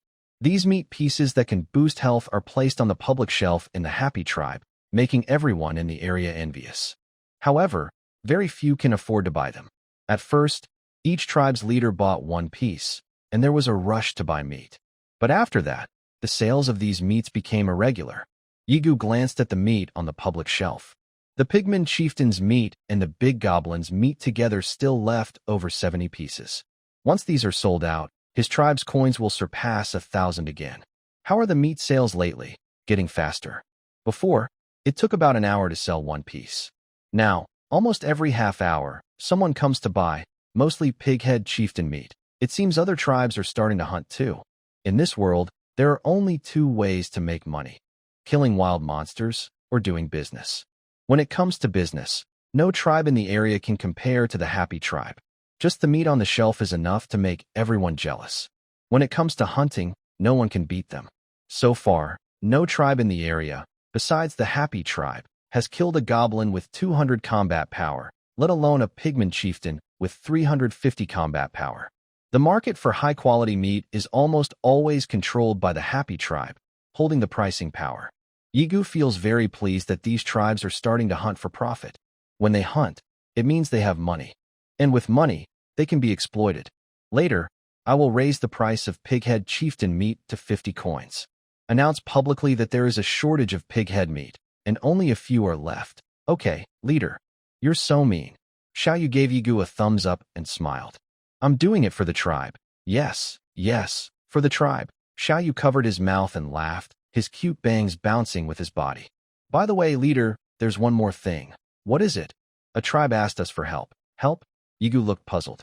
Every day, dozens of tribes ask him for help, but he has blocked most of these messages in his message box. These help requests are so common that everyone in the Happy tribe is used to seeing them. Every member has received countless help messages, but Xiaoyu specifically brought this up to report to him, so there must be a reason. What is the situation with that tribe? Was their shelter destroyed by wild animals? No, it's not. That tribe is developing very well. Their leader has a double B-level talent, and there is also a member with an A-level combat talent. Plus, there is a nearby iron mine where they have collected 50 pieces of iron ore. They expect to smelt iron ingots tomorrow and grow into a small tribe. Having a leader with a double B-level talent and a member with an A-level combat talent makes their team very strong. Among the many tribes I know, this one is almost at the top. As long as they don't provoke powerful enemies, they shouldn't face serious danger. The strength of an A-level combat talent can be seen in Zhao Linger. On the first day in this world, she was able to wrestle with a vine whip with over 100 combat power. A tribe with an A-level combat talent member is definitely one of the strongest, second only to the Happy tribe. This made me even more curious. Why are they asking us for help? It's because of internal problems. The tribe is called the Winter Frost tribe. Their leader is a woman, but the A-level combat talent member is a man. I understand now. I quickly guessed the reason. Are they asking us for help because the female leader is the one seeking assistance? Yes, that's right. Xiaoyu nodded and explained in detail. The female leader is named Ling Qingxue. She has two talents, Winter Frost and Proud Plum. Winter Frost helps the tribe survive in cold environments. Proud Plum enhances their fighting ability in cold conditions. I was a bit stunned after hearing this. This guy's talents are perfectly suited for cold waves. If the first disaster is definitely a cold wave, the Winter Frost tribe will definitely rise quickly. Xiaoyu continued. The A-level combat talent member is named Wang Gang. His talent is the Jiao Snake Spirit, which can improve physical and mental strength through mating. I was shocked inside. Wow, dual cultivation talents? The main character with many children and blessings is actually in the same area as me? Xiaoyu added. According to Ling Qingxue, all the members of their tribe live in the same building. There are 46 people in total, with 32 women and 14 men. Wang Gang has already slept with 9 women, including some wives of male members. Not only that, he also forced a male tribe member to death. Due to his strength, others can only be angry but not speak out. Wang Gang has always had feelings for Ling Qingxue, but Ling Qingxue is the clan leader and also possesses the winter talent. Ling Qingxue forces him with her life, so he dares not use force against her. Both of them have gathered some people within the clan. Currently, Ling Qingxue is at a disadvantage, so she needs our help. After hearing Wang Gang's actions, Yigua could only think, this guy is really stupid. He has such a powerful talent, which is like a lucky start, but he ruins his good cards completely. If he had just been a little smarter, he wouldn't have strained his relationships with others in the clan so much, making Ling Qingxue and others see him as an enemy. On his first day after crossing over, he openly had an affair with the neighbor's partner, even in front of her husband. Relying on his A-level talent, he forced the man to commit suicide. On the 4th day, he ate some chief's pig head meat. Before he ate, Ling Qingxue had already taken people outside the hut, leaving the large shelter and the women loyal to him inside. After he finished eating, he ignored the women around him and went outside to find Ling Qingxue, forcing her to hold an axe to her neck. Everyone was worried Ling Qingxue might die. The Winter and Proud Plum talents disappeared, and only then did they rush forward to stop Wang Gang. After that night, the relationship between Wang Gang and Ling Qingxue cooled to freezing. This guy really thinks he's the protagonist of a doomsday romance novel. An A-level talent, and he believes he's invincible. Yigua was already too exhausted to complain. There is a big difference between a harem story and a harem novel. Even in harem stories, there are very few protagonists as stupid as this. Without absolute dominance, he still tries to imitate the protagonist of a doomsday harem story. Now, he's in trouble. Xiaoyu looked at Yi Guo with worried eyes and asked, "Can we help her?" "How can we help? We don't even know where they are. Even if we did, what could we do?" "Kill Wang Gang. After killing him, who will take responsibility for the future safety of the Winter Tribe?" Yigua shook his head in refusal. Wang Gang claims to have an A-level combat talent. Coming to this world, he no longer wants to follow modern social ethics and morals, and he wants to become an emperor. Ling Qingxue still wanted to maintain order in modern society, but her fighting ability was not equal to Wang Gang's. She could only rely on her status and the chief's talent to force the other side to follow the rules. Their conflict would only deepen over time and eventually explode at a certain point. But this was not something Yi Gu could control. We can't help her. To solve the Winter Tribe's problems, Ling Qingxue needs to have the strength to stand up to Wang Gang. Only spiritual weapons like weapons can make up for such a big difference in power. Our tribe has limited spiritual weapons, and we won't sell, rent, or share them for free. To help Ling Qingxue reach a level where she could oppose Wang Gang, items like the blue lotus fire dart, the heart of heaven hairpin, and the flying spirit engraving knife could do the job. But Yi Gu and she had no close relationship, so there was no need to help her. Once spiritual weapons are lent out, they might not be returned. Greed in people's hearts is an endless abyss. Xiaoyu quickly said, "No, no." She also understood the importance and rarity of spiritual weapons, and she waved her hands repeatedly, saying, "Ling Qingxue wants to borrow influence from the Happiness Tribe, so that Wang Gang and others won't dare to use force against her people. What does she want us to do?" just publicly announce in the regional channel that tribe leader Yi Gu of the Happiness Tribe and tribe leader Ling Qingxue of the Winter Tribe have reached an agreement to form an alliance. No need for any real items, just a title. Yi Gu thought for a moment and asked, what are they willing to offer in exchange? Once this statement is made, it's like the Happiness Tribe is giving a guarantee to the Winter Tribe with its reputation, providing Ling Qingxue with personal security. Yi Gu could accept this, but only if the Winter Tribe could offer him satisfactory terms. Ling Qingxue can pay you 10 tribe coins daily as a protection fee. Hearing this, Yi Gu's eyes lit up. Protection fee. From national groups and NATO to street gangs and triads, protection fees are a significant source of income. If countries and gangs can collect protection fees, so can the Happiness Tribe. But the way they collect these fees needs careful thought. They shouldn't be as blatant as gangs demanding money directly, or it might provoke other tribes to attack them all. We should learn from the way the Eagle Nation used to make other tribes willingly pay tribute. If each tribe pays 10 tribal coins daily, then 100 tribes would give 1,000 coins each day, which is a steady daily income. I accept the Winter Tribe's proposal, said the leader. Good, Chief, replied the team. Xiao Yu's face showed happiness. Clearly, this 18-year-old female college student genuinely wanted to help her long-lost sister. Yigua accepted Ling Qingxue's private message friend request and quickly received 70 tribal coins from her. Because Yigua suggested that the security agreement be signed weekly instead of daily payments. After receiving the money, he announced the alliance between the Happy Tribe and the Winter Tribe in the regional channel, also adding the Xiongfeng Tribe. The news of the three-tribe alliance caused a big stir in the regional channel. Before this, people only knew that Xiongfeng Tribe was a subordinate of the Happy Tribe, but now even the Winter Tribe, which has members with top-tier combat talents, had joined the Happy Tribe circle. Did the Happy Tribe and the Winter Tribe meet? No, I don't know where the Happy Tribe is, and they haven't said. But I know the Winter Tribe is on a high mountain, and the Xiongfeng Tribe is in the plains and forests. How did these two tribes get together? Not sure. Can someone from either tribe tell us? I'm from the Winter Tribe, and I don't know either. Why don't you ask your leader? Our leader is useless. Everyone stopped following her long ago. Huang Chong, what are you talking about? Without a leader, how can the Winter Tribe survive the cold nights? Traitors betrayed the tribe. They forced our people to die. We stopped dealing with them long ago. Wow, big news. Turns out there's internal conflict in the Winter Tribe. Is the Happy Tribe interfering in their internal affairs? That's a bit too much. TCH, Ling Qingxue only cares about her own interests. If she had bowed to my brother, our tribe would have been prosperous long ago. The Happy Tribe wouldn't matter then. On his first day here, Wang Gang killed someone. Only scum like you would follow him. The regional channel quickly turned into a scene of internal conflict within the Winter Tribe, with some people just watching. Because of the limit on how often they could speak, the fight within the tribe ended quickly, but their private struggles continued. Everyone saw that the tribe was like a powder keg, ready to explode at any moment.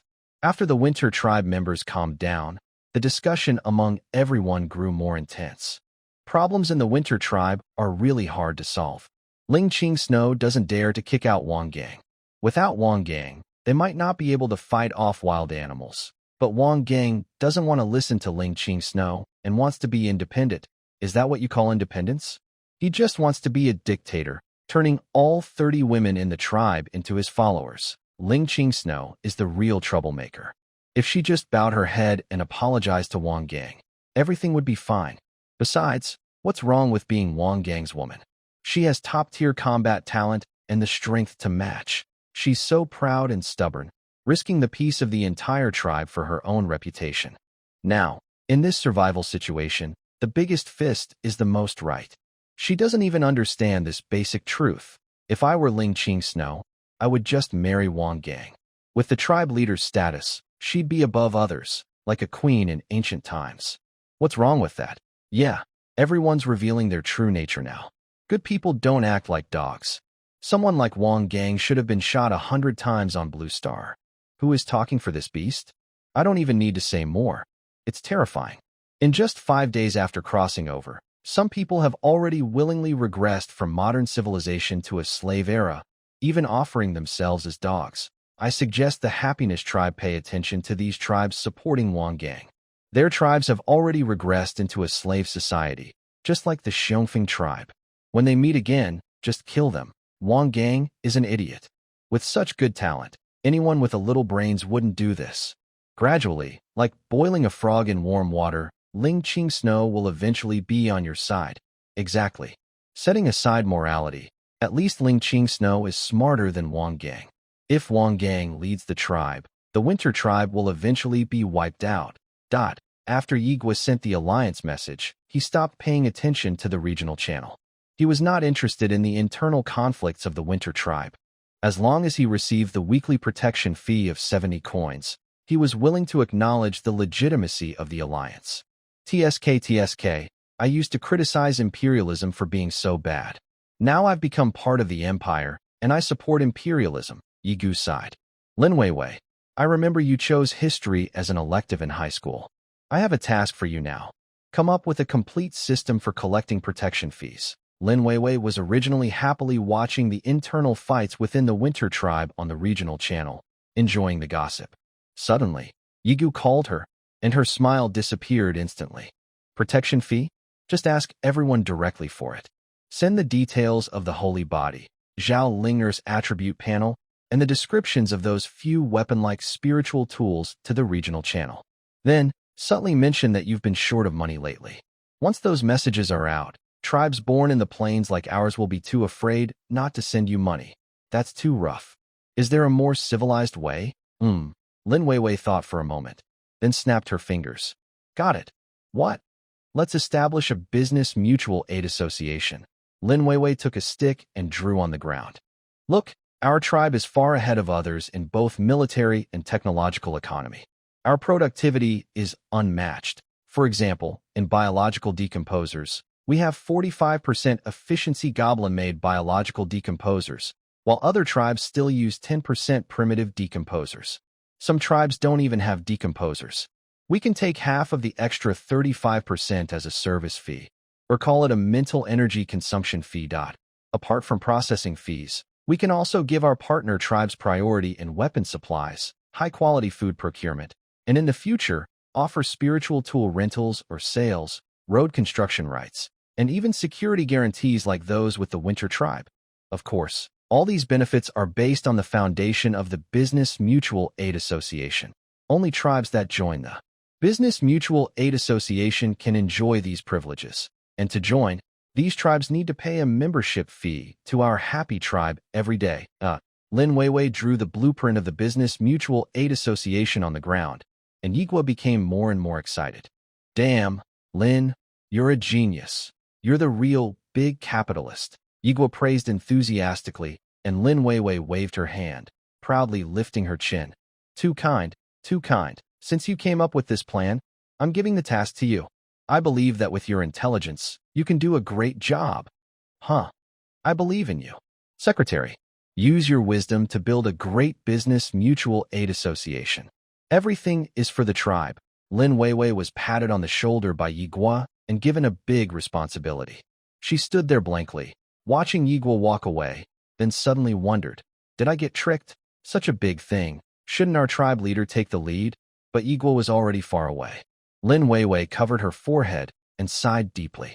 I've gotten myself into big trouble. The idea of the Business Mutual Aid Association sounded wonderful, but it was very hard to carry out.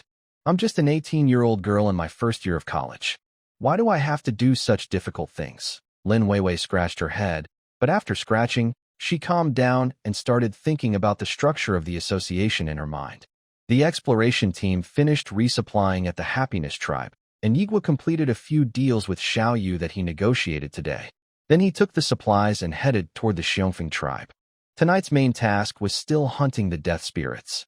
They arrived at the Xiongfeng tribe, placed the corpses in the forest outside, and then retreated about 100 meters to observe. At midnight, the beast tide arrived. Zhao Linger and Yu Lingling went out, easily dealing with the beasts attacking the Xiongfeng tribe, then quickly returned to the ambush spot. It's coming. In the quiet, deep forest, a pair of red eyes lit up. Still zombies. The number is unknown. Lin Weiwei activated her inside eye and observed. No, there's something behind the zombies. Next, She sent the new information about the death spirits to the tribe channel. Abomination, dangerous creature. Undead, made from stitched corpses, very large, with foul greenish blood constantly flowing inside. Combat power, 150, skills, cloud of disease. Let the disgust-spreading clouds carrying disease be dispelled. The infected units will lose 1 health point per second for 120 seconds. How many disgusts? How many zombies? 2 disgusts, 6 zombies. Tonight's undead lineup is much stronger than last night's.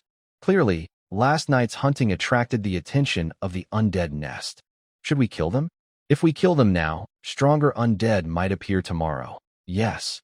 Whether we kill them now or not, the first disaster will end in 8 days. Eventually, we will have to fight the undead. Yigua watched the red shadow, symbolizing the enemy, begin dragging the corpses on the ground. He immediately ordered, "Attack!" The holy light shone brightly, illuminating the entire forest. Under the light, the 2 disgusts revealed their figures. They are huge, with disproportionate limbs, visible wounds and stitches on their bodies, and blood constantly flowing out. They hold large iron hooks and sickles. Be careful of those 2 disgusts. Understood. Zhao Linger leapt to the front, raising her hammer to strike the disgust in front of her. The weak spot of the disgust is not its head, but its chest, which is oozing green pus and blood. When her hammer hit the disgust's chest, green toxic gas sprayed out. Zhao Linger's eyes momentarily blurred. "Watch out!" Yigua saw the disgust raise its sickle and rushed forward, smashing it away with his armor, and caught Zhao Linger in his arms. "Are you okay?" "I'm fine." I was caught off guard by the sudden spray. Zhao Linger was briefly blinded by the mist, but quickly recovered. The toxic fog caused a continuous negative effect, making her lose health over time, but the holy light above her head healed her instantly whenever she lost health. The disease cloud causes 1 damage per second, but in front of the holy light, it's useless. Zhao Linger raised her hammer again and struck the disgust's chest once more. After 2 weak spot attacks, the disgust's health dropped quickly, the red bar nearly empty, and Yigua finished it off with a strike. Killing the disgust rewarded 30 tribe coins, plus 15 tribe coins from the clan leader, all added to Yigua's account. Even if Zhao Linger kills it, the final blow will be given to Yigua, so he simply finished off this disgust himself. Next target. Together, the 2 of them worked as a team, and the creature of hatred quickly fell to the ground under their combined attack. The others defeated all the zombies and returned with a total of 6 death spirit orbs. However, the body of the creature of hatred did not turn into fragments like the zombies. Instead, it became a pile of rotten flesh, emitting a very foul and decayed smell. "Gross," Zhao Linger said, pinching her nose. The death spirit's soul crystal was lying in this pile of rotten flesh. Yigu used a stick to move aside the surrounding decayed meat before picking up the soul crystal. This death spirit is so disgusting. The zombies come out every night to steal corpses. Maybe they're fighting over this thing. If it weren't for the soul crystal, I wouldn't want to deal with these creatures at all. Yigu had no intention of recycling or reusing the greenish, pus-filled flesh. He was even worried that this stuff might dirty the biological decomposer. Tonight's death spirits are stronger than last night. They probably realize someone is hunting them. If they appear again tomorrow night, they might be even more powerful. Unless there's a creature as strong as the Silver Moon Wolf King, ordinary death spirits aren't dangerous to us. There is no doubt that the death nest contains powerful spirits at the same level as the Silver Moon Wolf King. The battle scars left by the Wolf King show how strong the death spirits that appeared at dawn on the 4th day were. "Let's go back and rest," Yigu said, leading everyone toward the Xiongfing tribe with the 8 death spirit orbs they had captured tonight. Today, the Xiongfing tribe built a residence for the chief. Hua Huangshan voluntarily stepped back, allowing the Happiness tribe members to move in. Except for Yigu, none of the girls had experienced living in the chief's residence before. They were all very excited.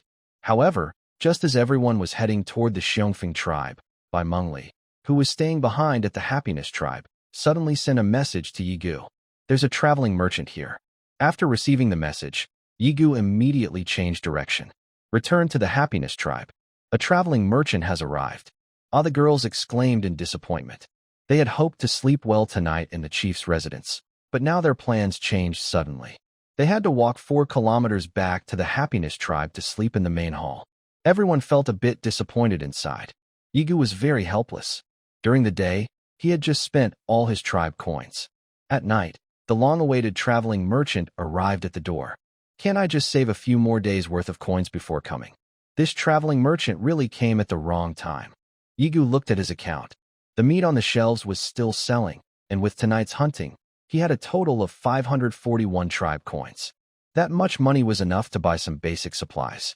On the way back, he told Bai Mengli and the others to first stabilize the traveling merchant.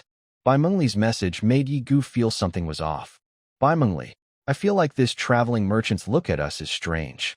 Although he's human, it doesn't seem like he's looking at his own kind. This guy gives me a very uncomfortable feeling. He's human, but I feel less at ease than with the last toad merchant. I actually prefer the last frog. Bai Mengli, the spirit of all things, not only makes other creatures feel close to her, but also gives her a strong sixth sense about other beings.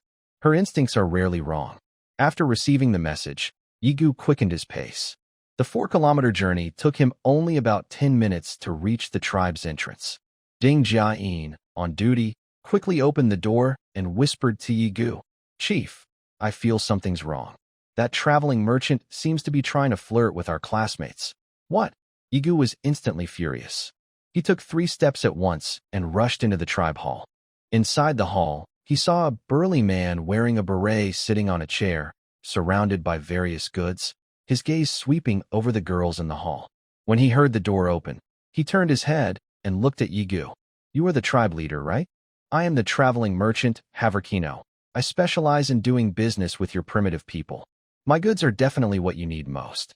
Fixed prices, good quality, and affordable." He snapped his fingers and handed Yigu a prepared list of goods. On the list were some basic supplies and items similar to those listed by the toad merchant. But compared to that, there were some things that looked disgusting. Make full use of the body's value by turning it into weapons or furniture. Leg bone club costs 10 tribe coins. A large hammer made from leg bones, as hard as rough iron. Increases attack power by 10 when equipped. Heart water pump costs 110 tribe coins. A magic device that, with special pipes, can draw water from lower areas to higher places. Blood vessel pipe costs 10 tribe coins. 1 meter long, used together with the heart water pump. Leather bed costs 5 tribe coins. Made from pure human skin, soft and breathable. Just looking at these makes people feel uncomfortable. After looking around, Yigu shook his head. "Sorry, you don't have what we need." "How is that possible?" Traveling merchant Haverkino suddenly stood up from his chair, looking very surprised. "I checked when I came in. Your tribe has developed well, but you still lack many things. Our life has many shortages, but those aren't urgent needs." Haverkino looked confused for a moment, then suddenly sneered. "I see. You must not have money. That's why you say that. Don't worry. I specialize in doing business with primitive tribes like yours. I've seen many tribes without coins. Trust me, doing business with me, money is not a problem." Yigu was surprised. If there's no need for money in business, then what's the point? He asked, "Do you also offer loans?" "Loans? You, a primitive person, even know about loans? That's so strange." Haha. No wonder that frog recommended your tribe everywhere after going back. The primitive people I've met are definitely different. Haverkino suddenly burst out laughing, showing rows of yellow-black teeth. "Maybe other merchants do loans, but I don't. Even if I did, I wouldn't lend to you primitive folks. Your survival skills are too poor. You don't even have a proper wall, so you're always at risk of being wiped out. I wouldn't dare lend you money." "So how do you trade with tribes that have no money?" Yigu asked. He didn't want to buy Haverkino's goods, but it was useful to gather information and learn about his methods. Traveling merchants are a good way to learn about the world. These merchants can communicate and are willing to talk, even eager to share what they know. They understand the world much better than survivors like Yigu, who came from Blue Star and are new here. Havino looked around the hall, scanning every girl in the tribe with a satisfied expression.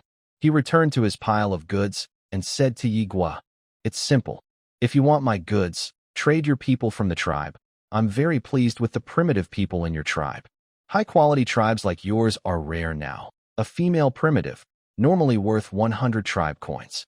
Your tribe's women are good quality, so I can offer 130 coins each, as a sign of respect to the frog family. How about it? Am I generous enough? Havino smiled proudly.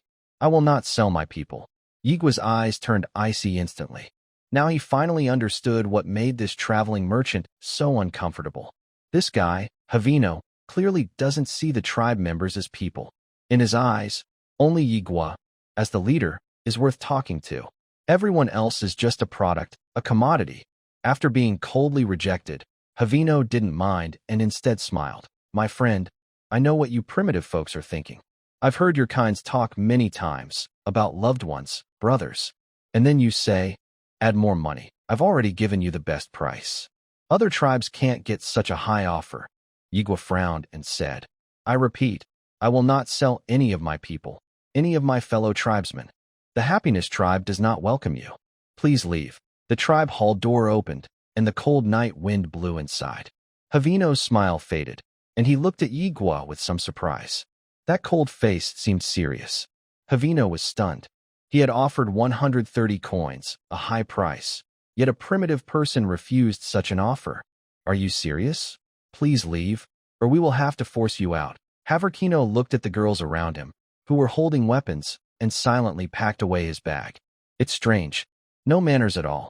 I wonder what that frog guy sees in this tribe. He carried his strange space bag on his back, turned around, and suddenly seemed to remember something. He asked, Can you tell me why you don't want to sell your people? They are my kin, people with rights, not goods. Haverkino tilted his head, surprised, and looked at Yigu. People's rights? Primitive people also have rights? Huh. I didn't expect to see such ideas in a primitive tribe. Well, never mind. I guess I just came here to see the world. Haverkino smiled bitterly and walked toward the door. Yigu asked, What is a people's union? Haverkino kept walking without stopping. Answer one question, 10 tribe coins. Yigu's voice came from behind. 20. Haverkino suddenly stopped. He turned around, a fake smile returning to his face like a merchant. Just to clarify, I'm not trying to sell you information. I just saw your sincerity in trading. I can't reveal too much. According to the rules, I can't share any information. I can't answer that question. It's too broad. But you can ask another, like how to join the People's Union. Only one question, though. Where can we meet the People's Union? Haverkino took out a wooden board and a feather pen and started writing on it. This wooden board costs 20 tribe coins. Deal. As soon as the words left his mouth, the trade was completed. Haverkino placed the board on the ground, gently pushed it, and slid it to Yigu's feet. Goodbye forever, strange primitive person. After finishing the transaction, Haverkino left the Happiness tribe without stopping.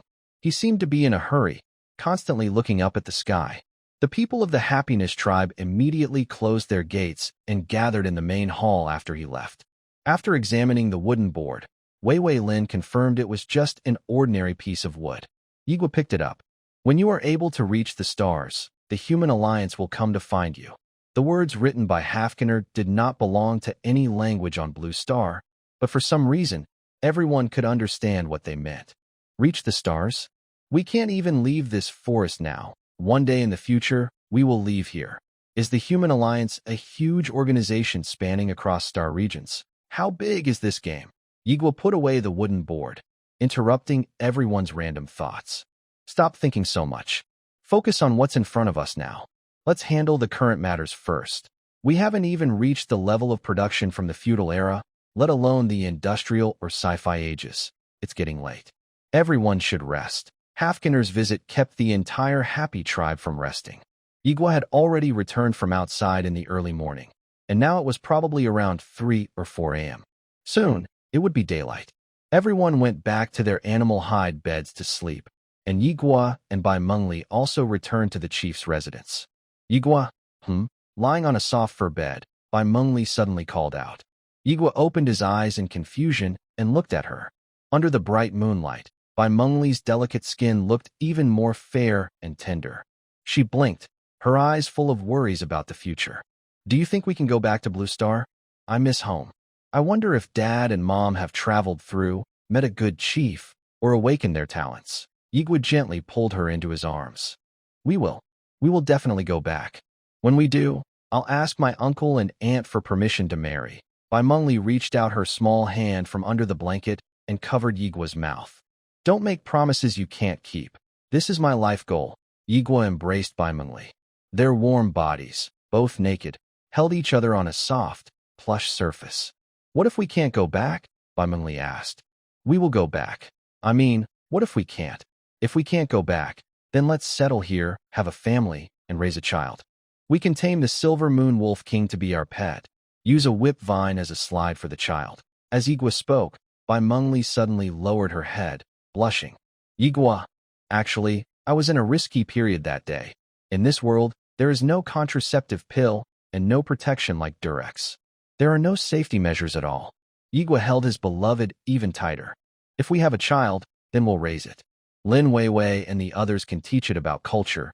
Zhao Ling'er can help it exercise. Hua Xiaofang can teach it crafts. And Zhou Xiaoyu can teach it music. And us? Of course, we'll go on a honeymoon. Feeling the steady heartbeat from the man's strong chest, Bai Mengli pressed close to Yigua, a smile on her face. In a sweet dream, she slowly fell asleep.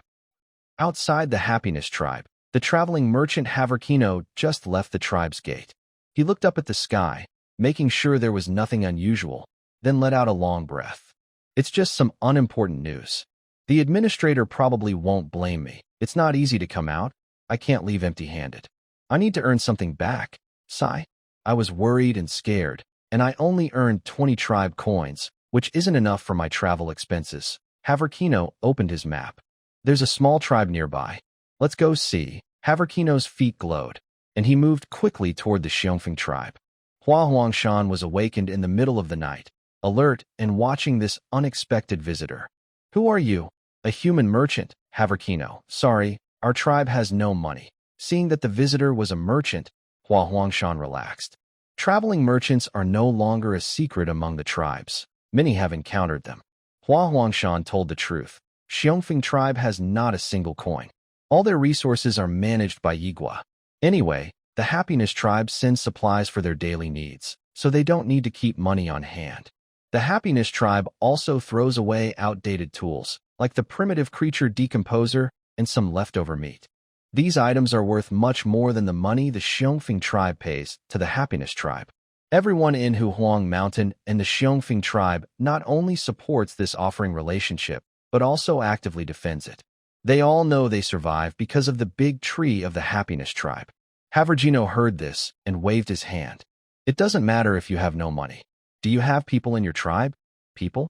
Yes, including me. There are 9 of us. Wow. Only 9? That's a bit difficult. The smaller the tribe, the harder it is to buy good people from them. Havergino hesitated for a moment and finally said, I'll buy one of your people for 110 tribe coins. How about that? Isn't it a good deal? Get lost. Huahuang Mountain threw a stone from the lookout tower, then picked up a stone spear, ready to turn into a fierce warrior. Havergino moved quickly to dodge the stone. Are you crazy? If you don't want to sell, then don't. Why are you hitting people? Obviously a primitive person, so savage. He shined his feet and quickly ran away. Walking through the dark forest, Havergino felt very annoyed. He asked 2 tribes in a row but couldn't buy any primitive people. What's wrong with these primitive people? Why won't they sell anyone? I've offered 110, but they still won't sell. He angrily checked his watch and called a contact. Hey, Harris, how's it going on your side? Great, bro. The primitive people here are the best I've ever met. Huh, I just came from a place called Victoria Tribe. The chief sold me 20 primitive people for only 80 tribe coins each. When I go back and sell them, I can make over 10,000. What? Only 80 tribe coins for one person? Yeah, these primitive people are useless in the tribe and just add to the trouble. The tribe chiefs are eager to send them away. That's more like it. That's a normal primitive tribe. Havergino was heartbroken. His own failure was painful, but hearing about his brother's success was even more discouraging. Harris was clearly very excited and kept talking nonstop. This is the 3rd tribe I've left, and now I'm heading to the 4th. Brother, my collar is almost out of supplies. Can you lend me some? I only brought 80 pieces this time. No problem, no worries.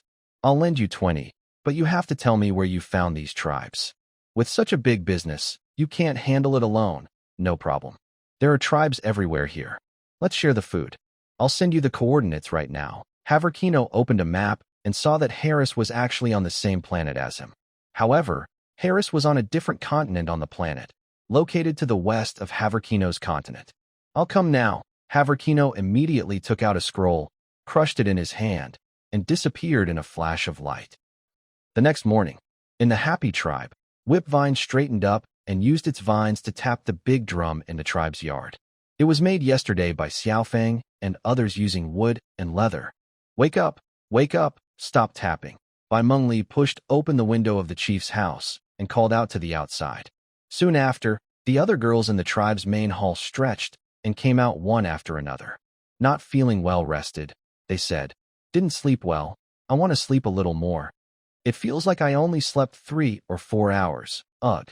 Whipvine woke up too early. Who suggested that Whipvine be the alarm clock yesterday? So annoying. "I'm going to say goodbye to sleeping in from now on," sob. Under the girls' resentful gazes, Whipvine swayed its vines and moved closer to them. Its vines bent as if asking whether they still wanted to play on the slide today. But none of the girls paid it any attention. "Good morning." The door of the chief's house opened, and Yigua led Bai Mengli out. "Good morning," the girls replied weakly. "Where are we going today?" Lin Weiwei asked. "Head south," Yigua replied. The exploration of the Happiness Tribe previously covered more than 6 or 7 kilometers in the east, west, and north directions. Only the south remained within the initial 1-kilometer exploration area. Everyone packed their gear and set out. The exploration team was reduced to only 7 people. The rest stayed in the tribe to work. Yigu led the team southward. The south was a dense forest. Yigu held a magic map that showed the area wherever he went. Sometimes, they saw a few wild animals jumping in the trees, some of which were dangerous creatures trying to attack the team, but Zhao Linger easily handled them. The magic map could automatically record the terrain within 100 meters around Yigu. The path was all forest with no change. They didn't know how far they had traveled when Yigu noticed the land starting to change. The terrain was gradually rising. "Maybe there's a mountain to the south." The trees were thick and blocked the view. But Zhao Linger climbed to the top of a tall tree and looked into the distance. She didn't see the mountain they expected. Instead, she saw a tall mountain reaching into the clouds in the southwest. "The mountain is in the southwest. The land is rising overall to the south. Maybe our tribe is in a basin surrounded by highlands." They kept climbing, and the trees around them became fewer, replaced by small bushes, then wide grasslands. Finally, in the afternoon, they reached the southern edge. It wasn't a highland, but a cliff. Below the cliff was an endless sea. The weather was clear today, with no clouds or fog, giving a perfect view. Standing on the cliff, the exploration team could see far around. The sea in front looked like a bay, stretching endlessly to the east. Looking south, they saw the continent on the other side. It was a completely different world from their own land, yellow land and tall mountains. The 2 continents faced each other across the sea. Under their feet was forest, and on the other side was a desert. The 2 lands were connected by a tall mountain, which was the mountain in the southwest. It reached into the clouds, and its top was unseen. "Chief, look. Over there, there's something pink." Zhao Linger pointed southwest. Across the distant sea, a soft pink patch stood out among the yellow sand dunes. "It's too far away." Yigu stared at the soft pink color for a while, then shook his head and said, "We can't go that far now. It seems there's nothing in the south. To go further south, we need to build ships. We should find a low-lying place to set up a port. Or we could cross that mountain to reach the other continent. That mountain is too high. Compared to crossing it, I prefer building ships to sail across the sea. Don't think too much. Whether crossing mountains or the sea, it's all too far. First, explore around our home." Everyone looked back toward the beacon of the Happiness Village. From a high vantage point, in the woods southeast of Happiness Village, 2 round clearings stood out clearly. There might be a tribe there. A survivor tribe. Yigu explored a large area, and only around the survivor tribe would such neat, large round clearings appear. The survivor tribe seems to be forcibly embedded into this world from outside. Both the Happiness Tribe and the Xiongfeng Tribe are surrounded by what looks like a steel stamp, destroying the original forest and turning it into open land to make space for their settlements. Everyone immediately headed toward those 2 suspected survivor tribe areas. However, when they arrived, All they saw was a destroyed ruin. From the remaining structures, it was clear this was once a primitive, drafty shelter. Bloodstains in deep red still remained on the ground near the tribe, but the bodies were gone. This tribe was destroyed a long time ago, on the night the safe period ended. They failed to reinforce their shelter in time. This tribe has already been wiped out. Yigu's mood was low. He led everyone to the second suspected tribe. The second shelter had collapsed, but no one was inside. The door was wide open, and the bloodstains on the ground looked fresher than those of the first tribe. This tribe might have been destroyed on the night of the fourth day. The beast tide on the fourth day was not very strong, but few dared to resist, and even fewer truly fought. That wave of beasts was a precise filter, clearing out all tribes that dared not open their doors to fight. A group of people brought back the wild beast they had killed on the road and handed it to Hua Xiaofeng. After finishing the supplies, they continued heading toward the Xiongfeng tribe. Chief, do you think there are also undead nests near the two destroyed tribes? Generally speaking, yes, there probably are. If the day the undead tide erupts, and the undead in those nests can't find anyone, will they come here? That's possible. Yigu's expression grew serious. If the undead tide breaks out, and the Happiness tribe is attacked by 3 undead nests at once, the pressure will be very heavy. We need to understand the true strength of the undead nests. Before the undead tide happens, I think it's necessary to check out the undead nest. He bought a return-to-town scroll from the goblin merchant, which gave him great courage. If danger arises, he can use the scroll to teleport back to the tribe. Of course, only if he isn't instantly defeated. Let's start by testing the undead nest near Xiongfeng tribe. Tonight, we'll wait at the entrance for the undead. When they come out, we attack. Maybe we can draw out stronger undead. Lin Weiwei, stay back a bit tonight. Understood. Based on current observations, low-level undead like ghouls and abominations have no intelligence. But from their movements, it seems there is at least one intelligent leader behind them. The structure of the undead nest is likely similar to the pygmy tribe, with only one or a few leaders having brains, while the rest are just obedient fighters. Everyone hid near the entrance of the undead nest outside Xiongfeng tribe. As usual, first came the beast tide attack. Qin Lan and Yu Lingling stayed in the Xiongfeng tribe to help fight the beasts, then headed to the undead nest entrance to meet the main force. Before they could arrive, the sound of rustling came from the entrance of the undead nest. The undead had appeared. Yi Gu and the others did not act immediately. They patiently lay in the bushes, waiting for Lin Weiwei's message. Last night, more abominations appeared among the undead, and tonight, new undead have joined the ranks. Soulfire Knight, dangerous creature.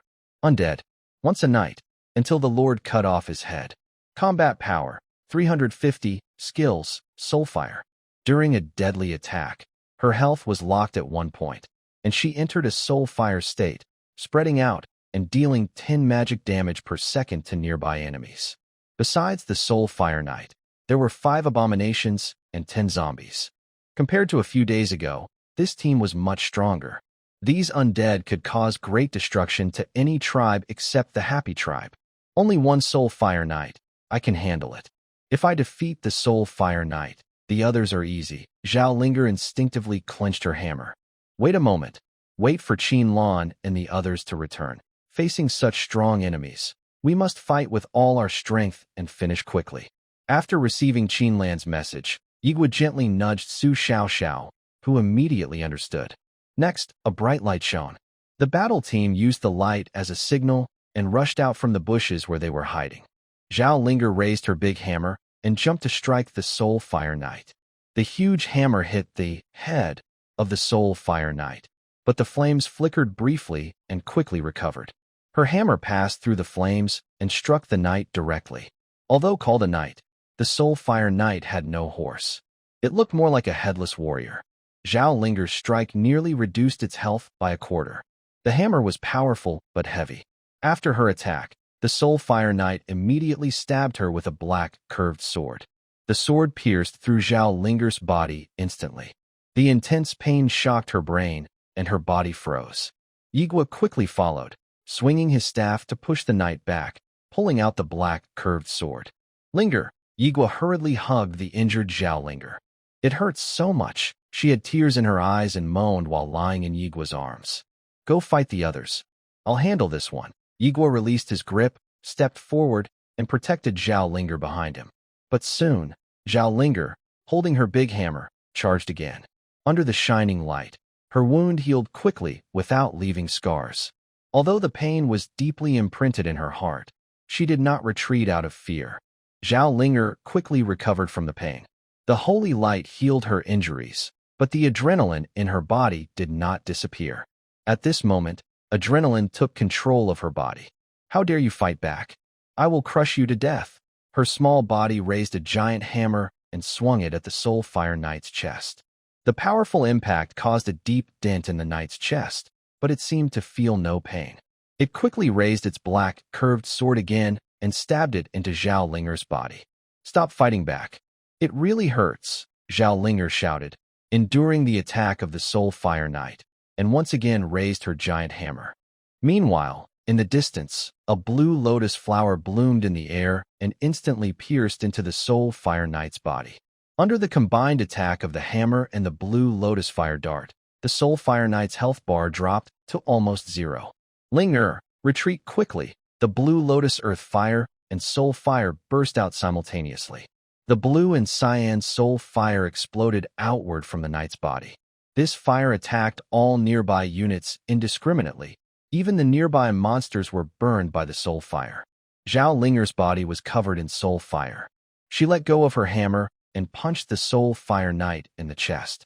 Finally, the last bit of the knight's health bar was depleted. Your tribe member has defeated the Soul Fire Knight. You gained 200 tribe coins. The holy light quickly healed Zhao Linger. The flames on her body were hot and kept burning her skin. The soul fire and holy light pulled against each other. Zhao Linger's body swayed in the flames, and intense pain tore through her. Although her health remained at a healthy level, the pain was real. Zhou Xiaoyu played a harmonious melody, trying to ease her pain.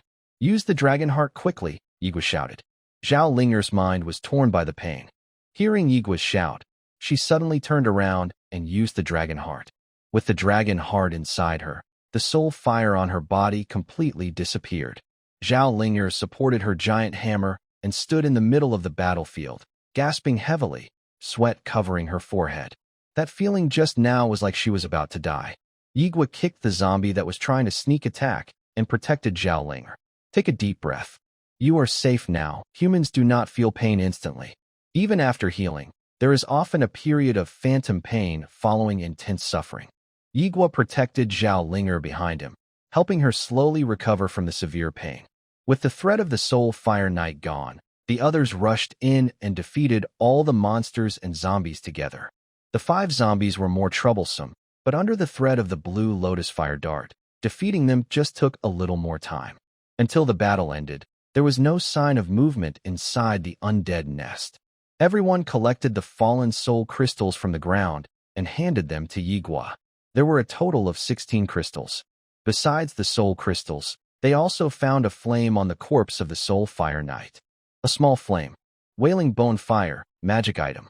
Magical fire. When placed in a campfire, it won't be extinguished by normal wind or rain, and it has a wailing characteristic that can scare away small animals. Equipping this flame allows you to release fire in a specific direction, dealing 10 damage per second to the target. Lin Weiwei reached out and placed the flame in her palm. The flame did not burn her. With her mental energy, the flames danced forward. With this flame, the mage profession can officially start. The fire relies purely on mental power to operate, giving pure mental talent users like Xiaoyu a new opportunity to shine. Yigua stayed beside Zhao Linger. She had mostly recovered now. Although her face was still pale, her body was back to normal. Adrenaline had worn off, and her body was once again under her brain's control. She picked up the black, curved dagger that had pierced her 3 times and handed it to Lin Weiwei. Secretary, please help me identify this. Lin Weiwei looked at the dagger and also checked Zhao Linger's condition. Her health was full, but she had a new buff called weakness. Zhao Linger always led the charge in battles, but she rarely got hurt before. This time, she was seriously wounded with 3 cuts, and the pain was almost unbearable for ordinary people. Lin Weiwei patted her shoulder and said, "This dagger is good. You don't need to carry that big hammer every day anymore. Bone dagger of the dead spirit, magic item. Made from the spine of a skeleton taken from the undead, forged with soul fire. It is a curved dagger that contains the power of pain. When equipped with this weapon, attacking a target causes the target to suffer 300% pain and increases attack power by 45. Wow, no wonder it hurts so much, Zhao Linger exclaimed after reading the description of this curved dagger. It hurt me so much just now. Although she was tortured badly by this dagger earlier, Zhao Linger immediately put it into her inventory after seeing its attributes. This dagger's attack power is only 10 points lower than a giant hammer, but it is very light and fast. For Zhao Linger, a giant hammer requires both hands to hold, and swinging it might even throw her small body off balance. But using this undead bone dagger avoids that problem. If she kills another Soulfire Knight in the future, Zhao Linger might even try dual-wielding daggers. One in each hand, she could perform a series of quick attacks, like a starburst slash, which might not kill the enemy, but would definitely hurt them badly. Clan leader, I'm giving you this hammer. Zhao Linger took off the giant hammer from her back. As the second strongest in combat within the clan, Yigu had been using the weapon that Zhao Linger, the strongest, had previously discarded. Now that Zhao Linger has a new weapon, the giant hammer naturally passed to Yigu. This hammer, with 60 attack power, has no special features other than being large and heavy. Yigu swung the giant hammer with both hands, spinning it around, finally understanding why Zhao Linger always jumped to smash with her hammer. Because Zhao Linger's weight isn't enough to match the weight of this hammer. After being struck, the bodies of the Soulfire Knights and the zombie-like creatures disintegrated into fragments. Once their bodies disappeared, only the flames and the undead soul crystal remained. Nothing else was left. At this rate, the undead appearing tomorrow could be huge monsters with a combat power of 400 or 500, or even beings on the same level as the Silver Moon Wolf King. Are we still going to wait for these undead tomorrow? Lin Weiwei asked. Everyone turned to look at Yigu. Yigu hesitated for a few seconds, then nodded.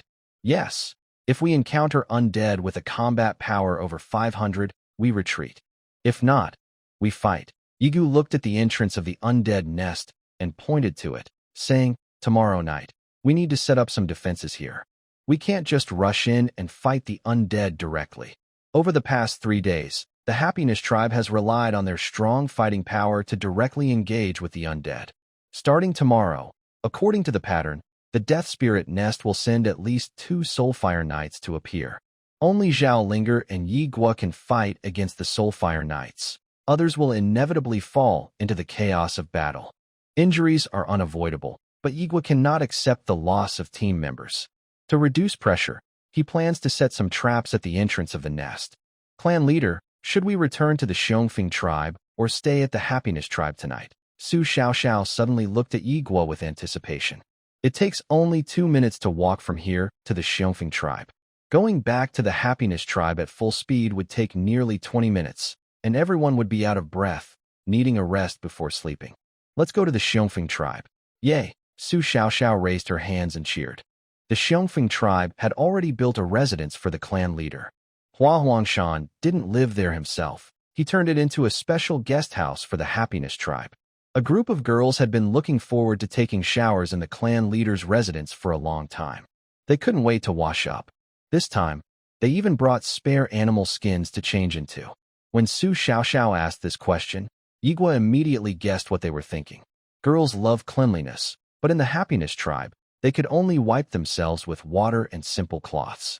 The group quickly ran back to the Xiongfeng tribe and crowded into the clan leader's residence. I want to shower first. Me first. Stop fighting, let's shower together. The shower is too small. Too many people can't fit. Stop fighting, listen to the clan leader's arrangements. Everyone's eyes turned to Yi Guo. Zhao Linger even took off her animal skin clothes right in front of Yi Guo. Clan leader, let me go first. Zhao Linger held on to Yi Guo's arm and begged. Feeling the pressure on her arm, Yi Guo took a deep breath. Go ahead. Linger is tempting the clan leader. Su Xiaoxiao looked at the scene with a shy smile and called out. Zhao Linger didn't care at all, a proud smile on her face. She even lifted her chest in front of Yi Guo, showing her curves. If you had someone like me, you could do that too. I want to tell the class monitor. Snitch. The two elementary school students argued. But in the end, Zhao Linger won. Zhao Linger confidently walked up the stairs. When passing by Su Xiaoxiao, she bumped into her with the ball. Su Xiaoxiao's chest rose and fell rapidly. She immediately imitated Zhao Linger and took off her animal hide coat. Clan leader Brother Yigu, ahem. The shower room is small. Everyone, come one by one. Then I'll go second. No, I want to go second. Seeing the girls crowding around, Yigu quickly covered his eyes with his hand. Although he had already seen everything on his first day after crossing over, after a few days without seeing it again, the scene still felt just as exciting as before. Qinlan stood in the corner, watching the noisy scene silently.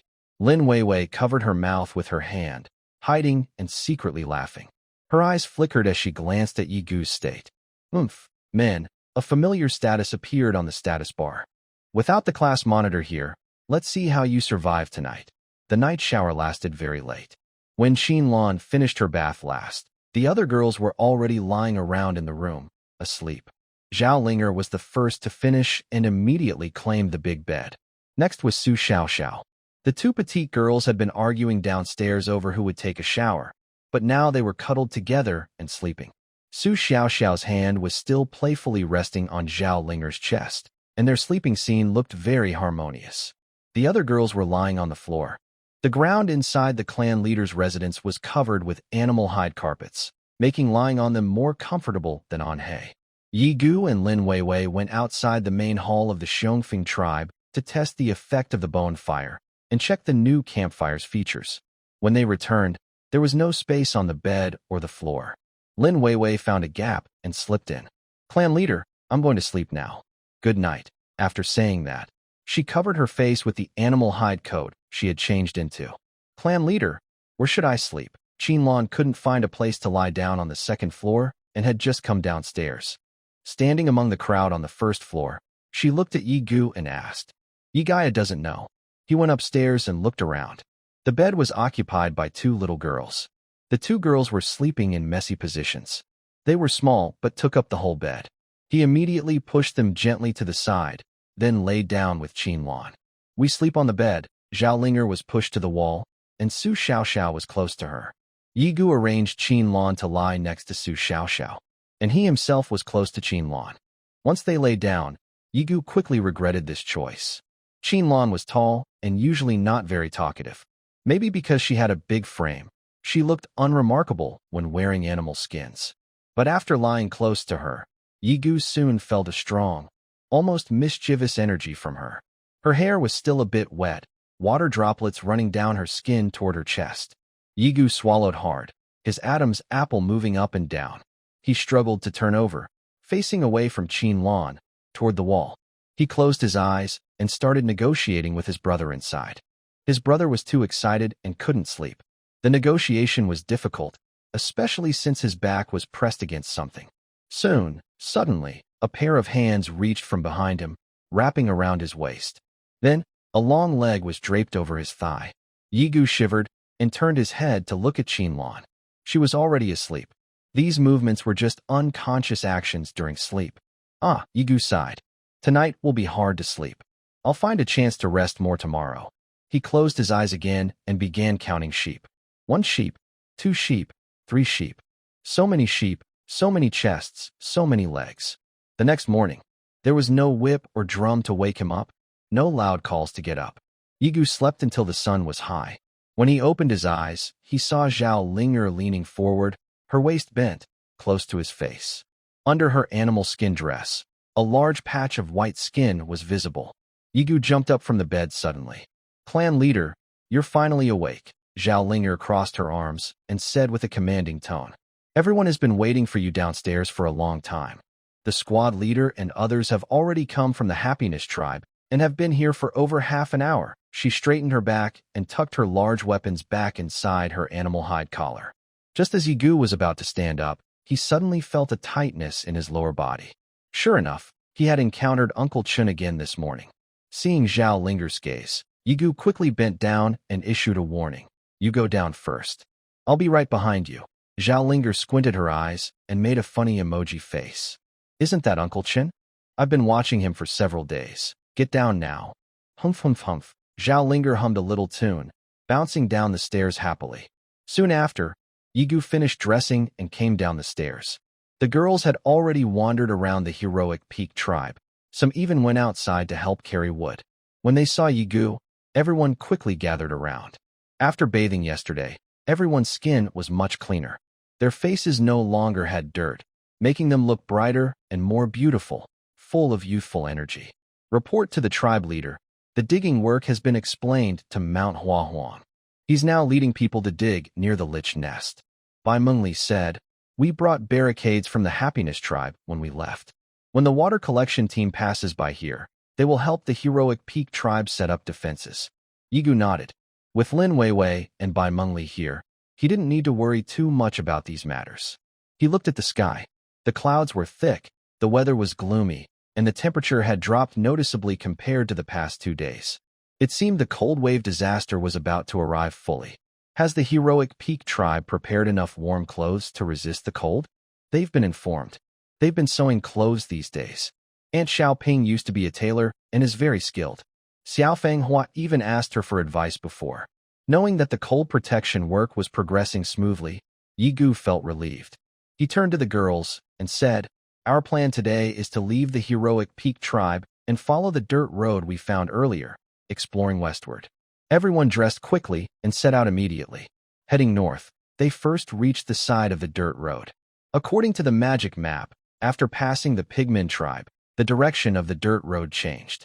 It shifted from east-west to northwest. Following this road northwest for about 3 or 4 hours, a vast ocean appeared again in front of everyone. Another sea? Could our birthplace be on a small island? No, maybe our tribe is in the southwest corner of the continent. So heading south or west brings us close to the ocean.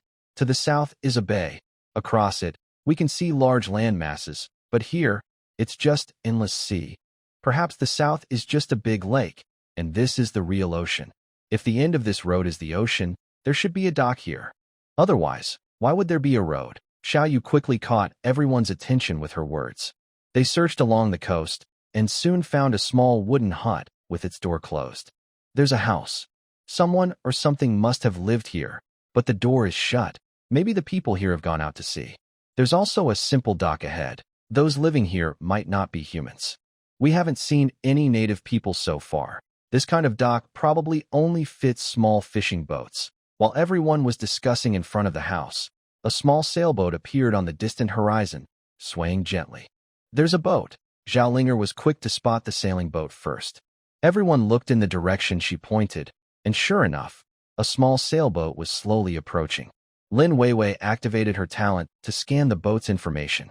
Fish People Simple Sailboat, magical item. A normal small sailboat enchanted with Fish People magic, allowing it to navigate the sea without being easily overturned by waves. Fish People? Everyone was curious. As the sailboat drew closer, they finally saw the creature standing at the bow. From a distance, its features were unclear, but it held a fish spear and wore a straw hat. Yuanhua? Who's Yuanhua? This must be a fish person. Secretary, quickly identify it. Checking now. Lin Weiwei's eyes magnified like a magnifying glass, focusing on the fish person, and her view automatically zoomed in. Small fish person, peaceful creature. A magical creature. These types of merfolk are small in size, usually gentle and helpful, but sometimes also quite stubborn. Do not anger them, as they can freely come and go in the ocean and easily damage passing ships. Battle strength. 300. So cute. As the little merfolk approached, everyone finally saw what it looked like. It had big, round eyes, smooth blue-gray skin that looked soft and adorable, a small head with lively long ears, and a playful appearance. It looked clever, but a bit silly. Is this a little merfolk? So tiny, you're the small one, from a distant sailboat. A sharp, muffled voice was heard. The little merfolk leapt from the deck of the sailboat, jumping directly onto the shore from dozens of meters away. It held a fish spear and looked at the happy villagers with big, cautious eyes. Who are you? What are you doing at my home? Wow. It can talk like a human, Zhao Linger exclaimed in surprise, but Lin Weiwei gave her a warning look and shrank back. Zhao Linger quickly covered her mouth. Bai Mengli stepped forward and approached the little merfolk. Hello? We are humans from the nearby happy village. We are passing by and came to visit. The little merfolk looked at Bai Mengli and quietly put away its fish spear. This human woman gave it a very gentle feeling, so it couldn't feel any hostility. Welcome. I love playing with humans the most. It grinned widely and turned its attitude completely around. Although its speech was a bit unclear, you could feel the happiness in its tone. It jumped to the door, gently flicked it with its hand, and a tiny ripple appeared on the door. The door opened, revealing some simple fishing tools like nets and fish spears. Come in and sit. The little merfolk warmly invited them. The room was small, and with so many explorers, not everyone could fit inside. Bai Mengli and Yi Guli exchanged glances, then took Zhao Linger and Lin Weiwei and entered the small house together. The little merfolk was very friendly. As they entered, it took a string of small dried fish from above the eaves. Eat. Lin Weiwei nodded to everyone, and they all picked up the dried fish. Yigu ate a small dried fish and suddenly felt his whole body turn cold. This cold feeling came quickly and went just as fast.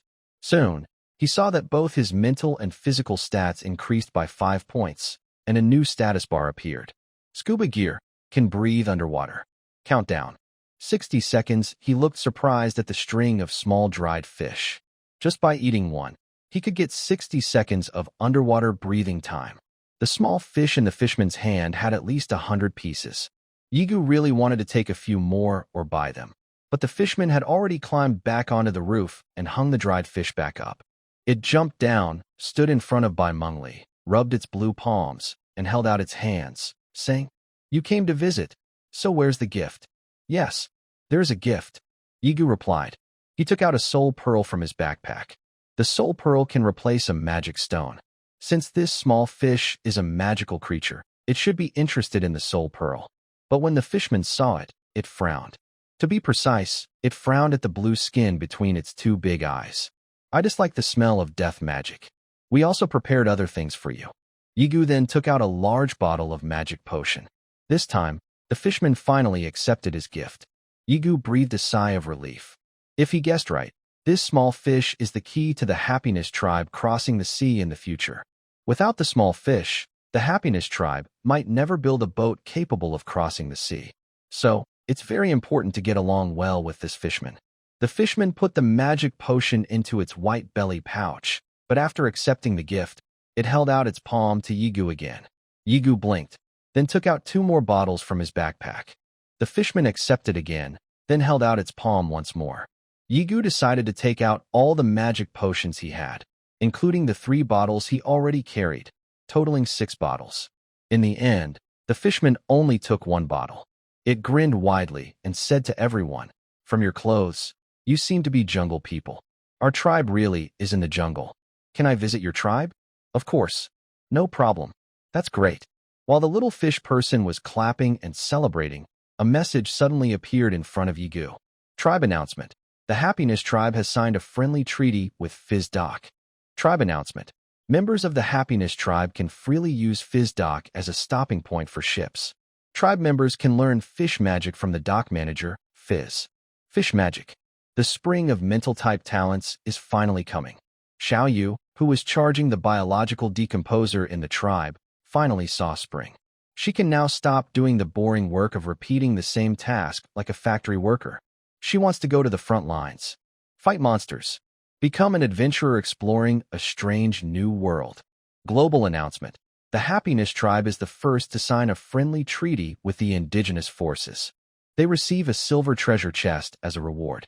The tribe gains 30 influence points. Yigu didn't expect that just talking casually with Xiao Yu would be considered as signing a contract.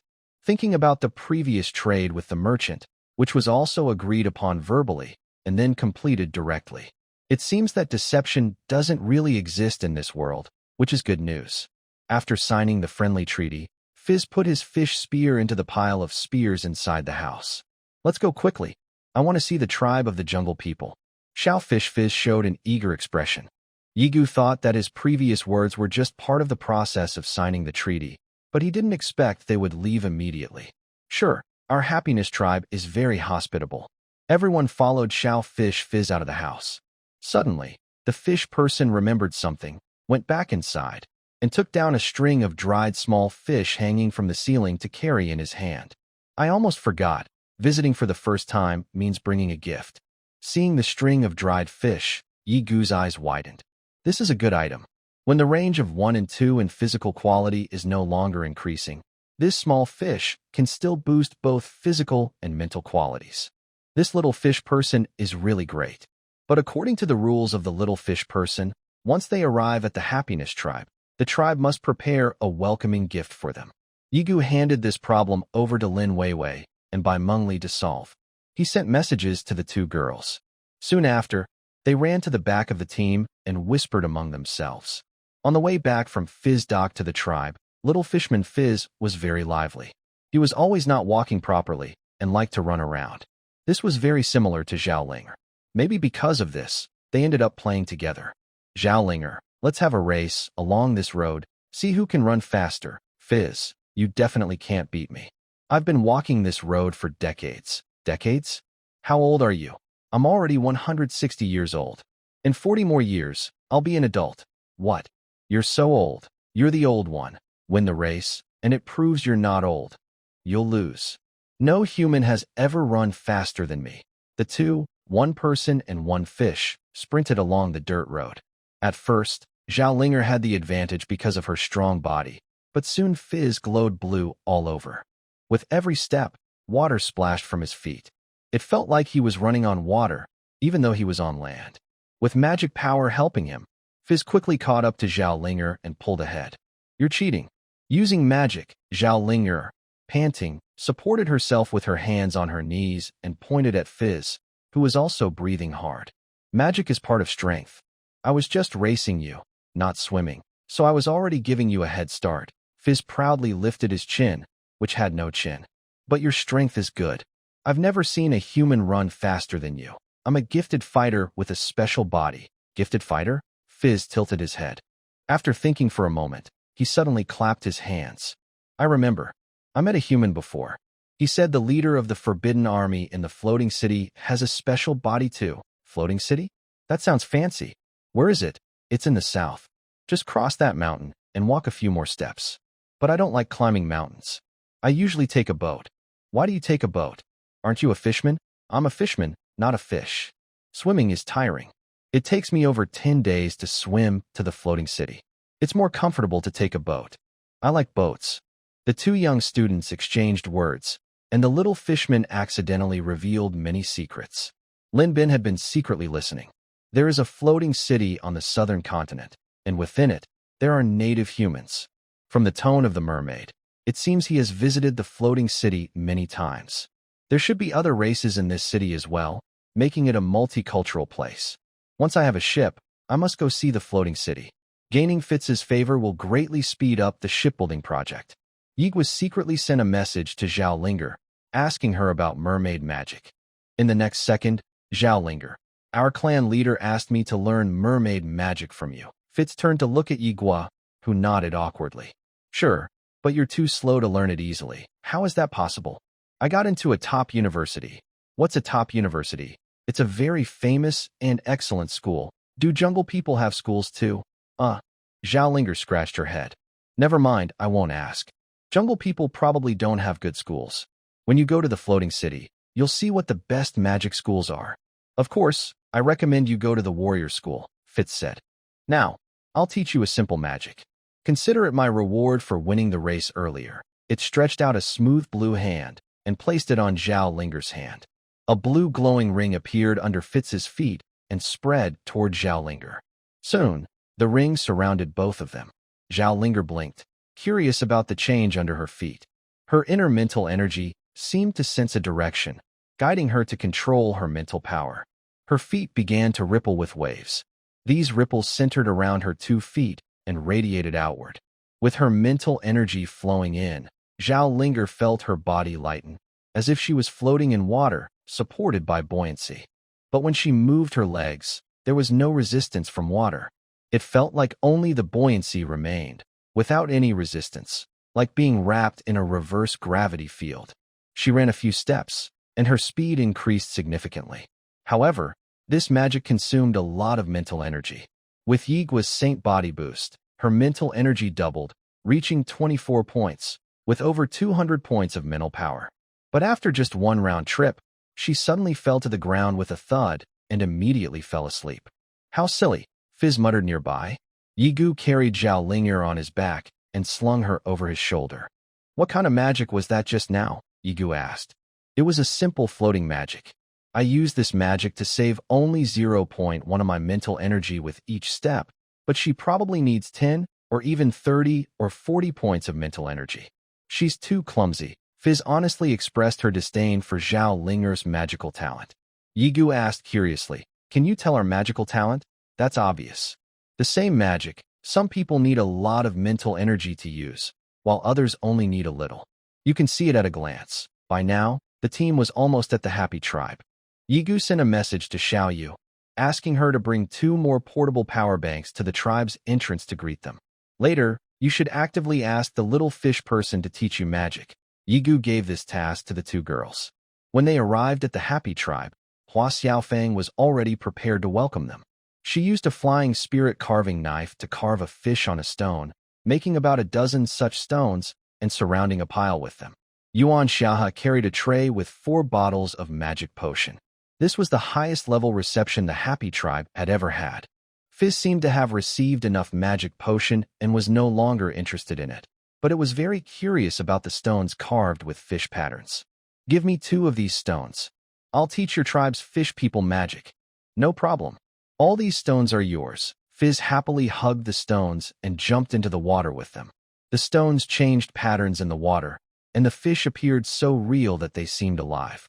Fizz swam back and forth in the tribe's pool, playing with the stones. "Chief, can these fish people really be teachers?" Xiaoyu, who was following Yigu, looked worriedly at the little fish person playing with the stones. "Just think of it as Zhao Ling'er," Yigu replied. He asked Hua Xiaofang to find a large stone, carve a big fish on it, and then asked Xiaoyu to hold the stone and go find the little fish person to learn magic. This trick turned out to be very effective. The little fish person immediately taught Xiaoyu a set of mermaid magic, including buoyancy magic, breath-holding magic, and water flow control magic. Xiaoyu's magic talent is clearly 10,000 times better than Zhao Ling'er's. She tried each of the 3 spells one by one, still looking energetic and not showing any signs of tiredness. Under Fizz's guidance, Xiaoyu quickly mastered water flow control magic, able to shape the water into various forms in the air. Lin Yue checked Xiaoyu's status and found that after practicing mermaid magic for so long, she only used 1/3 of her blue energy. Compared to Zhao Ling'er, Xiaoyu's magic energy consumption is even less than 1/10 of Zhao Ling'er's. Zhao Ling'er should stick to the pure warrior path. We can't expect her to become a battle mage. Fizz was very happy with this visit and generously handed out small fish snacks to each member of the Happy Tribe. With the enhancement from the Holy Body, everyone in the tribe gained 2 to their physical and mental stats. Xiaoyu, Hua Xiaofang, and others learned mermaid magic from Fizz. After testing their magic energy consumption, Xiaoyu surprisingly was not the lowest. Bai Mengli became the most talented magic user in the tribe. Her magic energy consumption was astonishingly low, almost on par with Fizz, the mermaid. Using mermaid magic, Fizz's blue energy cost is like a human using their innate skills, very low. Yet Bai Mengli, even as a beginner, could match Fizz's blue energy use. Even Fizz was amazed. Perhaps because of the spirit of all things effect, Fizz felt a natural closeness to Bai Mengli. It recommended, when you go to the floating city in the future, the Grand Mage there will definitely take you as a disciple. Fizz didn't stay long in the tribe and left by the afternoon. A new location was unlocked on the Happy Tribe's map, Fizz's dock, and the magic mentor, Fizz, was also unlocked. "Chief, the plan for the Business Mutual Aid Association is ready. It's roughly like this. Look, I sent you a message." After seeing Fizz off, Lin Yue came to Yigu and reminded him to check the messages. She organized the structure of the Business Mutual Aid Association into words and sent it to Yigu. "Okay, let's proceed with this plan. Tell those few over there to stop playing in the water. Don't let them fall asleep from playing. Have them come over to help with the contact." Yigu pointed at a few girls playing water games in the tribe and spoke. Soon, Xiaoyu and others were brought before Yigu. "Chief, what's the matter?" Xiaoyu had just discovered her magic talent and was excited. I want to set up a business mutual aid association. From now on, you and Lin Weiwei will be our tribe's liaisons. Lin Weiwei will organize and coordinate the tribe's internal members, and you will handle external contacts. Oh, the young girl showed strong reluctance. Chief, I want a new position. I want to join the exploration team. I want to become a great mage's assistant. I want to go to the front lines. I don't want to stay in the tribe as an office worker anymore. Yigua raised an eyebrow. Wow, she learned a couple of fishman magic tricks and got cocky. Xiaoyu does have some magic talent, but it's not enough. The fishman magic taught by Fizz mainly enhances herself or controls small water streams. Basic magic. The only attack-type magic is the water bomb. It summons a water bubble that explodes in front of the enemy, causing mental damage equivalent to 0.7 of magic power. Its power is similar to firecrackers used during festivals. But Yigua didn't want to crush Xiaoyu's confidence. He looked around at the others. Do you all want to become great mages? Yeah. The girls nodded eagerly. All right, tonight you'll go out with me to ambush the undead. People teach what they can't learn and do what they can't do. Once learned, it's easy.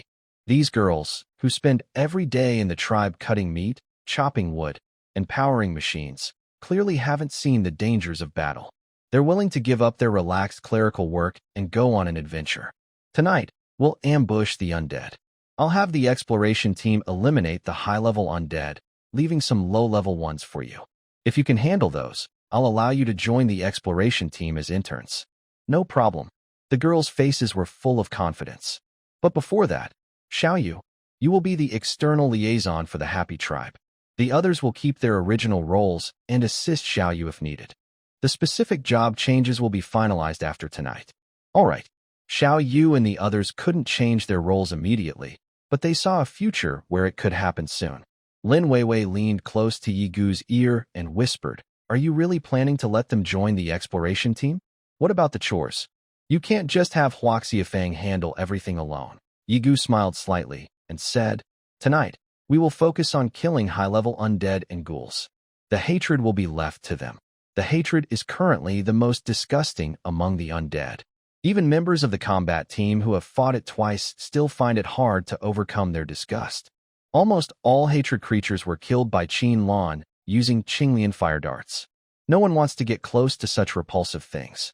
Watching the girls playing with water nearby, Lin Weiwei felt a bit sorry. They are just innocent little girls, being toyed with by the evil capitalist Yigu. In the afternoon, Yigu led the team out again, heading east. Before leaving, Zhao Linger carried a silver treasure chest and wobblingly approached Yigu. Clan leader, Hehe Carrot Kama Carrot. Got it. Yigu opened the chest, revealing a ring blade. Sun and Moon Arc, Spirit Tool. Crafted by a legendary dwarf smith during the convergence of Yin and Yang. It took years to perfect this masterpiece. It can be worn as jewelry or used as a weapon. When attacking with this weapon, attack 50 spirit times 1, magic damage 51.5 times spirit. Feature 1, Spirit Drain. When equipped, any skill used to kill an opponent will return 100% of the spirit cost and briefly steal some of their attributes. Loot attributes are additional, not basic. Feature 2, Sun and Moon Wheel. During the day, spirit cost is reduced by 50%. Attack 1 times spirit. At night, magic effects are doubled. This looks like a versatile weapon for both attack and magic, but currently, the Happiness Tribe has no one skilled in both. Use it yourself. Zhao Linger once again hung her head and walked away. Only Yigu himself has strong dual attributes of spirit and constitution, so he ultimately kept the spirit tool. He controlled the arc, shrinking it to about the size of a brooch, and hung it on his animal hide shirt. Everyone left the tribe, and, near the 2 destroyed tribes they had already discovered, found the entrances to 2 undead nests. Zhao Linger, Yigu, and Bai Mengli worked together with the Medicine King Spirit Ho to block all these entrances. Each entrance was blocked with at least a dozen large stones, filled in with dirt in the middle. After sealing the undead nest, everyone returned to the tribe, had dinner, and did some simple supplies. Then they set out toward the Xiongfeng tribe. This time, the team included Xiaoyu and other staff members who wanted to switch jobs. The team grew to 16 people. At the entrance of the undead nest near the Xiongfeng tribe, everyone checked the traps made by the tribe and the water collection team.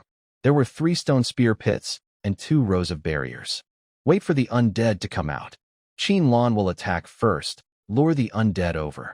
Stronger undead, like Soulfire Knights, are usually quick, so let them step into the traps. Then the others can use the barriers to fight the Soulfire Knights or ghouls that cross the traps. As long as Xiaoyu is careful, there shouldn't be much problem. Xiaoyu followed the team, nervously asking, "What about me? Stay far away? Wait somewhere distant. Don't cause trouble. When the fight is almost over, I will call you to come and harvest. Don't worry, there will be a place for you to show your skills." Xiaoyu and the others, new to battle, were placed 200 meters away to avoid panicking or messing up the formation. Yi Gu and the other members of the combat team stayed near the barriers, about 100 meters from the entrance of the undead nest. As the night beast tide ended, the undead nest soon showed signs of activity. Lin Weiwei immediately reported the undead lineup. 15 zombies, 7 ghouls, 3 Soulfire Knights, and 1 undead siren. Lin Weiwei quickly sent the attribute panel of the undead siren. Undead siren, dangerous creature. Undead, born from accumulated resentment. Its body exists between reality and illusion. It has strong mental interference abilities and is a powerful support unit in the undead camp. Combat power, 100, skills, resentful spirit form. The undead siren's body exists between reality and illusion, immune to 50% of physical damage, but its resistance to magic attacks drops by 50%, and it takes 30% more magic damage. Rage Roar. The undead siren emits a roar that can shake the soul, increasing the attack power of all nearby undead. Death Whisper. Before dying, it lets out a roar that curses all enemies within 50 meters. The attack from the undead can trigger a curse effect, dealing an extra 15 points of damage to enemies affected by the curse each time they are hit. First, kill the support. After seeing the description of the undead female ghost, Yi Gu immediately made a judgment and said to Qin. Qinlan's blue lotus fire dart ignited a blue lotus flame and shot toward the undead female ghost. At the same time, Zhou Xiaoyu played the broken sky and earth harp, sending 2 sound waves toward the ghost, 1 wide and 1 narrow. The damage from the blue lotus fire dart is physical, but the burning afterward is pure magic damage. The semi-transparent body of the undead female ghost was instantly covered by the blue lotus fire, causing her health to drop rapidly. The sound waves from the broken sky and earth harp hit simultaneously, adding to the damage from the fire dart. With their combined attack, the undead female ghost was quickly reduced to almost no health. Although Zhao Linger and Yi Gu were over 100 meters away from the entrance of the undead nest, each held a stone spear and threw it at the ghost. The stone spears dealt low damage, but the ghost's health was already very low. Just a little more to go. Just as it was about to be burned to death by the blue lotus fire, the ghost suddenly trembled violently and let out a sharp roar. It's a death cry, not a hate roar. Lin Weiwei observed the state of the undead and quickly said, "Not a hate roar is enough." No one in the Happiness tribe was within 50 meters of the undead female ghost, so this death cry skill was essentially useless. Your tribe member killed the undead female ghost. You gained 50 tribe coins. The reward for killing this undead female ghost was much higher than the usual 100 combat power targets. The reward for killing undead is generally high, and this ghost was probably a rare type, so the reward was even greater. After a round of attack, the Happiness tribe members instantly killed the ghost at the entrance. The remaining undead all spotted enemies in the distance and charged toward the Happiness tribe's position. The fastest was the 3-headed Soulfire Knight. Each of the 3 knights charged forward with a sword, completely unaware of the trap beneath their feet. The first Soulfire Knight stepped onto the hidden grass pile, instantly falling into the pit, with 7 or 8 stone spears piercing through its body. This damage was not enough to kill the knight, but it prevented it from fighting for a short time.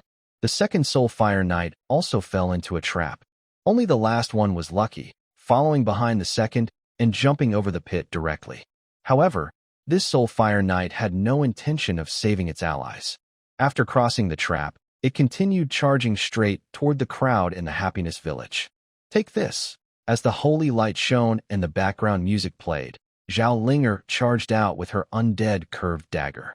She struck the Soul Fire Knight in the waist with a single blow, then quickly dodged to the side to avoid a counterattack. While dodging, Zhao Linger's feet suddenly glowed with ripples of water, and she swiftly appeared behind the Soul Fire Knight, kicking it hard in the back.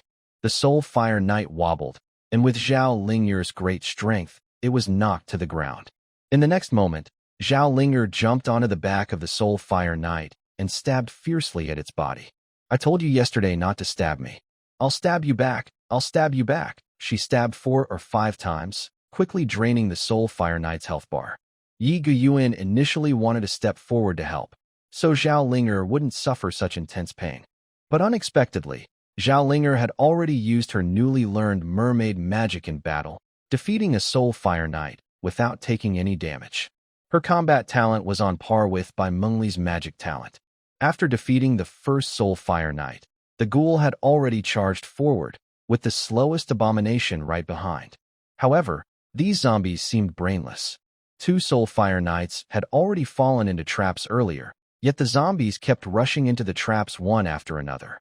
The abomination was slightly smarter, managing to avoid the traps, but under Qin Lan's Qinglian fire darts, each dart hit its target. "Leave 2 for the great mages," Yi Gua told Qin Lan. Qin Lan shot out her Qinglian fire darts again, aiming at the zombies and the hard-earned Soul Fire Knight that had just crawled out of the pit. These Soul Fire Knights struggled to pull themselves out of the stone spear traps, then had to push against the pressure of falling zombies to keep moving upward. Just as they were about to escape, they saw Zhao Linger waiting at the edge of the pit with her twin blades. Yi Gua, seeing that the battlefield was under control, immediately sent a message to Xiao Yu. Xiao Yu hurried over and asked, "Which one should we attack?" Yi Gu pointed at the 2 hated creatures trapped in the barrier. Under the bright light, this battlefield looked as clear as daytime. When Xiao Yu and the others saw these 2 hated creatures, their faces turned pale. She had never seen such disgusting beings. How could there be such repulsive creatures in this world? One of the hated creatures had rotten, greenish, pus-covered skin. Its abdomen was torn open, revealing dark, purple organs and sticky pus flowing down. It was chained with rusty, broken chains, with blood and flesh hanging from its broken axe. Its mouth dripped saliva, and its face was twisted and disgusting. Its crooked head had a cloudy eye hanging outside the socket. Its mouth oozed foul-smelling saliva. Every step it took caused rotten flesh to fall off, and it emitted a nauseating corpse smell. The battle team had just finished defeating the last zombie on the field and was now gathered at the edge of the pit, finishing off the zombie and the Soul Fire Knight that were still barely alive. The hated creature swung its chain, trying to break free from the barrier that held it. "Come on, attack now," Yi Gu urged. Xiao Yu and the others suddenly snapped out of their shock, trembling as they pointed their hands at the hated creature. Explosive water ball. A water bubble the size of a fist formed in her hand and slowly floated toward the hated creature. The battle team had finished fighting and was watching the mages perform. "Do you have to shout to cast attack magic?" Zhao Linger asked. "No. I can also cast explosive water ball." "Then what is she shouting for?" "Maybe to make it look more powerful." The water bubble slowly reached the hated creature's face and then burst. The creature's health bar showed a slight change. The burst water covered its already disgusting body with liquid. Now, its body was not only oozing greenish pus, but also reflected light, making it look especially shiny. Just looking at it made people want to vomit. "Keep casting skills. The barrier's durability is almost gone." Yi Gu stood beside Xiao Yu and the others, urging them. At that moment, one of the barriers finally couldn't withstand the hated creature's attack and shattered loudly. 2 of the green foaming hated creatures swung their chains, trembling with their corpses and flowing pus, rushing toward the mage girls. Xiao Yu's face turned pale, and her body trembled uncontrollably. Explosion. Water ball. The bubble caused 30 points of damage to the monster. However, the monster had already rushed in front of Xiao Yu. The foul, toxic fog instantly filled Xiao Yu's nose. She suddenly felt weak in her legs and collapsed to the ground. As the blood-stained chain was about to hit her face, Xiao Yu instinctively raised her hands to block it. "Help!" In the next moment, a giant hammer rose from the ground and struck the chain directly. The hammer blocked the chain and continued forward, smashing the monster's face with a loud bang. The fat body of the monster was knocked back several steps by the blow. Meanwhile, another monster swung its chain, trying to attack Yigu, but was pierced by a blue lotus flower from afar. The fire of the blue lotus instantly spread through its body. Yigu swung his hammer again, working with Qinlan's attack, and quickly smashed that monster into a pile of flesh. With their combined efforts, the two monsters were soon defeated. When the monsters were killed, Yigu's hammer shattered their bodies. The bodies, made of stitched-together corpses, instantly scattered. Pieces of greenish, pus-filled flesh fell in front of the magical girl, on her legs, and on her body. Xiao Yu and the others felt a wave of intense nausea rising from their stomachs. Ugh! She hurriedly turned away the corpse piece on her leg and took a few steps back, finally unable to hold it, leaning against a large tree and vomiting. The other girls were in similar states. The disgust caused by the monsters far exceeded what they could endure. Before entering the battlefield, their worst imagined scenario was accidentally cutting into a major artery while helping Xiaofeng cut meat, causing blood to spray everywhere. But the monsters were 1,000 times more disgusting than anything they had imagined. Their clothes, made of animal skins, were also stained with the monsters' foul flesh, and the smell was so strong it was almost impossible to keep their eyes open. This place is close to the water source. Let's go there to wash up and not waste the tribe's water. The stench of the monsters is hard to wash off. It will take a long time to clean. Yigu carried his giant hammer and slowly approached the girls. Zhao Linger and the others counted their loot, which included 26 death soul crystals, 3 death bone knives, 3 clusters of wailing bone fire, and a ghost crystal core. Ghost crystal core, magical item. When used, it creates a ghostly energy field that boosts allies' spell damage and reduces enemy spell resistance. The field also slows down enemies inside it. Lin Weiwei kept the ghost crystal core because Yigu's backpack was full. Zhao Linger and Lin Weiwei took the other girls back to the Xiongfeng tribe to rest. Yigu, along with Xiao Yu and others, went alone to the water source to wash up. To make the hatred explode with a corpse, he personally executed a hatred with a giant hammer, which made his armor smell terrible. He also needed to clean himself. At the water source, Yigu took off his armor. The girls had all taken off their beast skin clothes, standing naked and rushing to wash in the spring water. They didn't care if Yigu was watching. They just wanted to wash off the dirt quickly. Yigu's armor was dirty, but his beast skin clothes inside were spotless. He sat on a large stone nearby, watching Xiao Yu and the others recover peacefully, and said, "I'm very disappointed in you. Do you think, based on your performance tonight, you can join the combat team? Besides adding burden to your teammates, what else do you think you can do on the battlefield?" Yigu used a strong motivational approach. The girls lowered their heads. Although there was no bright light here, their shame was obvious. Yigu continued, "The Xiongfeng tribe can't hold so many people. I'll send you back to the tribe. Starting tomorrow, each of you will return to your own roles. If anyone wants to join the combat team again, they must kill a hatred themselves and then come to me." "Understood, leader," Xiao Yu responded softly. The other girls also admitted their mistakes. After washing, they were all wet, and their beast skin clothes were soaked through. They stood naked, crowded together, and only then did they notice Yigu standing nearby. Under the night sky, it was dark, but the embarrassment of being naked in front of each other was still there. Yigu took out 4 sets of clean beast skin clothes from his backpack. "Put these on. Don't catch a cold. The temperature has dropped quite a bit tonight. At this time, the temperature has become noticeably cold. Early in the evening, it wasn't so cold, but now, it has dropped at least 5 or 6 degrees since sunset. A cold snap is quickly approaching. Hurry up and put your clothes on. It'll still take a while to get back." A group of people set out for the Happiness Tribe. Yigu actually had a bit of selfishness. He wanted to go back to the Happiness Tribe tonight to sleep, preferably on a small white bed. After returning to the tribe, he sent the girls back to the warm main hall, then quickly ran back to his chief's residence. Bai Mengli had already finished washing and was sleeping soundly on a soft bed. Yigu quickly slipped into the blanket. His body, feeling the cold outside, wrapped around Bai Mengli. Bai Mengli was startled awake, but when she saw it was Yigu, her body gradually relaxed. "Why did you come back to rest today?" Bai Mengli didn't seem upset. just slightly resentful as she pinched Yigu's waist. I missed you. Yigu's hand gently stroked by Mengli's skin, his fingers slipping inside her animal hide dress. Why are you still wearing clothes to sleep? It's cold. Don't you think tonight is colder than the past few days? Maybe you should take it off and sleep. In the darkness, Bai Mengli looked into Yigu's eyes by the campfire outside the tribe. No, I'll help you take it off. Don't take it off. Hey, hey.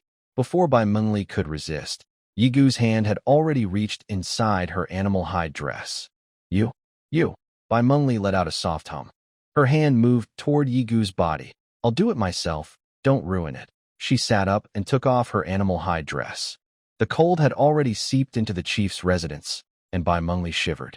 Cold. Yigu hugged her body, lying down together under the blanket. It'll warm up soon. He whispered softly into Bai Mengli's ear. Bai Mengli couldn't help but hum softly.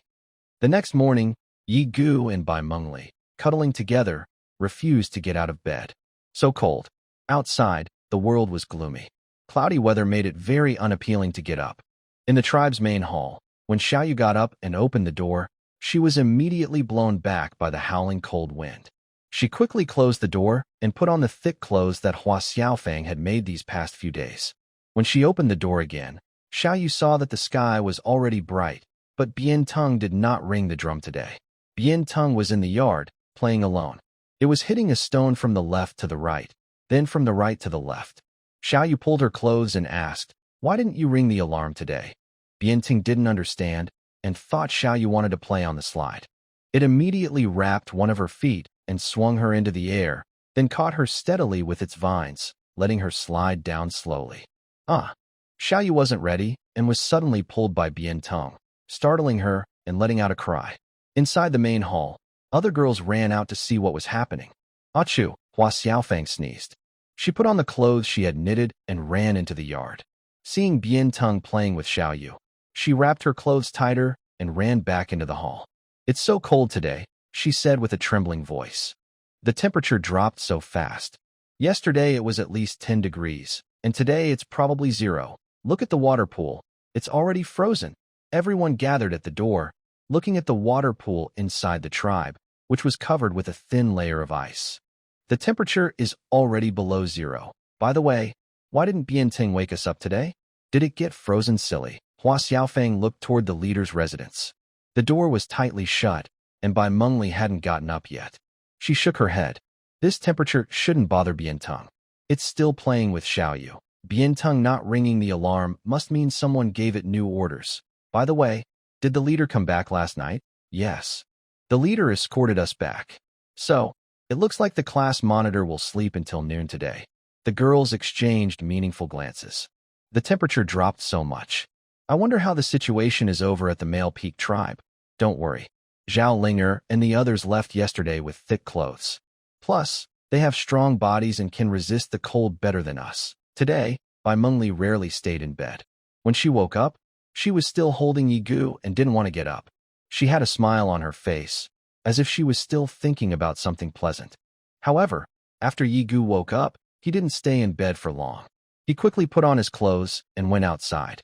Clan leader, the cold snap has arrived. Currently, our tribe has enough warm clothes.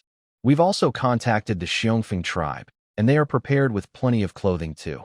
Yigu nodded, then took out the Death Soul Pearl from his backpack. He had collected 58 Death Soul Pearls, which was enough to upgrade the tribe. He opened the tribe management panel and clicked on the upgrade option.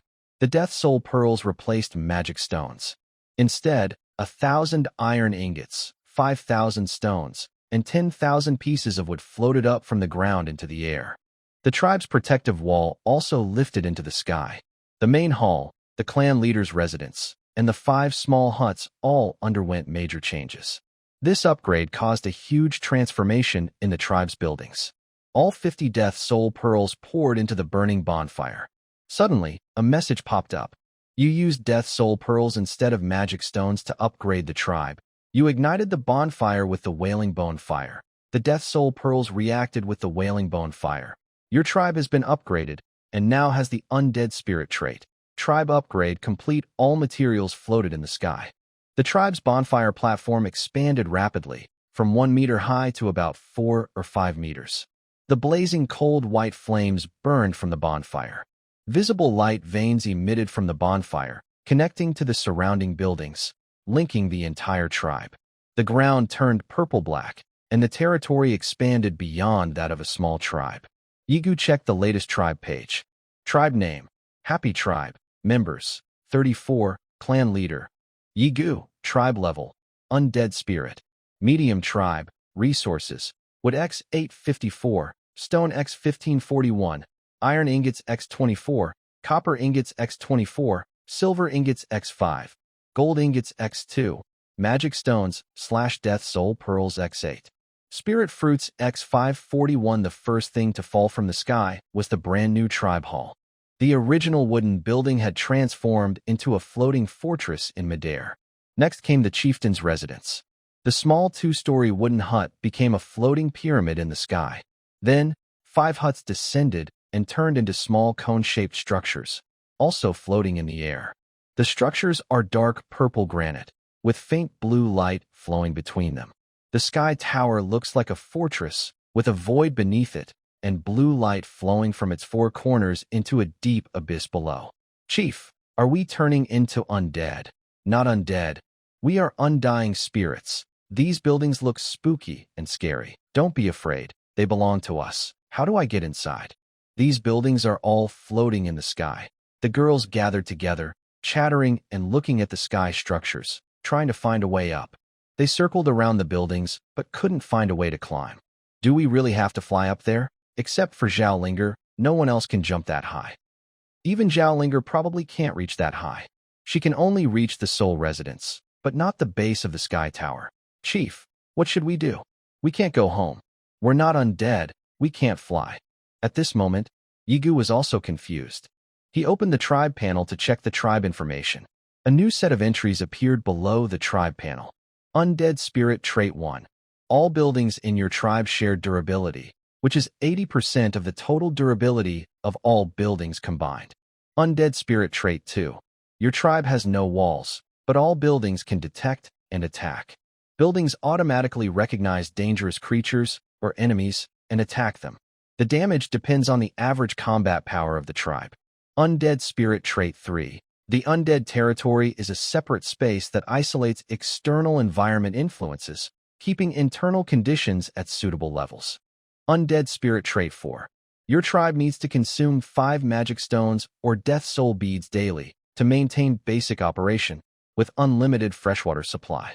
Investing 50 magic stones or death soul beads at once allows the tribe to operate beyond normal capacity, increasing building durability to 200% and doubling attack power. Yigu took out 5 death soul beads, and with a thought, these beads automatically flew into the bonfire. In the next moment, a black-purple barrier spread out from the fire, enveloping the entire tribe. The harsh cold outside was cut off, and the space inside the barrier became warm. The barrier quickly disappeared, or more accurately, became invisible, because the warm feeling still lingered inside the tribe. All the buildings seemed to activate and started spinning in the air. Bai Mengli gathered her courage and walked toward the former chieftain's residence, now the undead king's tomb. Suddenly, a faint cyan light flowed out from the undead king's tomb and reached Bai Mengli's feet. The light supported her body and gently carried her to the entrance of the undead king's tomb. The gate of the tomb was open, as if welcoming Bai Mengli. As long as you think of where you want to go, these buildings will come to pick us up. Bai Mengli, lying at the edge of the undead king's tomb, excitedly shouted to the girls below. Seeing this, the other girls also tried. Streams of light shot out from various buildings, guiding the girls into the air and safely delivering them to the entrances of different buildings. Wow, it's really so amazing. The undead spirit buildings are so great. I don't even need to walk anymore. In the girls' amazement, Yigu shared the immortality trait to the tribe channel. Hua Xiaofeng exclaimed happily. All buildings now share durability. We can live separately in the future. Buildings can also attack automatically, so we won't need guards at night anymore. The whipvine can retire too. Huh? Where's the whipvine? Wow. The whipvine has mutated. The whipvine was originally just a long, smooth, greenish-blue vine, even fun to slide down for the girls. But now, The vine's color changed from greenish-blue to gray-black, and it was covered with thorns, looking very dangerous. But it was only dangerous in appearance. After Bai Mengli communicated with it, everyone realized that the vine's true nature hadn't changed. It didn't know why it had changed like this. It was also getting familiar with its new body. Maybe understanding its new form, the vine slowly retracted the thorns on its surface back inside, turning back into a smooth vine. Apart from the color, everything else was exactly the same as before. "We'll wait for Lin Weiwei to come back and check the details," Bai Mengli said, crouching beside the new vine and studying it carefully. Lin Weiwei, Zhao Linger, and others were rushing back quickly. They received news that the tribe had upgraded, thinking it was just a bigger territory and fancier houses. But when they saw Yi Gu's chat message about the immortal spirit trait, their mood changed instantly. The women hurried all the way, with Zhao Linger feeling others were slow. She carried Lin Weiwei on her back, holding Su Xiaoxiao and Zhou Xiaoyu in her arms, rushing toward the happy tribe. When they reached the door, they were stunned by what they saw. "Where's my home? My home is gone." Zhao Linger was struck by lightning. Until they saw the edge of the biggest building, where Hua Xiaofeng and Bai Mengli were leaning over, waving at her. "Come in quickly, it's cold outside." Zhao Linger was still stunned, while Lin Weiwei had already stepped onto the black-purple land. It was freezing just a second ago, but as soon as she entered the tribe, Lin Weiwei just wanted to take off her heavy animal fur coat. Zhao Linger and the other girls also stepped inside, feeling as if they had moved from winter into a warm, blooming spring. "Wow, so amazing. This is the special trait of the Immortal Spirit 3. While the girls in the exploration team were still amazed by this self-contained world, Bai Mengli and Yi Gu had already arrived in front of everyone on a streak of light. Bai Mengli showed them how to reach different buildings, and the girls quickly started having fun exploring. Lin Weiwei went over to Bian Tong, looking at the black-painted vine with bright eyes. Thorn spirit vine, peaceful creature. Magical creature. Ordinary vine that grows in special soil, storing powerful energy. After absorbing the aura of the immortal spirit, it mutated and is now in its juvenile stage. Combat power, 250, skills. Thorn spirit whip. Controls thorns on its surface, which deal magical damage when attacking. Passive ability, no cost. Wow, the vine has become a magical creature. Its combat power has increased by over 100. The previous vine was already mature, but now it's regressed to a juvenile stage. It can still grow. 250 isn't its limit. Maybe our tribe will also have a pet as powerful as the Silver Moon Wolf King someday. Yi Gu held a building hammer and had already built 10 soul repositories in the tribe. Compared to the previous nests, these repositories are larger inside and have windows.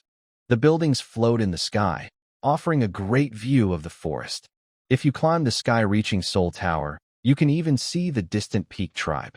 While Yi Gu was standing on the tower, overlooking the scenery, Xiaoyu ran over and shouted, "Chief, I found a new tribe nearby." "Where?" "To the north of us." "Look," Xiaoyu showed her panel to Yi Gu, who was checking the regional chat channel. A member from a tribe called Mountain Valley spoke, claiming that a strange tall tower suddenly appeared southwest of their tribe. It was too far to see clearly, but they were sure that the area used to be just a forest. Now, that forest suddenly has something that looks like a floating fortress. This message caught Yi Gu's interest. He went to the northeast corner of the Sky Soul Tower and looked far to the northeast. In the distance, there was a small mountain. Check the chat history and see if this mountain village is part of the mountain range village. Yes, I just asked in the channel. They asked me how I knew about them. Then it must be correct. The mountain village is on that mountain to the northeast. Yi Gu pointed in that direction and said, "That mountain isn't very tall. Behind it, there is a towering, truly large mountain reaching into the clouds. This mountain is north of the dirt road. Our exploration to the north has never crossed that dirt road. Every time the exploration team from Happiness Village goes north, they end at that dirt road and then head east or west." Now, standing on the tall Sky Soul Tower, Yi Gu finally saw all the surrounding scenery clearly. As he guessed before, Happiness Village isn't on a small island, but on the southwest corner of a large continent. To the east and north, there is vast land. Yi Gu saw the goblin shop in the distance. From there, heading east, the dirt road goes into the mountains. What's inside those mountains? Only by entering can it be known. Chief, where should we go today? North. The exploration team from Happiness Village can only continue north. To the west and south is the ocean. To the southwest, there is a tall mountain blocking the way. That mountain is taller than any in the northeast and looks very difficult to cross. Heading east to the goblin shop is already the limit of the team's stamina. If they want to return to the village before nightfall, they can only go as far as near the goblin shop. The weather is very cold now. No one knows if the temperature will keep dropping during the day or if it will fall sharply again at night, like last night. Considering all factors, exploring north is the safest choice. Let's go. Notify the exploration team to stop playing and get ready to leave. The water collection team's tasks are canceled. The village's freshwater resources are unlimited, so no one needs to fetch water anymore. Yu Lingling will return to the combat unit, and the others will be assigned to Hua Xiaofang for internal chores. Xiaoyu, how is the progress of the Business Mutual Aid Association? Xiaoyu immediately took out a prepared animal hide covered with notes and data. By last night before going to bed, there were 11 tribes that had applied to join the Business Mutual Aid Association, and each had paid a week's membership fee. Only 11? That was the data from last night.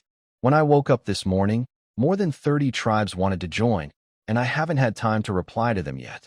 When Xiaoyu said this, she lowered her head. This morning, she was whipped and forced to play on the slide. Then she was busy experiencing the new form of the tribe and forgot about the important matters. But Yigu didn't make things difficult for her because of this. Yigu smiled and said, tribes that have survived until now are usually not full of fools. Normally, they would be very stubborn and refuse to pay even one tribe coin. If it weren't for the cold wave coming, I don't think so many people would apply today. Xiaoyu nodded in agreement. Yesterday, when she and Lin Weiwei announced the Business Mutual Aid Association, they were heavily criticized. Other tribes accused the Happy Tribe of money grabbing and being overbearing. Of course, after the Stone Spear incident, these tribes didn't dare to criticize too harshly. They could only sneer and secretly mock. This made it difficult to recruit members yesterday. But the cold wave helped boost the expansion of the Business Mutual Aid Association. Yigu ordered, for each tribe that joined yesterday, give them one thick animal skin coat to keep their leaders from freezing. At the same time, announced that tribes applying today must pay 11 tribe coins as membership fees daily. From now on, increase the fee by 1 tribe coin each day, with no upper limit. How many more animal skin coats can we make? At least 200 more, but currently, we only have 20 in stock and are rushing to produce more. Leader, we can sell our animal skin coats outside the tribe. The girls responsible for internal affairs, including Hua Xiaofang, took out their own animal skin coats, hoping to exchange them for warm tribe coins. But Yigu refused this request. No, everyone in our tribe must keep 1 or 2 animal skin coats. The Undying Spirit ability can keep the tribe warm all the time, but it requires consuming at least 5 Death Soul Pearls daily. Yigu only has 3 Death Soul Pearls left. If we cannot defeat the undead spirits tonight, everyone in the Happy Tribe will have to endure the cold like other tribes. Thinking ahead and being cautious is the key to survival. The undead army gets stronger each night. Yesterday, Qinlan used powerful ranged attacks and magic to quickly kill the female ghost, preventing it from using its skills. If the female ghost had used her skills, the strength of the Soul Fire Knight would have increased greatly. Tonight, the undead army will keep getting stronger. Yiguo must be fully prepared. If they cannot win, they must retreat quickly. It's better to suffer the cold than risk any tribe member's safety. After upgrading to a medium-sized tribe, the leader gained a new function, authority delegation. Just like a tribe member with a hammer can build structures, Yiguo can appoint 2 tribe managers. One manages commerce, the other manages storage. Yiguo gave the commerce authority to Xiaoyu and the storage authority to Hua Xiaofang. Xiaoyu can trade directly with other tribes, bypassing Yiguo.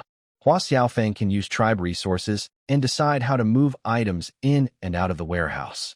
However, the Soul Pool, tribe warehouse, is not built yet, so Hua Xiaofang's powers are limited for now. After organizing the tribe's work, Yiguo led the exploration team northward. Everyone brought 2 animal skin coats, one to wear and one as a backup in their backpack. Since animal skins are not standard items, Each piece takes up 1 space in the backpack. The backpack quickly lost 2 spaces, so they had to bring a cart to carry extra supplies, just in case they couldn't carry everything back. It's so cold. Zhao Linger shivered as soon as they left the tribe. You're freezing? Your body is almost 400 in strength. You could run outside naked. Hee, just trying to set the mood, Zhao Linger replied. Only Zhao Linger was still wearing a light animal skin coat. She didn't wear a sweater. Yigua also didn't wear a wool sweater because it was too thick. If he wore it, he couldn't wear his iron armor. He wore a double-layer animal skin coat underneath and an iron armor outside. With 90 points of stamina, he wasn't too cold. They traveled north quickly and soon reached the dirt road. Chief, should we build a road in the future to connect our tribe to this dirt path? It would make it easier for vehicles to pass. Pulling the trailer through the woods is really difficult. Yi thought for a moment and shook his head. To build a road, we need to wait until this disaster is over, and we must first explore the eastern side of this path. If there are strong enemies there, they might discover our tribe when they pass by. Also, we don't have transportation now, so there's no need to build a road for the time being.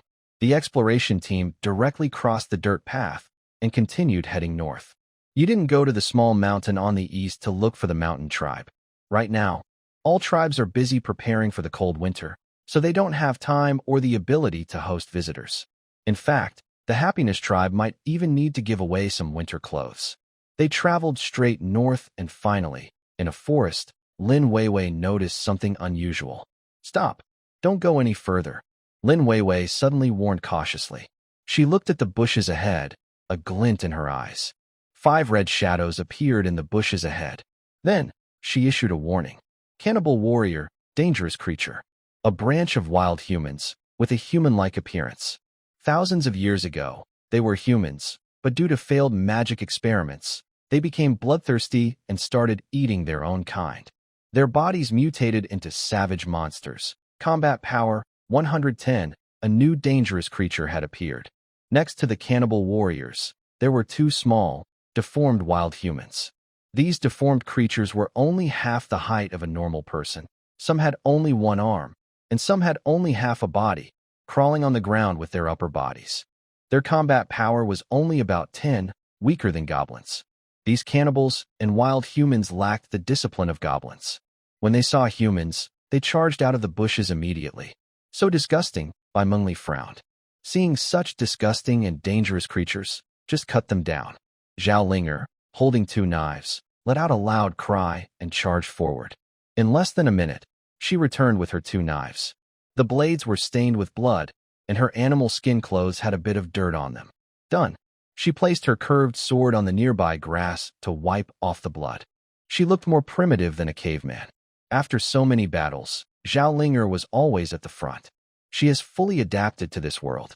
Holding her twin blades, her fighting power exceeds 400, easily defeating these cannibalistic and deformed wild humans. Linger is so fierce. During this fight, Zhou Xiaoyu didn't turn on background music, and Su Xiaoxiao didn't activate her holy light. Zhao Linger single-handedly took down a group of dangerous creatures.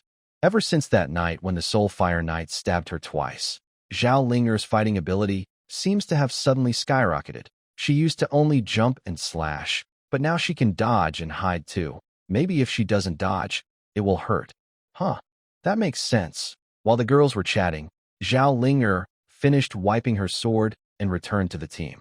Yi Guo dragged the corpse onto the trailer, then continued forward with Lin Weiwei. Let's leave the trailer here for now and keep moving ahead. Encountering these humanoid dangerous creatures, there is a high chance that there is a cannibal tribe or camp nearby.